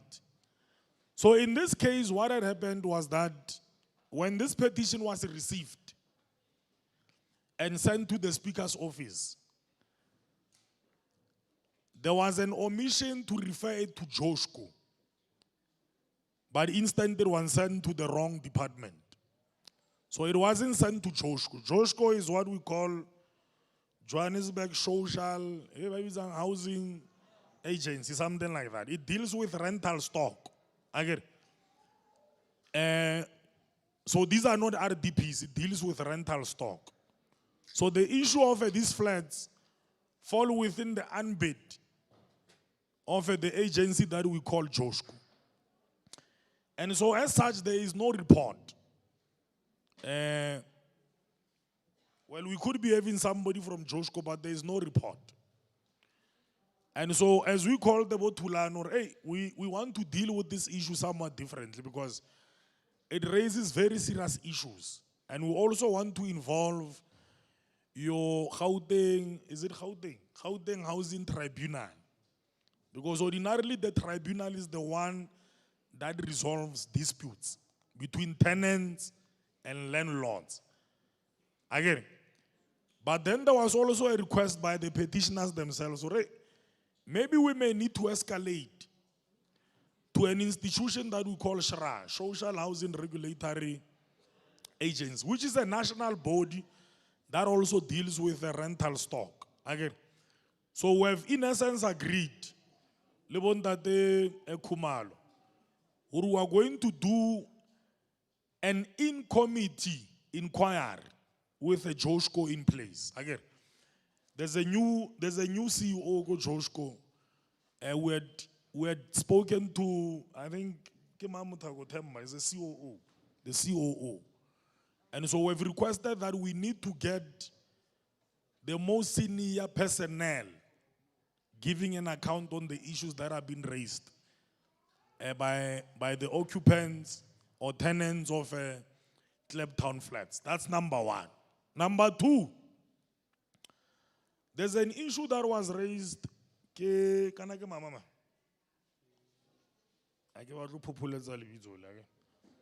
Mama Maseko from Helen Joseph Women's Hostel. There's a fellow in the city of Joburg, you know him. He had sought to give us a report, which is half-baked. And or not because we take our work very serious, we refused. Or we don't take reports which are half-baked. And we also know that in a recent meeting of the committee in the municipality, he had also gone in that committee, the petitions committee in the municipality, where he presented a verbal report and even lied to the committee in saying that Joshua is responsible for the maintenance of Helen Joseph Women's Hostel. To an extent that he said there's a 14 million, which is, budgeted for maintenance work. I mean, all of those things are just the falsifications. So we did not want to honor lies in our meeting because we are not naive, we are not oblivious of things that happen in different municipalities that we are overseeing. Remember, as this committee, we also play oversight. With the reports that are given to us, we do a bit of oversight. So we send this fellow begging, we send him back home. Or we are not going to listen to stories in our hearing. We want comprehensive reports. And by the way, my brother, there's even a temptation to blame the MMC, which we differ with. When people mess up, then they want to attribute blame on the political head. We take exception. We really take exception. So we've said this report must be redrafted. In fact, not redrafted. It must be produced from scratch because it's no report at all. And so, similarly, we said to Mama Maseko, or because we have said to COJ, Wontate, Barageman, Sipo, that's right, okay. Yeah, Linda Moab. Because we said to them, there are a number of these outstanding reports that they must give us. We are going to call all of them in one day. And then as we do that, we are also going to call Bo Tulane Le Memaseko so that we do a thorough in-committee inquiry. Again, so that we also have got a bit of time to engage with the reports, to receive those reports, interrogate them, come up with solutions to all of these issues. So as a result of that, we are no longer going to be considering these two petitions today, but they will be deferred to our internal hearing. Again, ordinarily our internal hearing is open to the petitioners as well as officials that will be designated. But because we usually use a bigger gallery, if you are well organized, I mean, you might send 1 or 2 representatives to observe the process so that there's a level of transparency. The issues there, we don't hide anything. So for those of you who might be interested on the day that we'll communicate, you may also come and join us. In our legislature building. Go Marshalltown. Go 55 Reesik Street. No, 43. 43 Reesik Street. So you are enjoined to come and observe the process. But for today, we are not going to be entertaining them. But we want to apologize to those petitioners who are unable, unfortunately, to consider their petitions this afternoon. We want to do our work the way we want it to be qualitative. Because because we believe in a government that renders a quality of services. So what we are doing here is a service. Again, it's not a passive activity. We are rendering service to the electorate, to the residents of our province. So I'm going to step off that one Having said that, there are a number of petitions that we are going to take. Onale 3 Tsako Drizik again. Drizik proper. Kion. Drizik proper. And then onale abo memo le mo Orlando hostel again. So what we want to do, Tsako Driziki, because they are raised by the same petitioners. Okay? We are going to combine them into one. Yantlai waga maintenance, honale the title deed, and then what was the last one about? Maintenance, title deed, and then there was something else, I remember. Lack of development. Okay? So we are going to take them as one. So what I want to suggest we do is that I would say, and then Drizik proper. Why is that changing visual application? La Rata. Okay. I get it's an enslaving name, Drizik. Okay. No halele rata, no problem. Arze bo mmeba ko Orlando, bagay. Bo mama.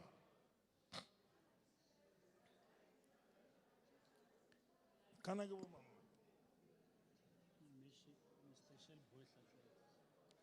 Okay. Ndate shall boy thing. Ndate tlajwa. Ayo. Urumile man. Kwana ndate shall boy. And that shall boy are nelis domane mona sa khale. Okay. Urumiwe. Ken that shall boy. Okay, it's like if Urumi. You are here to represent the issue of women's hostel. Amara matla bo mme man. Aona bo mme. Abe hostel ya bo mme mon. Lo buela ke ntate. Yeah?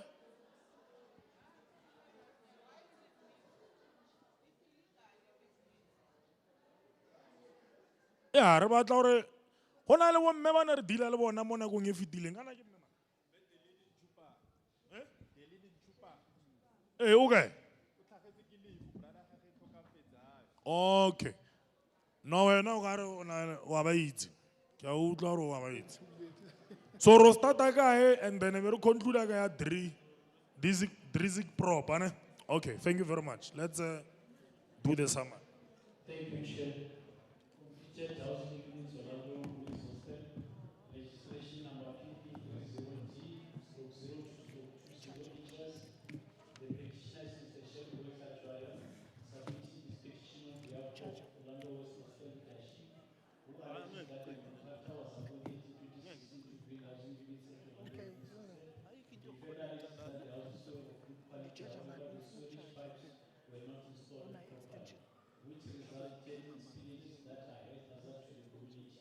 He also alleges that they raised the issue with numerous women's settlement units dating back to 2016, but the situation has not changed, and the said houses are still to be allocated. Chair, the petition was referred to the Department of Human Settlement for investigation and review on the 18th of February 2020. It was further tabled in the external hearing of the 19th May 2022, where it was resolved that Mr. Kachwayo, to liaise with the Chief Director and submit a comprehensive report within 2 weeks. The PSC undertook an oversight visit to the hostel on the 18th of November 2020, and a feedback session was convened on the 8th of December 2020. Currently, Chair, we are waiting for a progress report in terms of the issues that would have been raised during this engagement. Thank you, Chair. Okay, thank you very much. So you will just introduce yourself. This is not a new petition. It's a follow-through. We already know what the issues are. In fact, there has been a series of reports, some of them a bit problematic, that we have had to send back.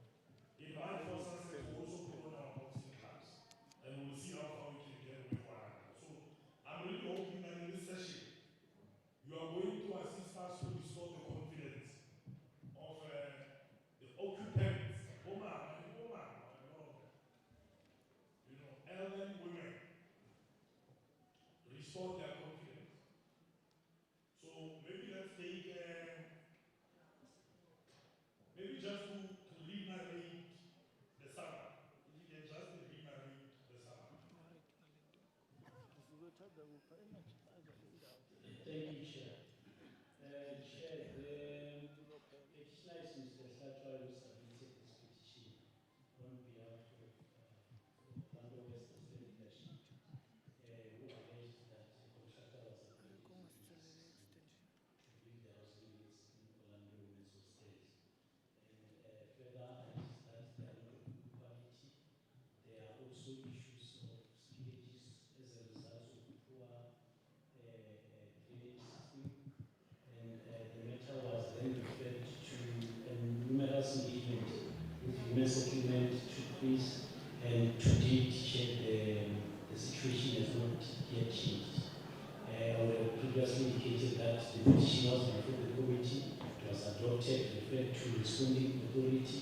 A number of engagements ensued between the PSC, responding authority, and petitioners. The oversight visit was conducted. Feedback sessions were conducted. A number of commitments were made in those feedback sessions, as we are awaiting the department and the city to provide guidance in terms of how best the petitioners may find relief to these matters. Thank you, Chair. Okay, so thank you very much for that. I want us to go to the department. Simple will advise us how you want to do. You may want to give a perspective from the office of the ANC before you hand over to the officials. Thanks, Chair. Chair, we must acknowledge the fact that this matter has been pending for a long time, and we must also accept the fact that we have not done so well in terms of the expectations that were expected from our side as the department. After having numerous meetings with the petitioners, there were no solutions that were acceptable to them. And as such, they became more and more aggrieved because they realized that we were like not taking them seriously. But what has happened to so far, Chair, is that the MEC has taken a decision with regard to all the unfinished projects, where the unfinished project were stalled because of different reasons. Could it be the issue of the business forums and so forth? But in this case, Orlando West falls within the same list of the projects that needs to be completed.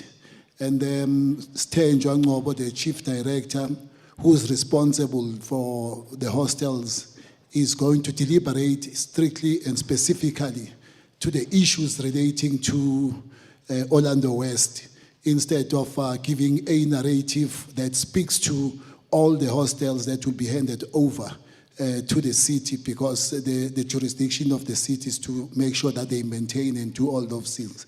But the chief director will be able to expatiate on what I've alluded to. Thanks, Chair. Okay, thank you very much. You may end with that. Are you the one who's presenting the report? I know it's signed off by, is it Pumzi? Pumzi? Yes, TTG Pumzi. Yeah. So if you can navigate us through the report. Thank you, Chair. I want you to just maybe as you present the report, give us the highlights. I know it might be a bit onerous if we were to go line by line. Give us the more, substantive issues that would have been raised through the petition, so that at least there's that common understanding by the petitioners with where we are. Otherwise, I know it might be a bit challenging for them. They may get lost in the details of other parts of the report. Thank you, Chair. I would like to greet the Chair, the honorable members. Ngibingelele kakhulu umphakathi okhona nje basihlangene. Through your permission, Chair, I would like to take the report while seated because I have to read. Thank you very much. Chairperson, Mr. Letsoalo Usipo has summarize the context. I think the important thing, as the chairperson has said, Uguti, is to zoom in on the highlight, but it will be important, Chair, to link back to the time where we last met and presented to this particular honorable committee. The chairperson would remember that there would have been commitments, even from the city, that there would have been interventions that they would make specifically for the Orlando West Women's Hostel. There would have been a lot of challenges, and we have been in engagement with them. Also, COVID did take place. But in February, Chair and honorable members, kanye nomphakathi, MEC met with all hostel leaders, region by region, hostel by hostel, where it was raised to Guti, there are challenges in hostels, even though these hostels must be maintained and be supported by their municipalities, because the municipalities are the owners of these properties. So a play was made, especially for Orlando as well, and Ellen Joseph, that the city has not been coming into the party to deal with these things.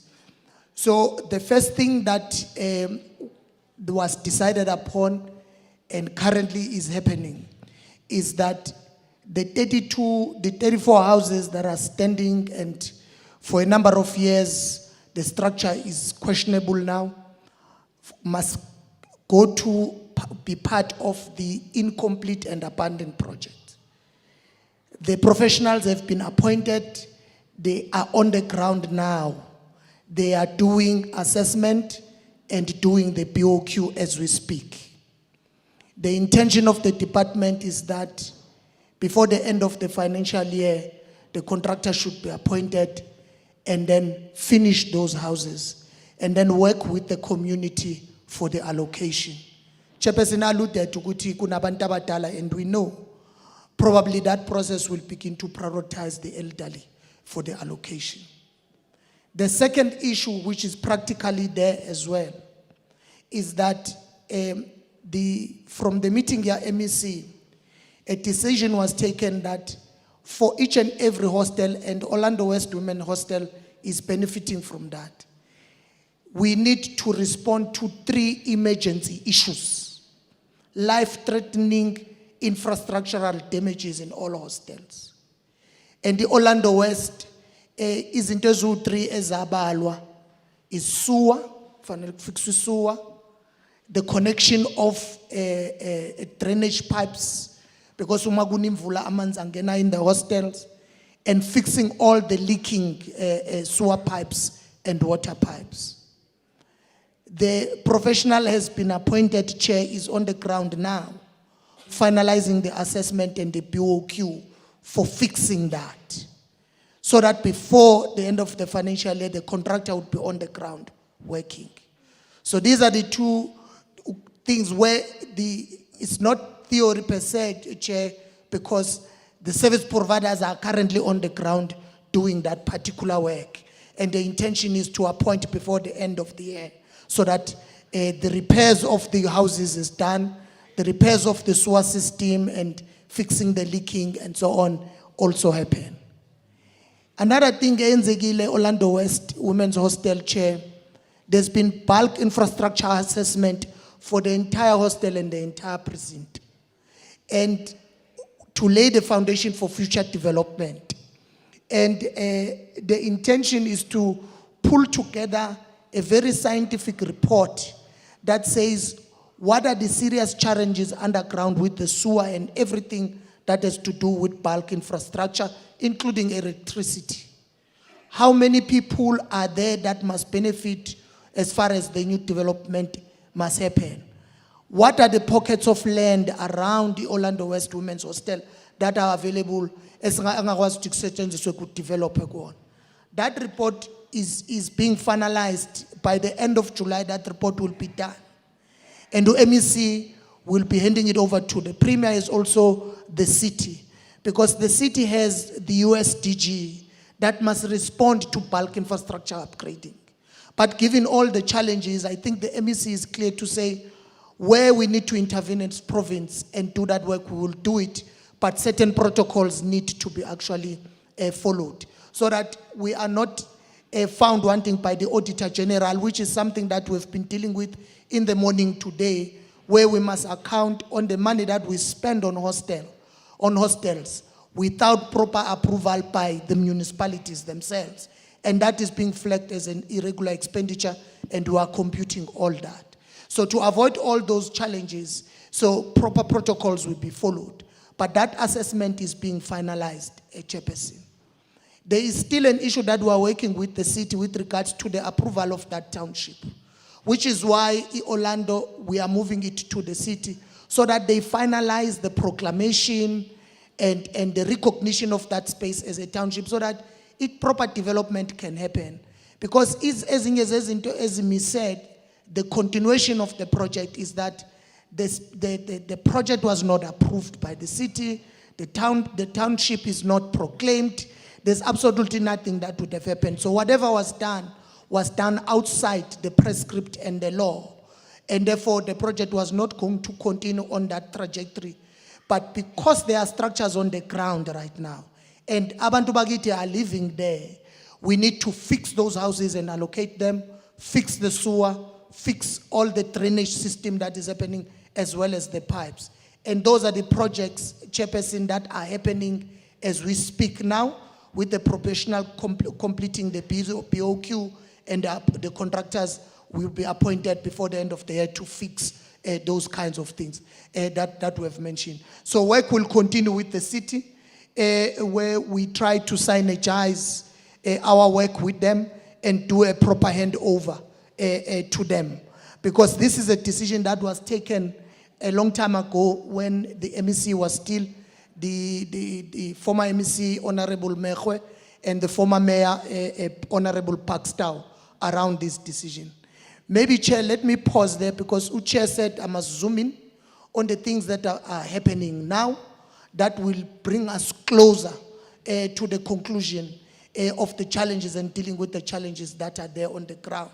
Of course, there may be many other social facilitation issues that are there, but indeed we are on the ground trying to solve all those particular problems. Ngiyabonga kakhulu Sihlalo and the committee and umphakathi. All right, thank you very much. I've got a bit of mixed emotions. Because you know, I sort of listen to people somewhat differently. I listen to words or terminologies that people use. And it is those terminologies which will tell you whether we're anywhere closer to resolving issues, or whether those issues remain a continuum of problems, you know, that would still be there, even beyond that one. And when you see a report that says we are going to do an assessment, so it sort of leads into some uncertain period around when, because it's not for the first time that we're here, you know. And so as I reflect on what is being presented, I sort of reflected back into when we initially dealt with this issue. Because the sounding is more or less the same. You know, the sounding is more or less the same. And you will pardon me when I'm not as confident. When I'm not as confident. And I mean, as I pierce through some of the detailing in the report, it is as if we're also trying to shift goalposts into something else, which is not necessarily what we initially sought to deal with. And it makes me a bit unsettled. But because we don't want to blind this report and not invoke our own subjectivities around it. Because you know, when you deal with a petition for so long, you are bound to develop some proximity to it.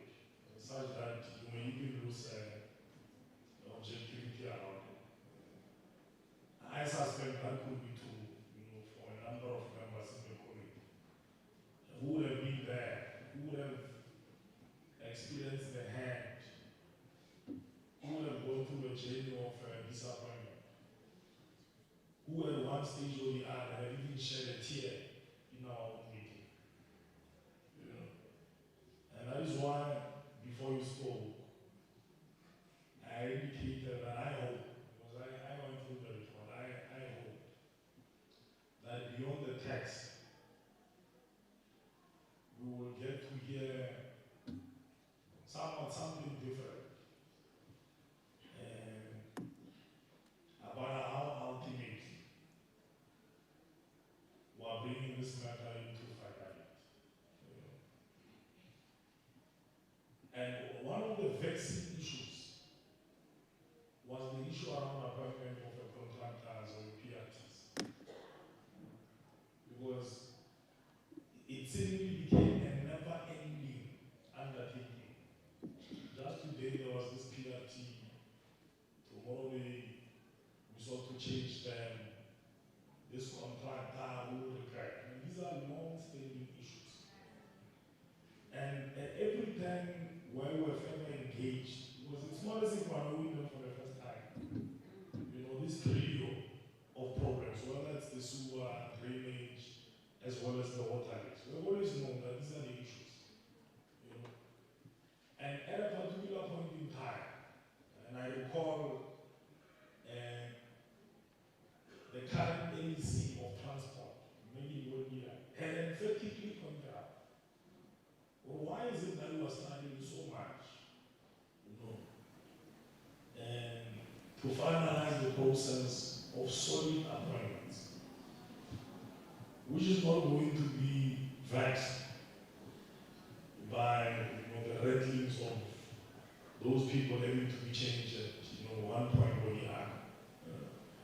And I'm not so sure where we really are in 2023 as opposed to where we were back then. But I'll tell you what I do know is that the quality of life of the occupants of this hostel is highly compromised. And that should on its own, just on its own, throw us into an emergency situation. Because if we say the NEC interacted with the leaders of the hostels, remember every hostel is going to present a different problems. Well, of course, there may be conversions here and there. And so we wanted a Marshall Plan in respect of this specific hostel, because at least this is what the petitioners will have raised with us. Well, I'm noting that there's also the Helen Joseph hostel, which is slowly becoming a ruin of sorts. At some point, we may no longer even call it a hostel. We say a ruin of Carthage, so it's like Carthage, if you know the story of Carthage. And so we really need to find ways and consider agent mechanisms. Agent mechanisms. And I would have felt comfortable with that stage, where when we say this assessment is currently being undertaken, when does it end? You know? And which point would the derivatives of that report be considered for an action plan? And even then, what would be the timeline for that action plan? Either for reparations, either for structural defects that we now know are more apparent than rife, to a point where they threaten even the overall integrity of the hostel itself. At which point, so I thought as we spoke, you will navigate us in a time-bound manner. Because it's one thing to get a narration of what we'll do, brilliant ideas coming up. And another when you present or superimpose that narration on an actionable plan whose timelines can be computed into reasonable numbers. So that we don't leave it to some indefinite occurrence or period. I said earlier on, you know, one of the challenging things, and we have seen it in the city of Joburg, why in most instances there's a stall in the implementation of the project, is that when you change leadership, a lot of things fall by the wayside. You may undermine that primarily too, because it undermines coordination. Because there might be a preference on the modicum of how people would want to do certain things and when, how. You know, so I just thought those are some of the observations. But maybe let me hand over to our petitioners so that they also engage. I don't know really your feelings on the report.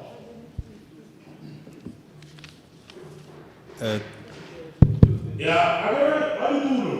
I'm going to discover it tomorrow. Don't say, because next time I'm not going to procure you. In the middle of our meeting, I'm making checks. You are undermining us.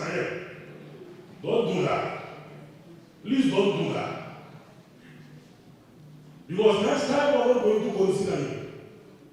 And you are going to say you are being excluded. And then what is this behavior? You are removing chairs when you stay there for a meeting in session. Yeah? Please, I remember what I'm saying. We're in a meeting. Respect us. If you want us to write a report about you as a service provider, we can easily do that. Now this service provider interferes in our meetings.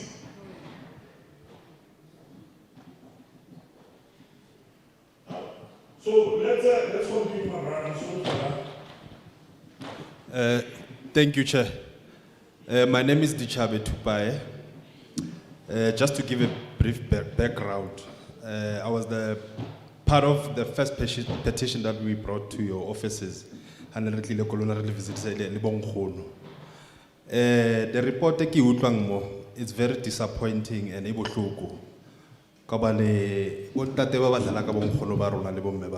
just to put it bluntly, there is nothing that as you have said yourself, they're just shifting goalposts.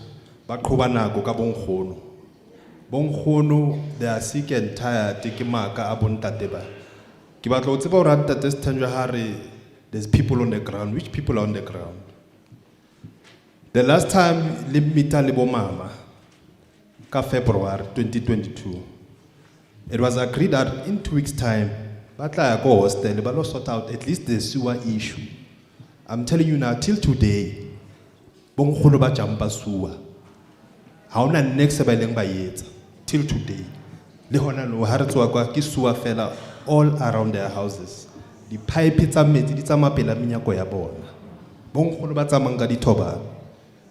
Ibile nna tseksa attended the meeting ba dula ba mfa report back or ke mang le mang. Ntse ke batlo mmona na moabi gore de take hlakana nna maybe ke tla mo gama mo site ga liwa. Ba dlala ka bongkholo ba ro. But I understand, Chair. But that's how I feel. But I'm just saying, putting out there. Hababa phone, Abarabi the phone, there's no feedback, there's nothing. Mobile to tick the boxes, fella. They're just ticking boxes. And then they're leaving. But they might not be back. I'm sure Habadutimo. This is a third or fifth panel about Tobacco Human Settlement that I've sat down in meetings before the Lister building burnt down. I used to attend meetings there. Lebo HOD Kasela, if I'm corrected. This issue, there's nothing that's been done for women's hostel. They are not servicing Bongholo. Our elderly people, Badula Habutokumol. And another thing, population in Zeya, Hola, Hotlabatu, Babangata, Mole, Eba mess. What you've been talking about throughout the whole day, I think Department of Human Settlement, Chair Letsoalo, you need to make an example, Gabo. We are tired. Department of Human Settlement are not taking our people serious. I think they're there to get their salaries and go home. They don't care. Le the first units tse occupying, we had to as a community, ke rona re di gatang. There was no security. Our people are badi say for almost 10 to 8 years. The units tse 34, di abandoned. Ba security am di magata mahala mol. Ba sa patala for 5 years. Ntwe etsalang mole e bohloko le rona community. Ere shebile di flat tse le go di ska vandaliziwa, ho ska senyo bat ba ska ikenela. Tsa o qala re le ra tsa ka plan ra wetse keng a re di senye re tlo bula monyako re kene. Ba tla ba matha le metropolis ba gona o kenya batho. Le tsona tse 34 ke ntone ba batla ba bona e etsagala. Ha re latela molao a re mamele. As soon as we bend tires, they come running ka metropolis. And that's not what we want. A re batlo set an example and nasty to bana ba rona because of people who don't want to do their jobs. Ke kopa o phosa mo.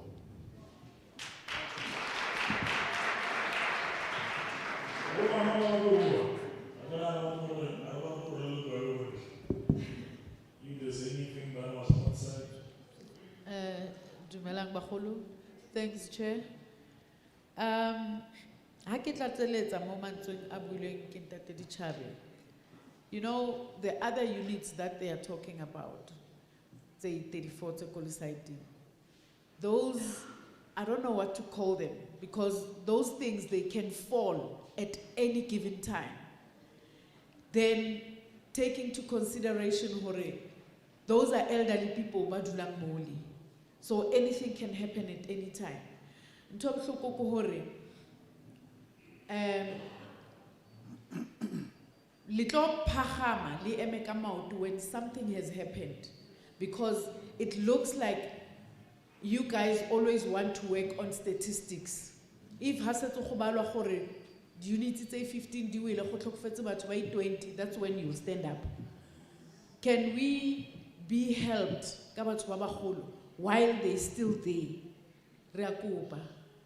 We've been asking and we've been polite, we've been nice.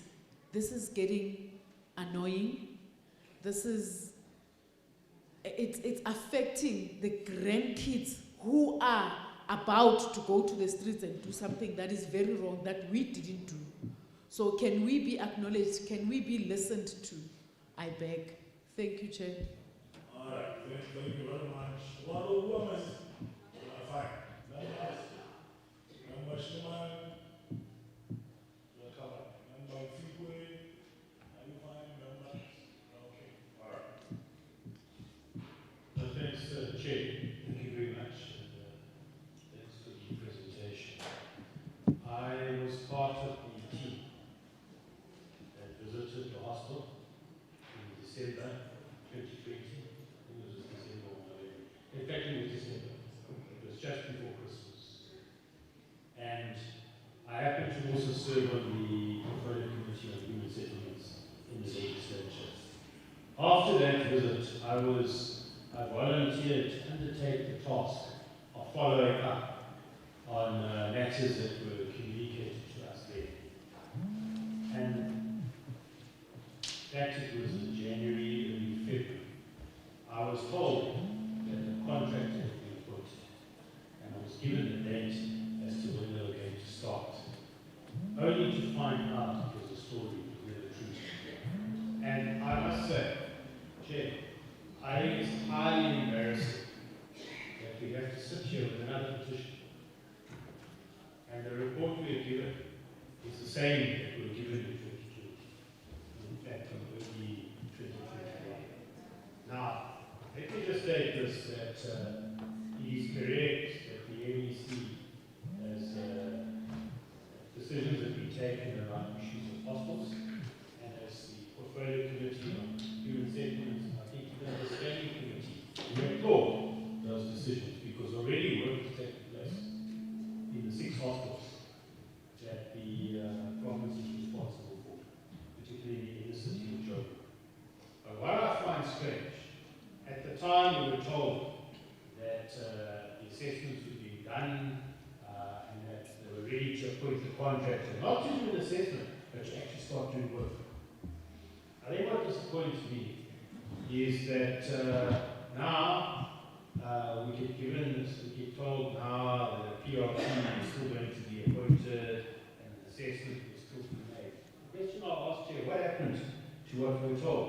2020. What happened to that? We were told that they were ready to start doing rectifications and carrying out repairs.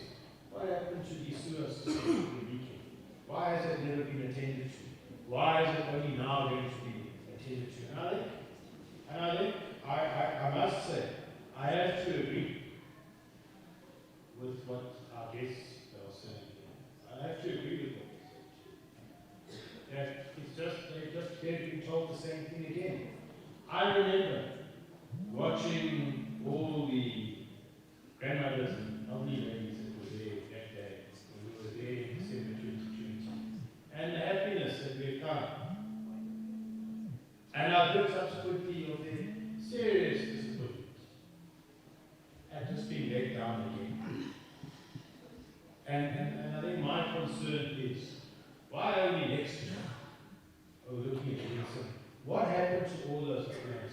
What happened to all the assessments? And I think as a portfolio committee on human settlements, we became unpopular because we were raising these things sharply as a portfolio committee. We followed up to the standing committee's visit there. And I must say that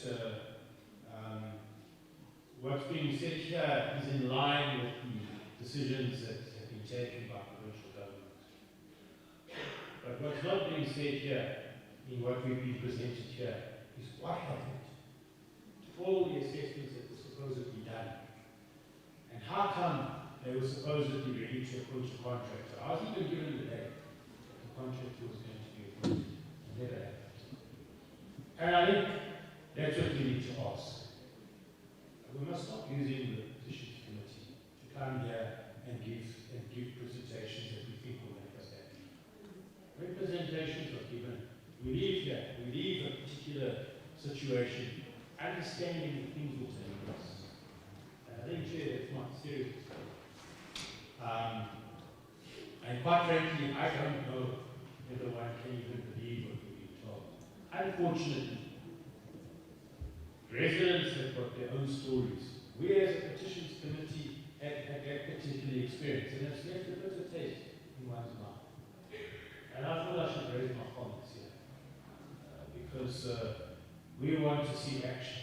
In every speech that I've made in the House, in the legislature, I've raised on a regular basis the Orlando Women's Hostel as to when, what are the plans, and to keep saying we must not forget about the Orlando Women's Hostel.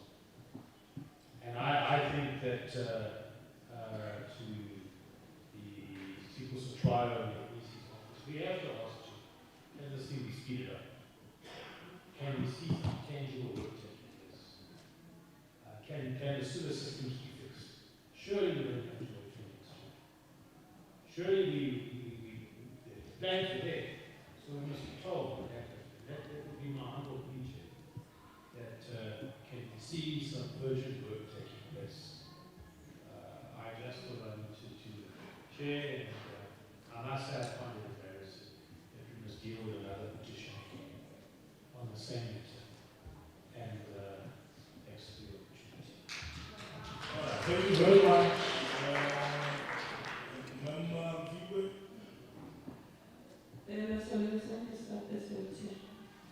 Thank you very much, Chair. We will deal with hostels at a particular point in my life. And I guess I should say COJ Housing needs to take responsibility as well. I know, Chair, for the fact that when I was MMC for EASD, we gave Joburg water money to sort out the sewer system and problems at the hostel. So the city needs to explain if, I was MMC for EASD 7 years ago. So sitting here today still having the same problems. Accountability is not being done. And it can't be that all the time there will be issues raised and they are not attended to. When we gave away water money, it was because there was a complaint from the hostel. In fact, the streets were closed. at the time, so we had to get money quickly from the late Makulu when was MMC for finance for us to sort out the sewer system at the hostel. What I'm saying is not exposed. It's something that I know, the check, that money was abused. So if today we were sitting in this situation that they might tell that is now that we're doing plans to sort out the hostel's infrastructure, then the city will explain what they do. So I'm not sure if you wanted to explain now or at another time, because the issue of the hostel, women's hostel has been there all the time. I remember we took that Democratic when he was the president of the country to the hostel because there were issues there. We took the current deputy president to the hostel to address the issues there. So it can be that we even bring high-profile leaders to the hostel and government commits to setting out the problems of the hostel. Then once we all leave, it becomes business as usual. And money is not spent, or money is spent but spent on the wrong things that are not supposed to be spent on. So we just need to hold both province and local government accountable for work that was supposed to be done. It is this one I know, and agriculture schools, you know, so we just need to understand, maybe also take someone to the water to come explain as to why is it that they deal with the money. Because it can be that there are stories when resources are availed for managers to sort out what needs to be sorted out. And we're sitting here 7, 10, 11 years down the line talking about the same problem. It can be. And I guess we should appreciate the task taken by the NEC to reinvent and sort out the historical issues. But it's a bit late as well that the women's hostel has been on the agenda of both local government and provincial government for such a long time. But there's no tangible results to changing the lives of the community that sits there. And I'm picking up excuses as well about social and the way the owners are on.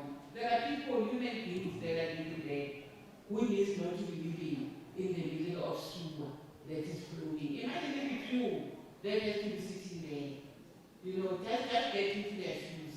Maybe sense of agency will be applied. You know, thanks.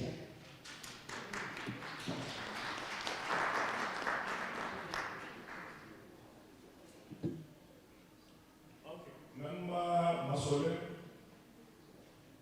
Thank you, Chairperson. And Chair, I see this department, there's no accountability at all. Like all the members have mentioned, this department must be held accountable. And secondly, there must be a quarterly report. Every 3 months, we must know what they are doing, the job that they are doing. But also, we will be seated here again in the next 5, 6, 7 years, and there won't be anything happened in those hostels. It's not only that hostel that is not even maintained or nothing is happening. All the hostels around Soweto is the same problem. So this department must be held accountable, and there must be a quarterly report every 3 months. Thank you. All right, thank you very much. Yeah, I mean, this is a big one, sir. And I'm sure you will understand and understand why almost every member says the same thing. And Member Shima is quite correct. I mean, I mean, just before COVID, and you were quite sure, it was in December, where we were told that there are professionals which were appointed, professional meetings and all of those things. And so when the report says we must still go to treasury, I mean, alone I just wonder what would have militated a submission of a report before the committee that says we are going to, what would that have been based on? Up until when are we still going to do the assessment? We know what the problems are. We know what the gravity, because the report says professionals must still quantify. And yet we know. We know how many units are affected. We know the extent. We know how even all of these things are causing a problem to the structural integrity and the health of the, we know. So why do you still need? You know, my sense, I'll tell you here, was spending so much money on consultants to just do assessment, which money could have easily been utilized for the actual reparations. You know? So if you were to quantify how much money thus far has been spent on appointing these professional teams, changing them, saying they must assess. I mean, this is not even a bigger project than you would imagine it is. Surely you know, I mean, you can read from it. And by the way, Honourable Ezra insisted that they want. You know, but this thing has been there hiding memorial. It's not as if it's a problem that is arising now. We police know, the city has known, the department is known. And yet all the time the reports sound the same. We are going to appoint people after they have done an assessment, or going to request a budget during the adjustment period.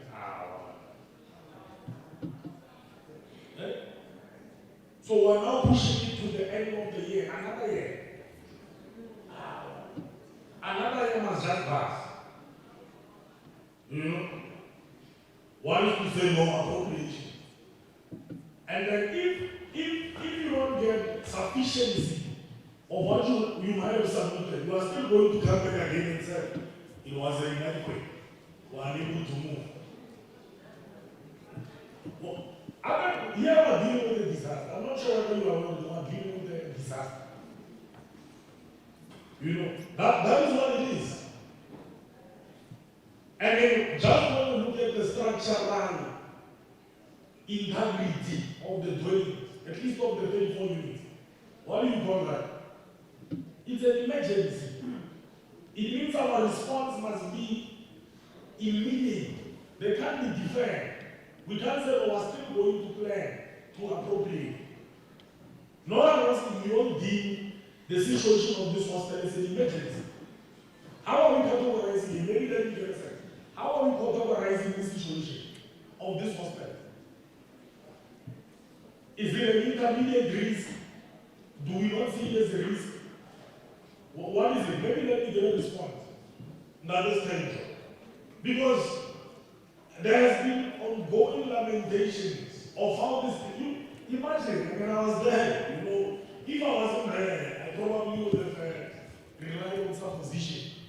But because we were physically there, we know what's the coming. That it's in heavy trouble even to raise children there. Let alone for elderly people to be there. And the emissions coming from the sewerage spillage, do you not think they affected those people who are there? To a point where we perennially say, we're going to appoint assessors or you know you can't live a day in your own household when just one toilet in your house has a spillage. You can't. You are going to treat that occurrence as an emergency. Sooner than anybody can think, there will be plumbers who are in your house. But we are not doing it for our people. I said, oh, I don't want to say. Initially, we thought, you know, let's not be unreasonable to yourselves. You will remember when we kept on understanding, well, it's okay, you know, so long as there's a great movement. But simply there's no movement. So even when we say we've deployed the people there, they are assessors, it's not as if they are repairers. You see, if we're saying we're sending people to attend to the sewage, can't the people who deal with sewage quantify that well for you? They can. Why do you need duality of the things? on a sewerage matter, on a drainage matter. You need professional consultants to assess in order for you to procure the services of the actual people who are going to do that work. So what is that? What do you call that? Duplicity. I come as a Letsoalo to come and assess, there's a hole here in this care. After I've done that, somebody comes to sort of fill in the hole. I know following this route. Maybe what we may have to do is, and unfortunately, we may even have to advance the ABC. We may have to advance the ABC. Maybe invite all of these people who are here, who are residing, such that when there's a house sitting, we debate this issue. And let's see how the ABC will respond, seeing all of these people who are here. Because we have tried, through understanding of the bureaucrats, but this has now been extended. It has now reached a point where it's just unreasonable.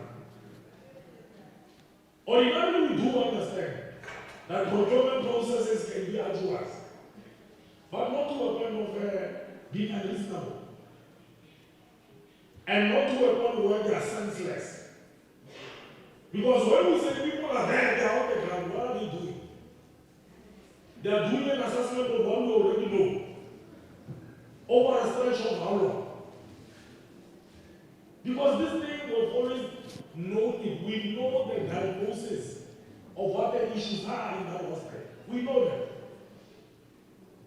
It actually frightens me that you don't know. To a point where you need professional assessors. I mean, the optics of it are just bad. It says to us, it says to the community, the department doesn't know. And yet you should be in the know. You really should be in the know.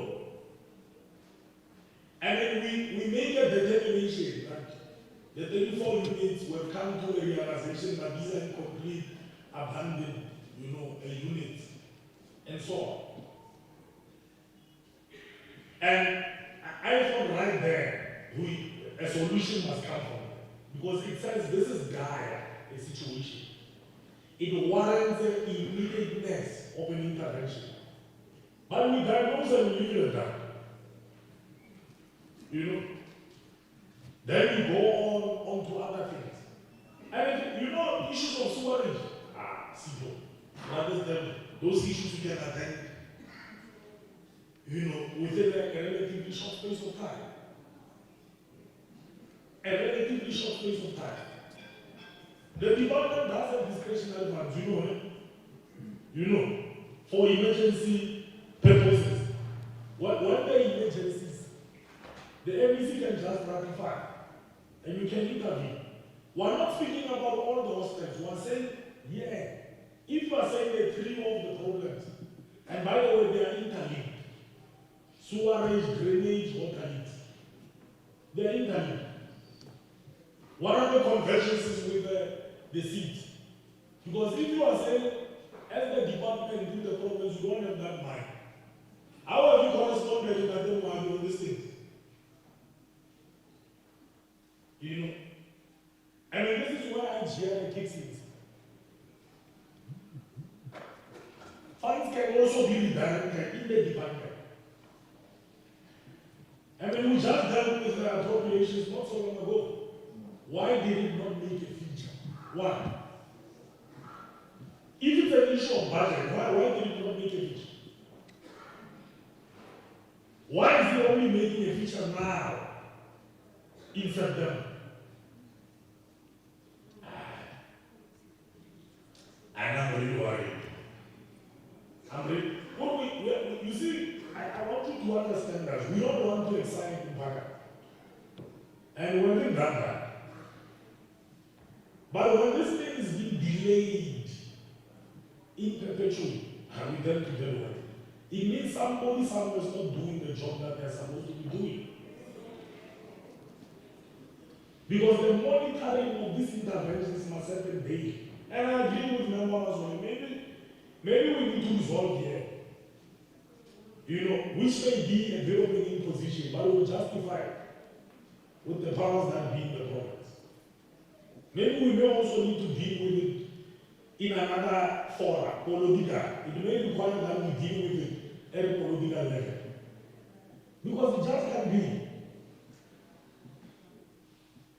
It really is unsettling that this thing has just been there. All the while we're told about people who are going to be appointed. Good people. And I say, you know how serious we take you. In other instances, we even have to defend your reports. In other instances, even when they didn't make sense to us. But you are putting us in a corner. You know? You are really putting us in a corner. Please. So I want us to resolve. We'll explain it to the NEC. That we want this thing to be done. I'm not sure what would be reasonable and time frames. You know? I'm not sure what would be reasonable and time frames. You can advise one.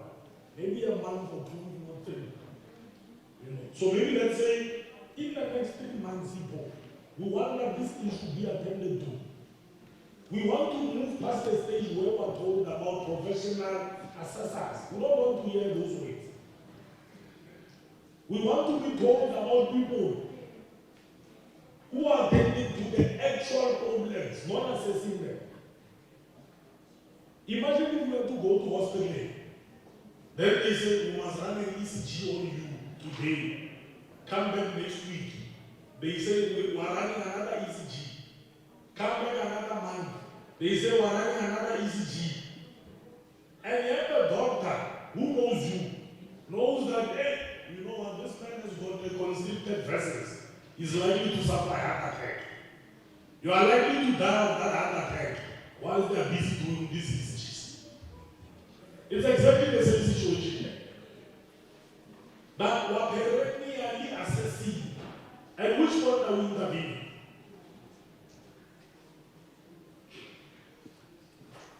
At which point? Because at some point we need to intervene decisively.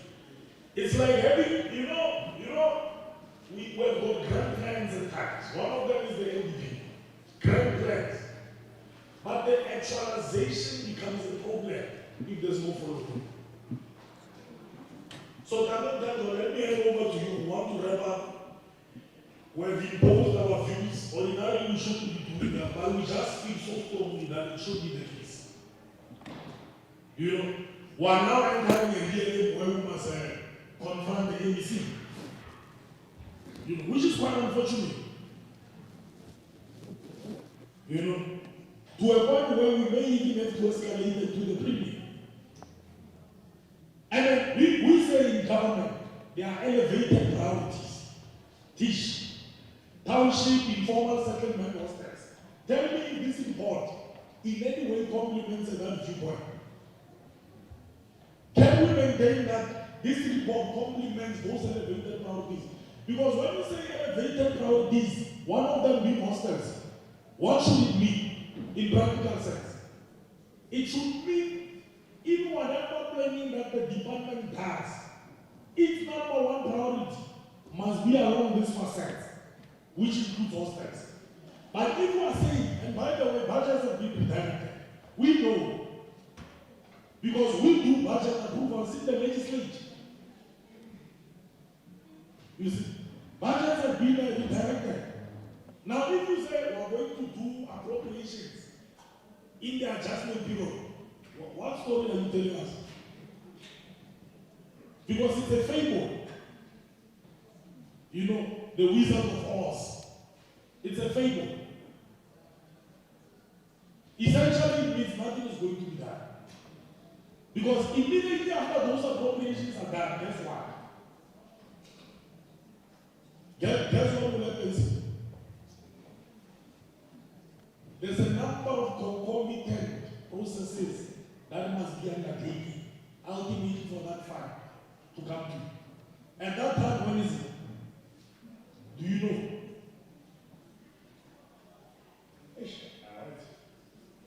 It takes you to 2024.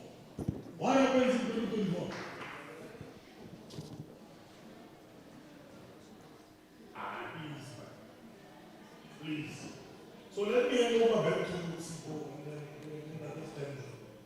Just one, really just one. I really thought, as I read your report, I said, maybe that just will compensate this report for some verbal emissions. You know? I thought we were going to get different narrations and with a different sounding. But I'm proving wrong. You know? So let me hand over back to you. We don't even know what to tell Bongkolo in the hospital. We don't even know. Tell me, what do we tell them? What story are we saying to them essentially? If you want to tell them by your own words. And not rely on the abstractness of the report itself. If you were to say to them now, would you say we're moved? There's much needed progress. There's no progress there. We're essentially articulating what we think could at some point be progress, but it's not progress now. Let me hand over to you. Thanks, Chair. I think it's one of those things where you cannot justify any comment from our side to say we knew nothing about what has been raised. Everything that has been raised, Chair, we are fully aware of. We were part of everything. We were part of the meetings where we introduced the PRT, and it was jubilation to the people of Orlando West Women's Hostel. But I think, Chair, will take you from your proposal, or which you are not going to say it's imposed, as the recommendation that there should be a report that needs to be given in terms of what is going to be done, not of what is being contemplated. As Honourable Mfikwe has said, at some stage in the same year when we met, a commitment would have been made by the city to say they will also assist in the fixing of the sewer. And to date, we have not done anything and we have not moved. And I think, Chair, within this period where we'll be meeting together with the city, the first priority should be the fixing of the sewer system, which is a most fundamental and the burning issue that needs to be looked at prior to anything. We will hold an IGR meeting between ourselves as the department as well as the city to map a way forward in terms of when and how the matter of the sewer is going to be dealt with, because it has to be treated as a matter of agents. And I think with what the Chief Director has raised, I concur with the committee in terms of the dissatisfaction that we have said nothing with regard to what we have done, because there's absolutely nothing that we have done. But I will appeal to the committee that we be given these 3 months to come and give a report of what we would have done within that 3 months in terms of what is doable and what is achievable within the short period of time. But with an understanding that the key issue, which is a disastrous issue, is the sewer system. And then the rest will follow after the first phase.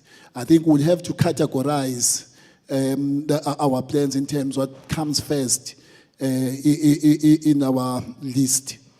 Thanks.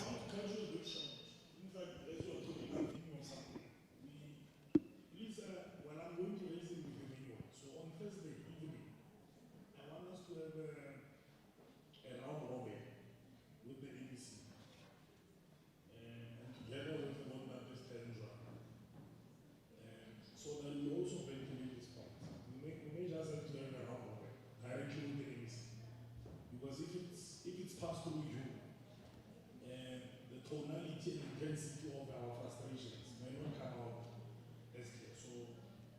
just impress on the NEC that we would want to do it that way. Thursday, we do a round robin. I will also talk to you immediately after this session, so that as we agree on the timelines, it must be stayed on the block. Because if you pass the buck and say yourself, there is no way of knowing how we are going to meet our account. You know? And we can only hold them accountable because it's a public representative. So we want this name on the block insofar as this issue is concerned. Let me, understand, I'll give you a few minutes because we want to move on to the next petition. We've got a last petition. Thank you, Chair. I think I will take the cue from your closing remarks on the point, Chair. But indeed, we are committed and we acknowledge the delays. I can't defend the department, Chair, on the delays and the challenges internally that have, sometimes we come, we commit, you go back, work that must happen back office takes a long time, and what we would have committed does not happen, and there are problems. But I'm here to say that maybe the assessment would have been wrong. We need the BOQ chairperson, the bills of quantities that we will use to appoint the contractor who will fix. That's exactly what the professionals are doing on the ground right now. And probably it is good that there is also a decision to say on quarterly basis, probably we must report. I think it is the intention that at the end of the quarter, when we come back with the report, indeed we will be saying the contractor has started, they are fixing and so on and things like that. But we cannot discount the challenges that are inside the department and so on, but the commitment is there, and we will take the cue from the chairperson and what we've said, Sipo. Thank you very much.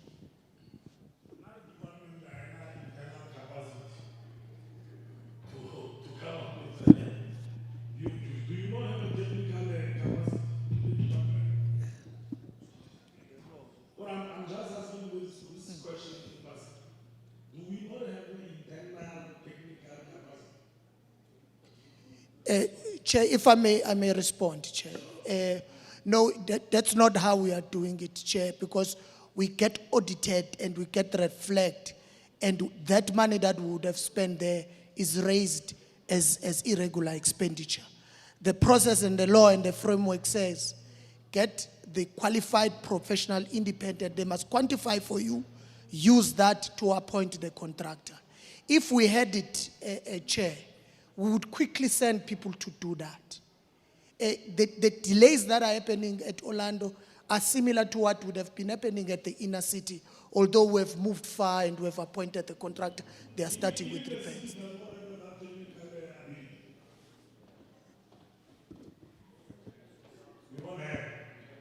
You have. This is what Asia is about. Where there's a lacuna somewhere to compensate for another thing. Anyway, we'll discuss that some other time. So thank you very much. We'll have a meeting with the NEC on Thursday. Hopefully it's available. And then we've recommended 3 months within which all of these issues must be attended to. But we still want to come back to you on the actualities of that intervention, because we may be saying 3 months, only to find out it needs to be more than somewhat different. You know, I think through long would hold your hand. One of the things that is amiss, I'm not so sure why you are not interacting with the residents. Because they are saying you don't answer calls, you run away, I don't know. Surely this one does not need professional assistance. You just interact, you go, you update people, these are the bottlenecks, I'm not sure. So please let's do it. Is it your responsibility? Whose responsibility is it? In terms of communication, it's important. Why was I saying that? Chair, I talk to them almost every week. This morning I talked to Mr. Letsoalo. Yesterday I was with them at the hostel, Mr. Letsoalo. Nsizwa. Nsizwa Hlatshwayo is the one that we've been interacting with because he, Yeah, please start to engage broadly with the inhabitants, because often when you transfer to one person, the message might not get across. I was on site yesterday. I spent time there. Are you aware? Thanks, Chair. Chair. All right, Chair. You see what the member is saying there, that every time when they know we have a sitting like this or something's happening tomorrow, the very day before they'll come and they go and speak to an individual. They don't call a collective meeting to iron out issues. Yeah, please let's call it our approach. I don't want us to debate it now. Let's strengthen communication. I think there's a bit of a weakness. Because surely when we engage the broadly collective, this issue will be something. So let's go and update it. Let's have a schedule. Every single. We need a schedule of interactions. It must not be sporadic. It needs to be like, okay, you know what? On this milestone, we'll go and brief you. Let's do it that way. Can we do it that way?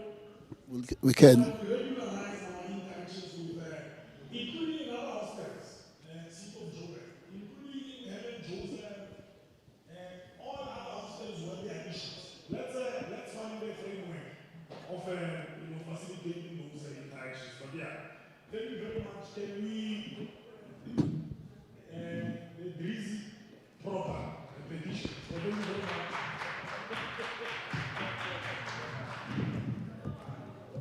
Thank you, Chair.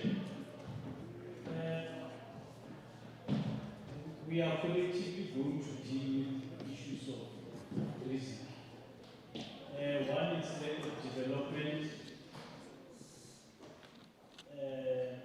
The second one is title deeds, and the third one is maintenance.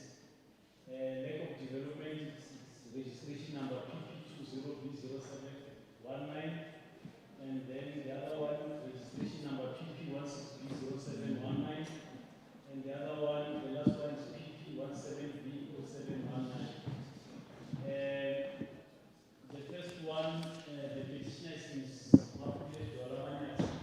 submitting the 3 petitions on behalf of the community.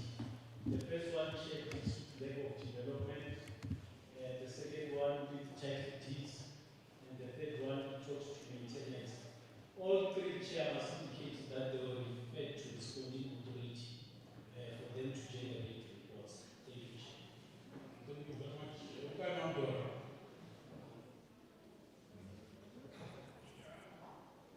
Okay, Mandora. Hi.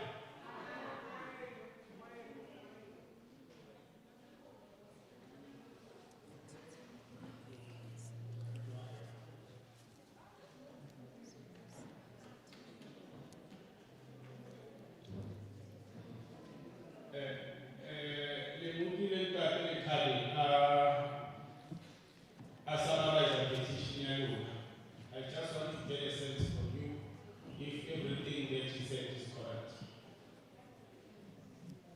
Now, summarize the petition, you have 3 different issues that you packaged. I just need to make sure that the petition is correct. Yeah, more or less some of the things are right. Thank you very much.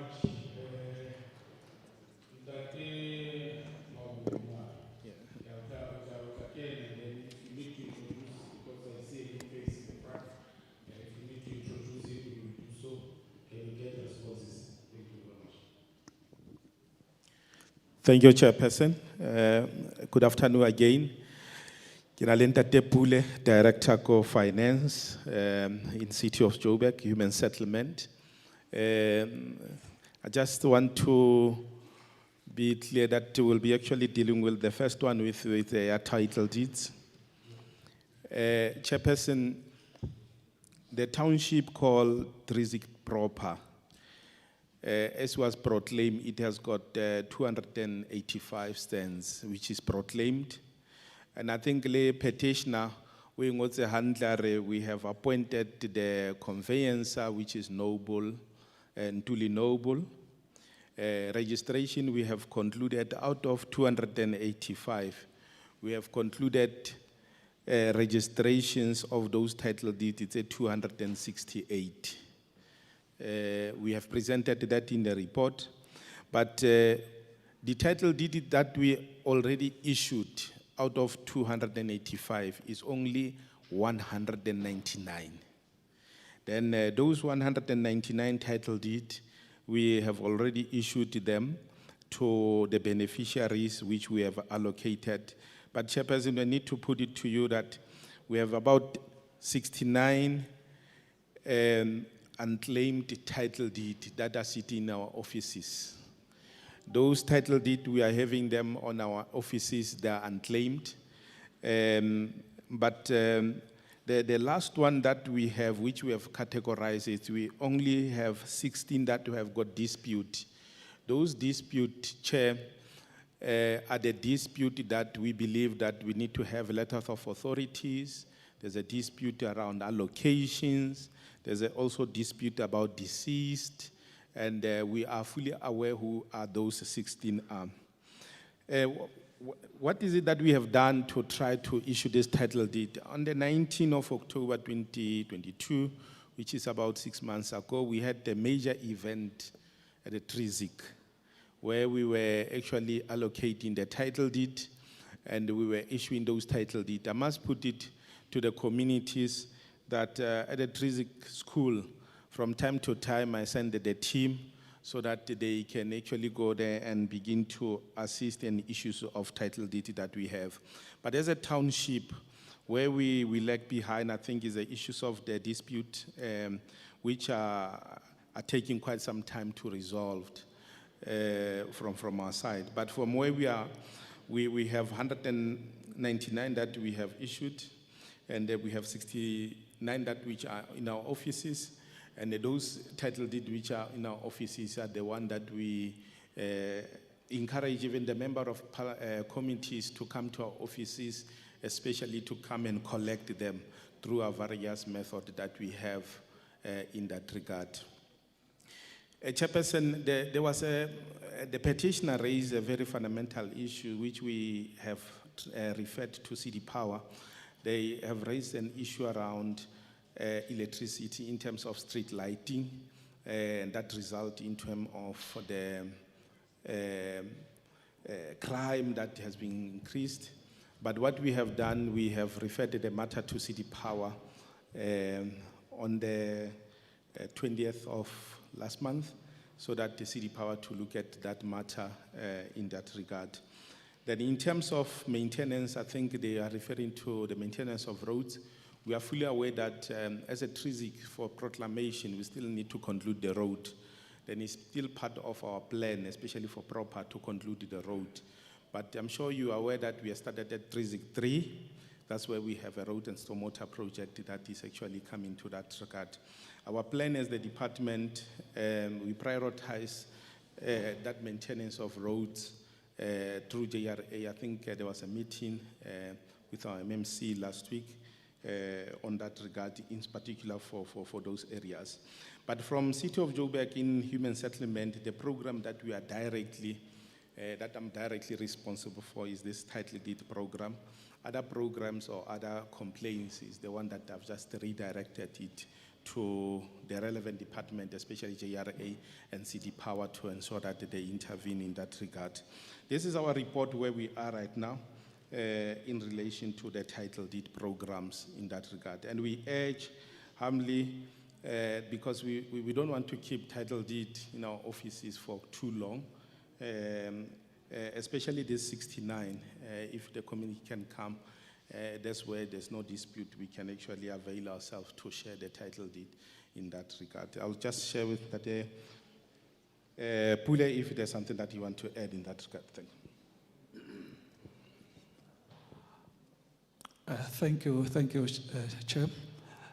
Chair and honorable members, in terms of the title deeds, we are very much committed in making sure that each and every beneficiary receive the title deeds. But where there are disputes, unfortunately, our hands are tied, but we do try by all means, using all the means available, call notes, communication with ward councillor to make sure that we resolve the issues that are still outstanding. Thank you.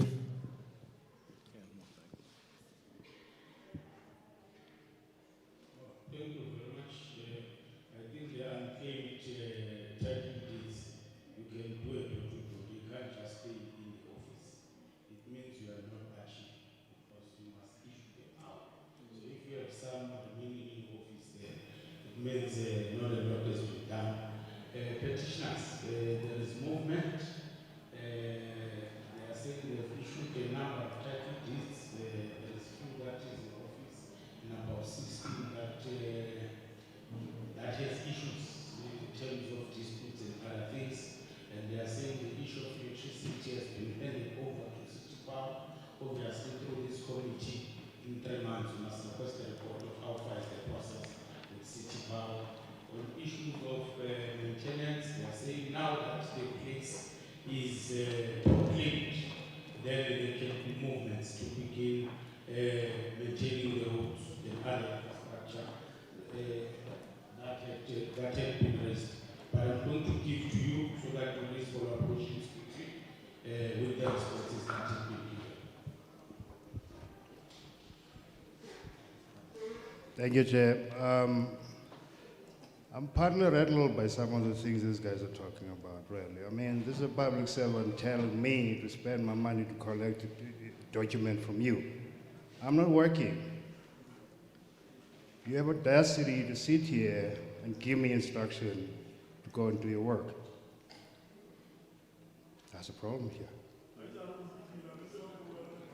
These things, when they came to Orange Farm, there was a problem in communication because you used political aligned people to push this. It wasn't going to work. Of all people as directors, you should know better.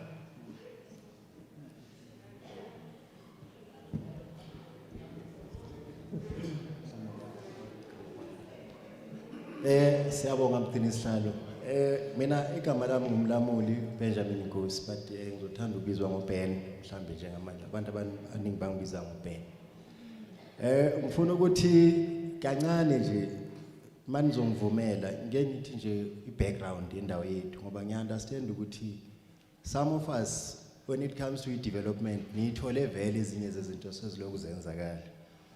Ithi ngiqale nje ngeissue ye maintenance qala because sinale challenge yesewer, spillage of sewer, and then two sibe ne challenge food of which I think you didn't pick them up mangiloku ngilalele mhlambe ngoba isilungu singekho familiar ngaso, but indaba ye what we call ye sewer nendaba yama dustbin waste removal sine challenge kakhulu kuyo le nto leyo because kunale policy yakamasipala. I think it's pick it up ye 5 year, it's a 5-year policy whereby kufanele each and every 5 year abantu bathole ubin. So definitely mina since ngathola ubin, I think it's 10 years away njengoba ngiye ngaya lapha eofisini ngathola ubin during this week, of which yimi nje kuphela ngiyacabanga out of abantu abaningi kufanele bathole ibin. Sine challenge ke makufika lapho because if abantu they don't have ama bins okulahlela udodi ngaphakathi, they tend to see ama open spaces and then bayolahlela lapha esigangeni, and then bese kuba i-risk yezempilo kakhulu einganeni zethu. And then enye izinto mangifuna ukubuyela emuva kule ndaba yesuwa, i-line le esikhala ngayo kakhulu because there's one line eloku isihlupha njalo of which manje sezi multiple after indaba installation of a tar road. I-development yenzeke lapha kithi siloku silapha ya. I mean started under as a squatter camp. Iphekwe esiloku sihleli lapha ya. Some services were passing through us but they were not meant for us. Kusho ukuthi it's like ngikhuluma ngepipe leli lingene la uphumela ngalo futhi yile sinikeze problem manje kakhulu. Lela pipe, when it starts to spill, liqala lingene phakathi kwemizi and people cannot even flush endlini. So that's the thing, sayibona and identify. We even took it up no councillor nabo CTW, of which up until namhlanje we are still facing the very same problem. Johannesburg water umsebenzi wayo ukuthi ize ifike ihlokoze ihambe 2 days down the line futhi sekunjalo. And then enye izinto that we think we can look at with development indawo yethu seyitar road seyifakwa ama tar roads mhlambe I didn't pick it up mangabe ukuthi lokhu usho leyo. But what happened ngalesikhathi kufakwa ama tar roads lapha kithi azange baqedelele. We were never given a chance to participate as communities. Ithingisho kanjalo. And then whatever that they have done in an impact futhi empilweni zethu. Sine paving engaqedelelwanga. And then sinamasuwa njengoba ngisho amanzi at some point uthola ezinye impompi because ngalesikhathi bekube group they double ama pipe and all that. And then uma sithi siyayibhekisisa kahle indaba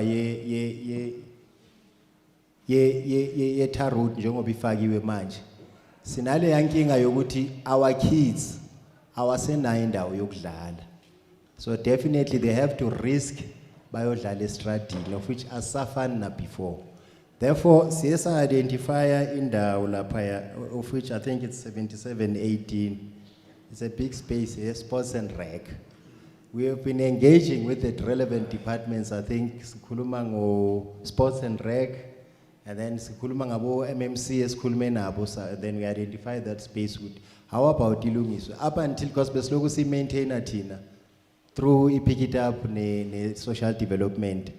But siyabona manje kuthegcineni contract ifike yalahlela umhlabathi lo esingakwazi nathi ukuthi singawenzani. And siyacela mhlambe ukuthi if kuthi ngayenzeka ukuthi kube khona izintonyana ezibhekwayo, we do have a proposal, I think it's somewhere in the offices la izokwazi ukuthi ikwazi ukwenza izinto khona ngendlela right. So mhlambe ukuvala nje ngingadlaleki kakhulu chairperson, sinale inkinga ke yokuthi out of our communities kunama community structures avumbukayo, of which we do understand why they are not recognized, but those concerned people, those few people, abantu honestly that they are feeling a pain or a pinch yokwenzeka kwezinto in their areas. So sibanale a challenge ke yokuthi whatever that it happens, ekufanele ukuthi it develop ama communities, and it's no longer consideration ayisekho kubo. Things will go in a protocol.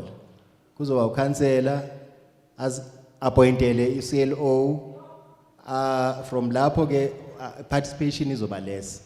To mhlawumbe unitshela ukusho nje something entsha eyokuthi project le ebeyilethwe ya tar road ebeyilethwe isizwe gcine si introduce nje ukuthi this is the project that is coming to do this, and there was never a community meeting to discuss ama issues nama challenges.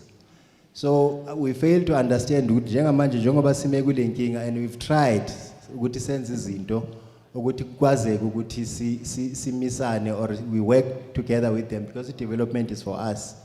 So sibanale yonkinga ke ukuthi senze izinto ngendlela ecacile, then sisale nama challenges. Enye yezinto since sithumele le petition. Yep. We want to give you an opportunity, but we don't want you to extend the petition. No? Because you see some of the issues that you are mentioning now are not featured in the petition, and it sort of makes it a bit difficult for us. Because even if you were to say, because this is the Department of Human Settlement, my anxiety is that because we have not referred these issues to them, it might be a bit unfortunate and a bit unfair to expect them to give responses immediately. Others of the issues that you are raising may require a different process, so that we are also empowered with information to follow through. So I would rather we stick to the issues that you have raised. I mean, you raised the issue around maintenance, which I thought you also elaborated. You know, beyond just the electricity issues, there are also these other issues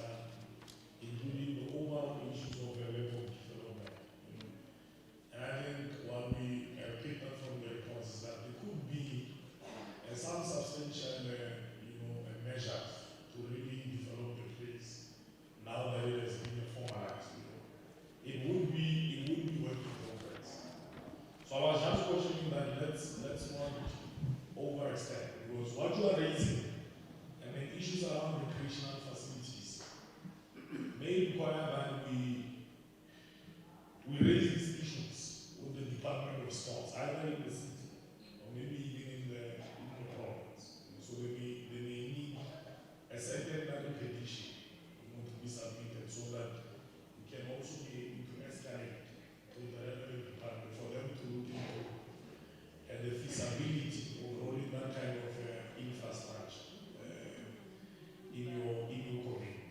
But I think for all other issues, we'll have recorded those issues. Okay, yeah. Yeah. Ke nna mme Mapule, ne ke kopa mo ntate o itse mabone ba tlile ba tlo a lokisa eo. O bua nnete ba tlile ba tlo a lokisa.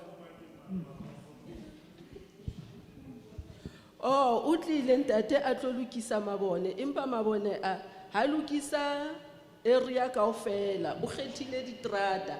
Ha ke mmotsa hobaneng a etsa jwalo, o re o tlo a lokisa ho ya ka petition. Ke re no, petition e bua ka metse e 275 mona. Ene ditrata tsena kaofela di re lekane re le kaofela hore o ka lokisa mabone ana a strata, e se strata sa rona fela. O fihlile o lokisitse sa rona fela strata, and then mabone a mang a setse a laeta, a mang ha laeta. Okay, now thanks. We even appreciate you for the city power has started working because they had just given them the land, but they were not sure that they've even started. So it's quite great that they've started. But what I want to colleagues to touch on before we close, the issue of these two issues of water and sewer spillage. If we can touch on those one quickly because they do form part of the petition. And other issues we see with the petition, how we package them for future engagement. Okay. Who is the old councillor? No, we don't know him. No, we don't know him. Councillor Zondo. Ah. Zondo. No, we don't know the guy. What 5? Never introduced himself. Keyword 5, Councillor.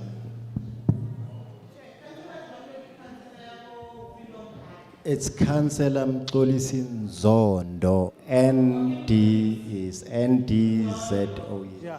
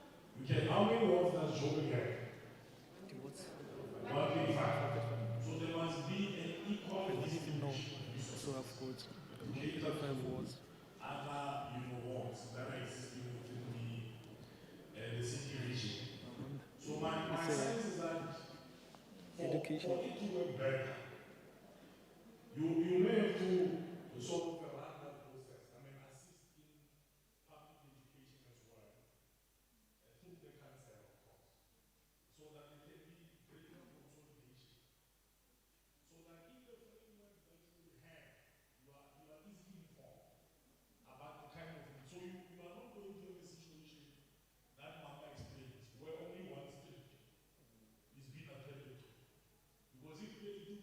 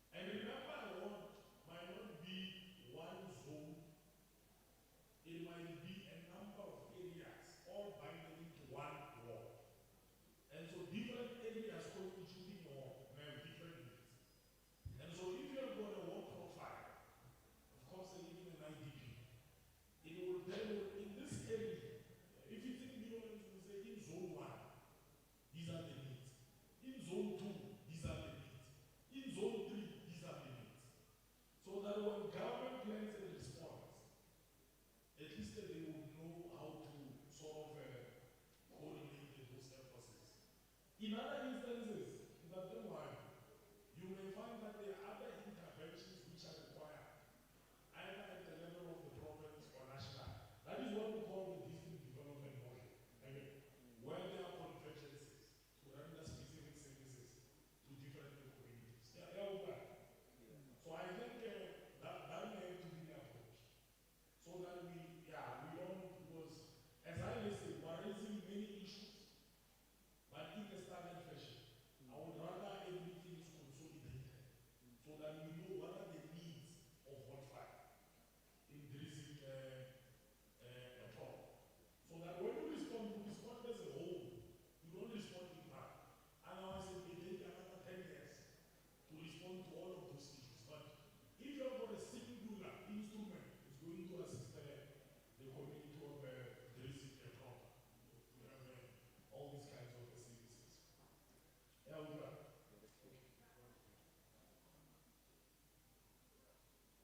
So are you comfortable with that approach, Brother? Yeah, Chair, what I can say is, I might not be sure whether I'm comfortable with that plan because in most cases where we have engaged with relevant leaders or people to bring development in our areas, we come to be disappointed. I don't know if maybe, or how may I get guarantees so that I could be able to be comfortable about whatever that we came here for. Because sinale challenge yoguti one, petition le masienza, I think 4 years away. And we even forgotten there's nothing legislature will do about this.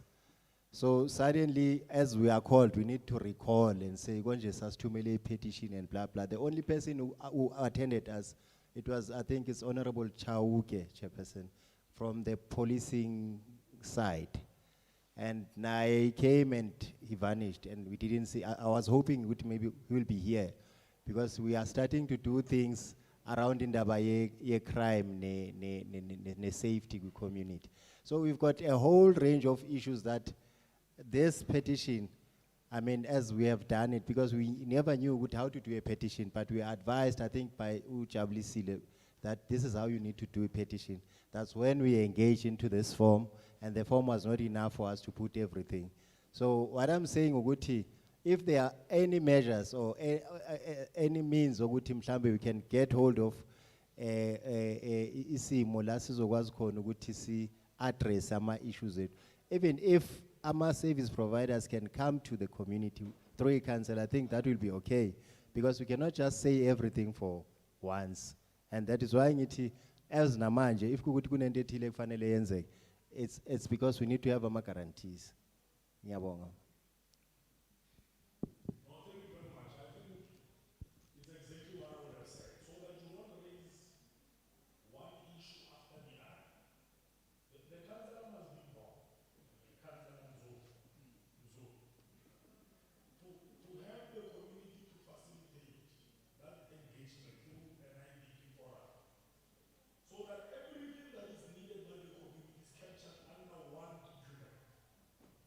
And what you will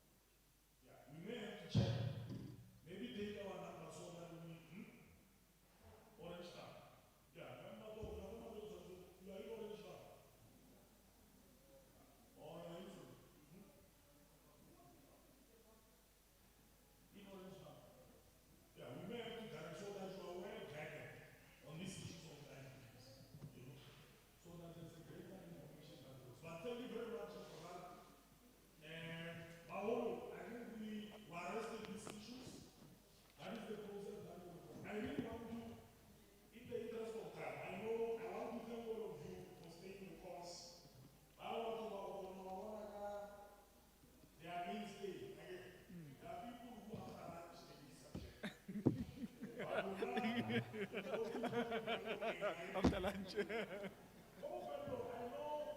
We took a bit of time. I quickly want to run through one issue. There are a number of people who have got RDP-related challenges. During lunch time, the one of Mama, they said Mama probably 96, others said 99, but we still have not received the feedback. In the previous year, we met with the National Department of Human Settlement, together with the programs, and we said to us, we want to prioritize different dispensations or different categories. But the number one was people of all of 1996 to 1999. Earlier on, it's just that we failed to announce it, and I must apologize for it. With the people who were invited to come and check people on their system, again, or if you are applying to check whether there was a subsidy approval and so on and so forth. So it was an apology that we received. I wanted to find a way to maybe I must have opened so that to advise where people should go when they want to follow up. Or whether there's a number that they can call. And I know some people are getting excessive. You don't want the number where somebody doesn't answer. Wow. You want to assist our people who have applied for RDPs or they've got clarity-seeking questions. Clarity-seeking questions. So, in 3 minutes, if you can just take that back and close. Thanks. Thanks, Chair. I think it's unfortunate that we only had this opportunity now because we had brought those people to assist. But we have different offices in and around the province. Like here in Soweto, behind Para, there is a human settlement department where they can go and verify. But those that are able to catch a cab, we've got offices at 129 Fox Street in Joburg, where they can be assisted at 4th floor. I think those are the key areas where we can assist. But another thing is that, Chair, we will share information with those that visit the PCOs, because they can also do it online in terms of checking your own status online. You somewhere punch the ID number, but we'll liaise with the PCOs that are around the area and give them that information. But they can also go to Bramfontein at 222 Smith Street, where they can also be assisted. The Department of Human Settlement for the city of Johannesburg is located there. And without further ado, Chair.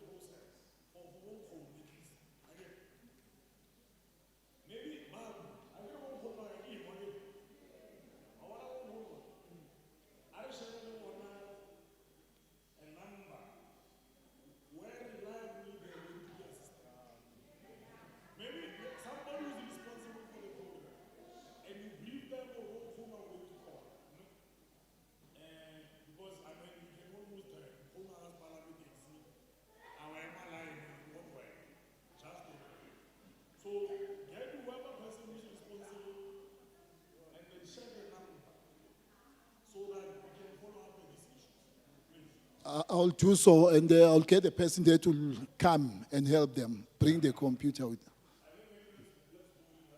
Okay.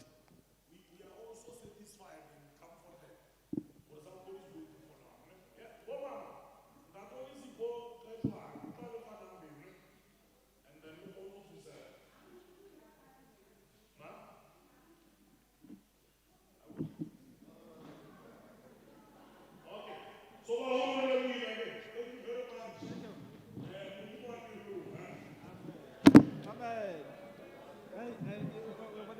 recording?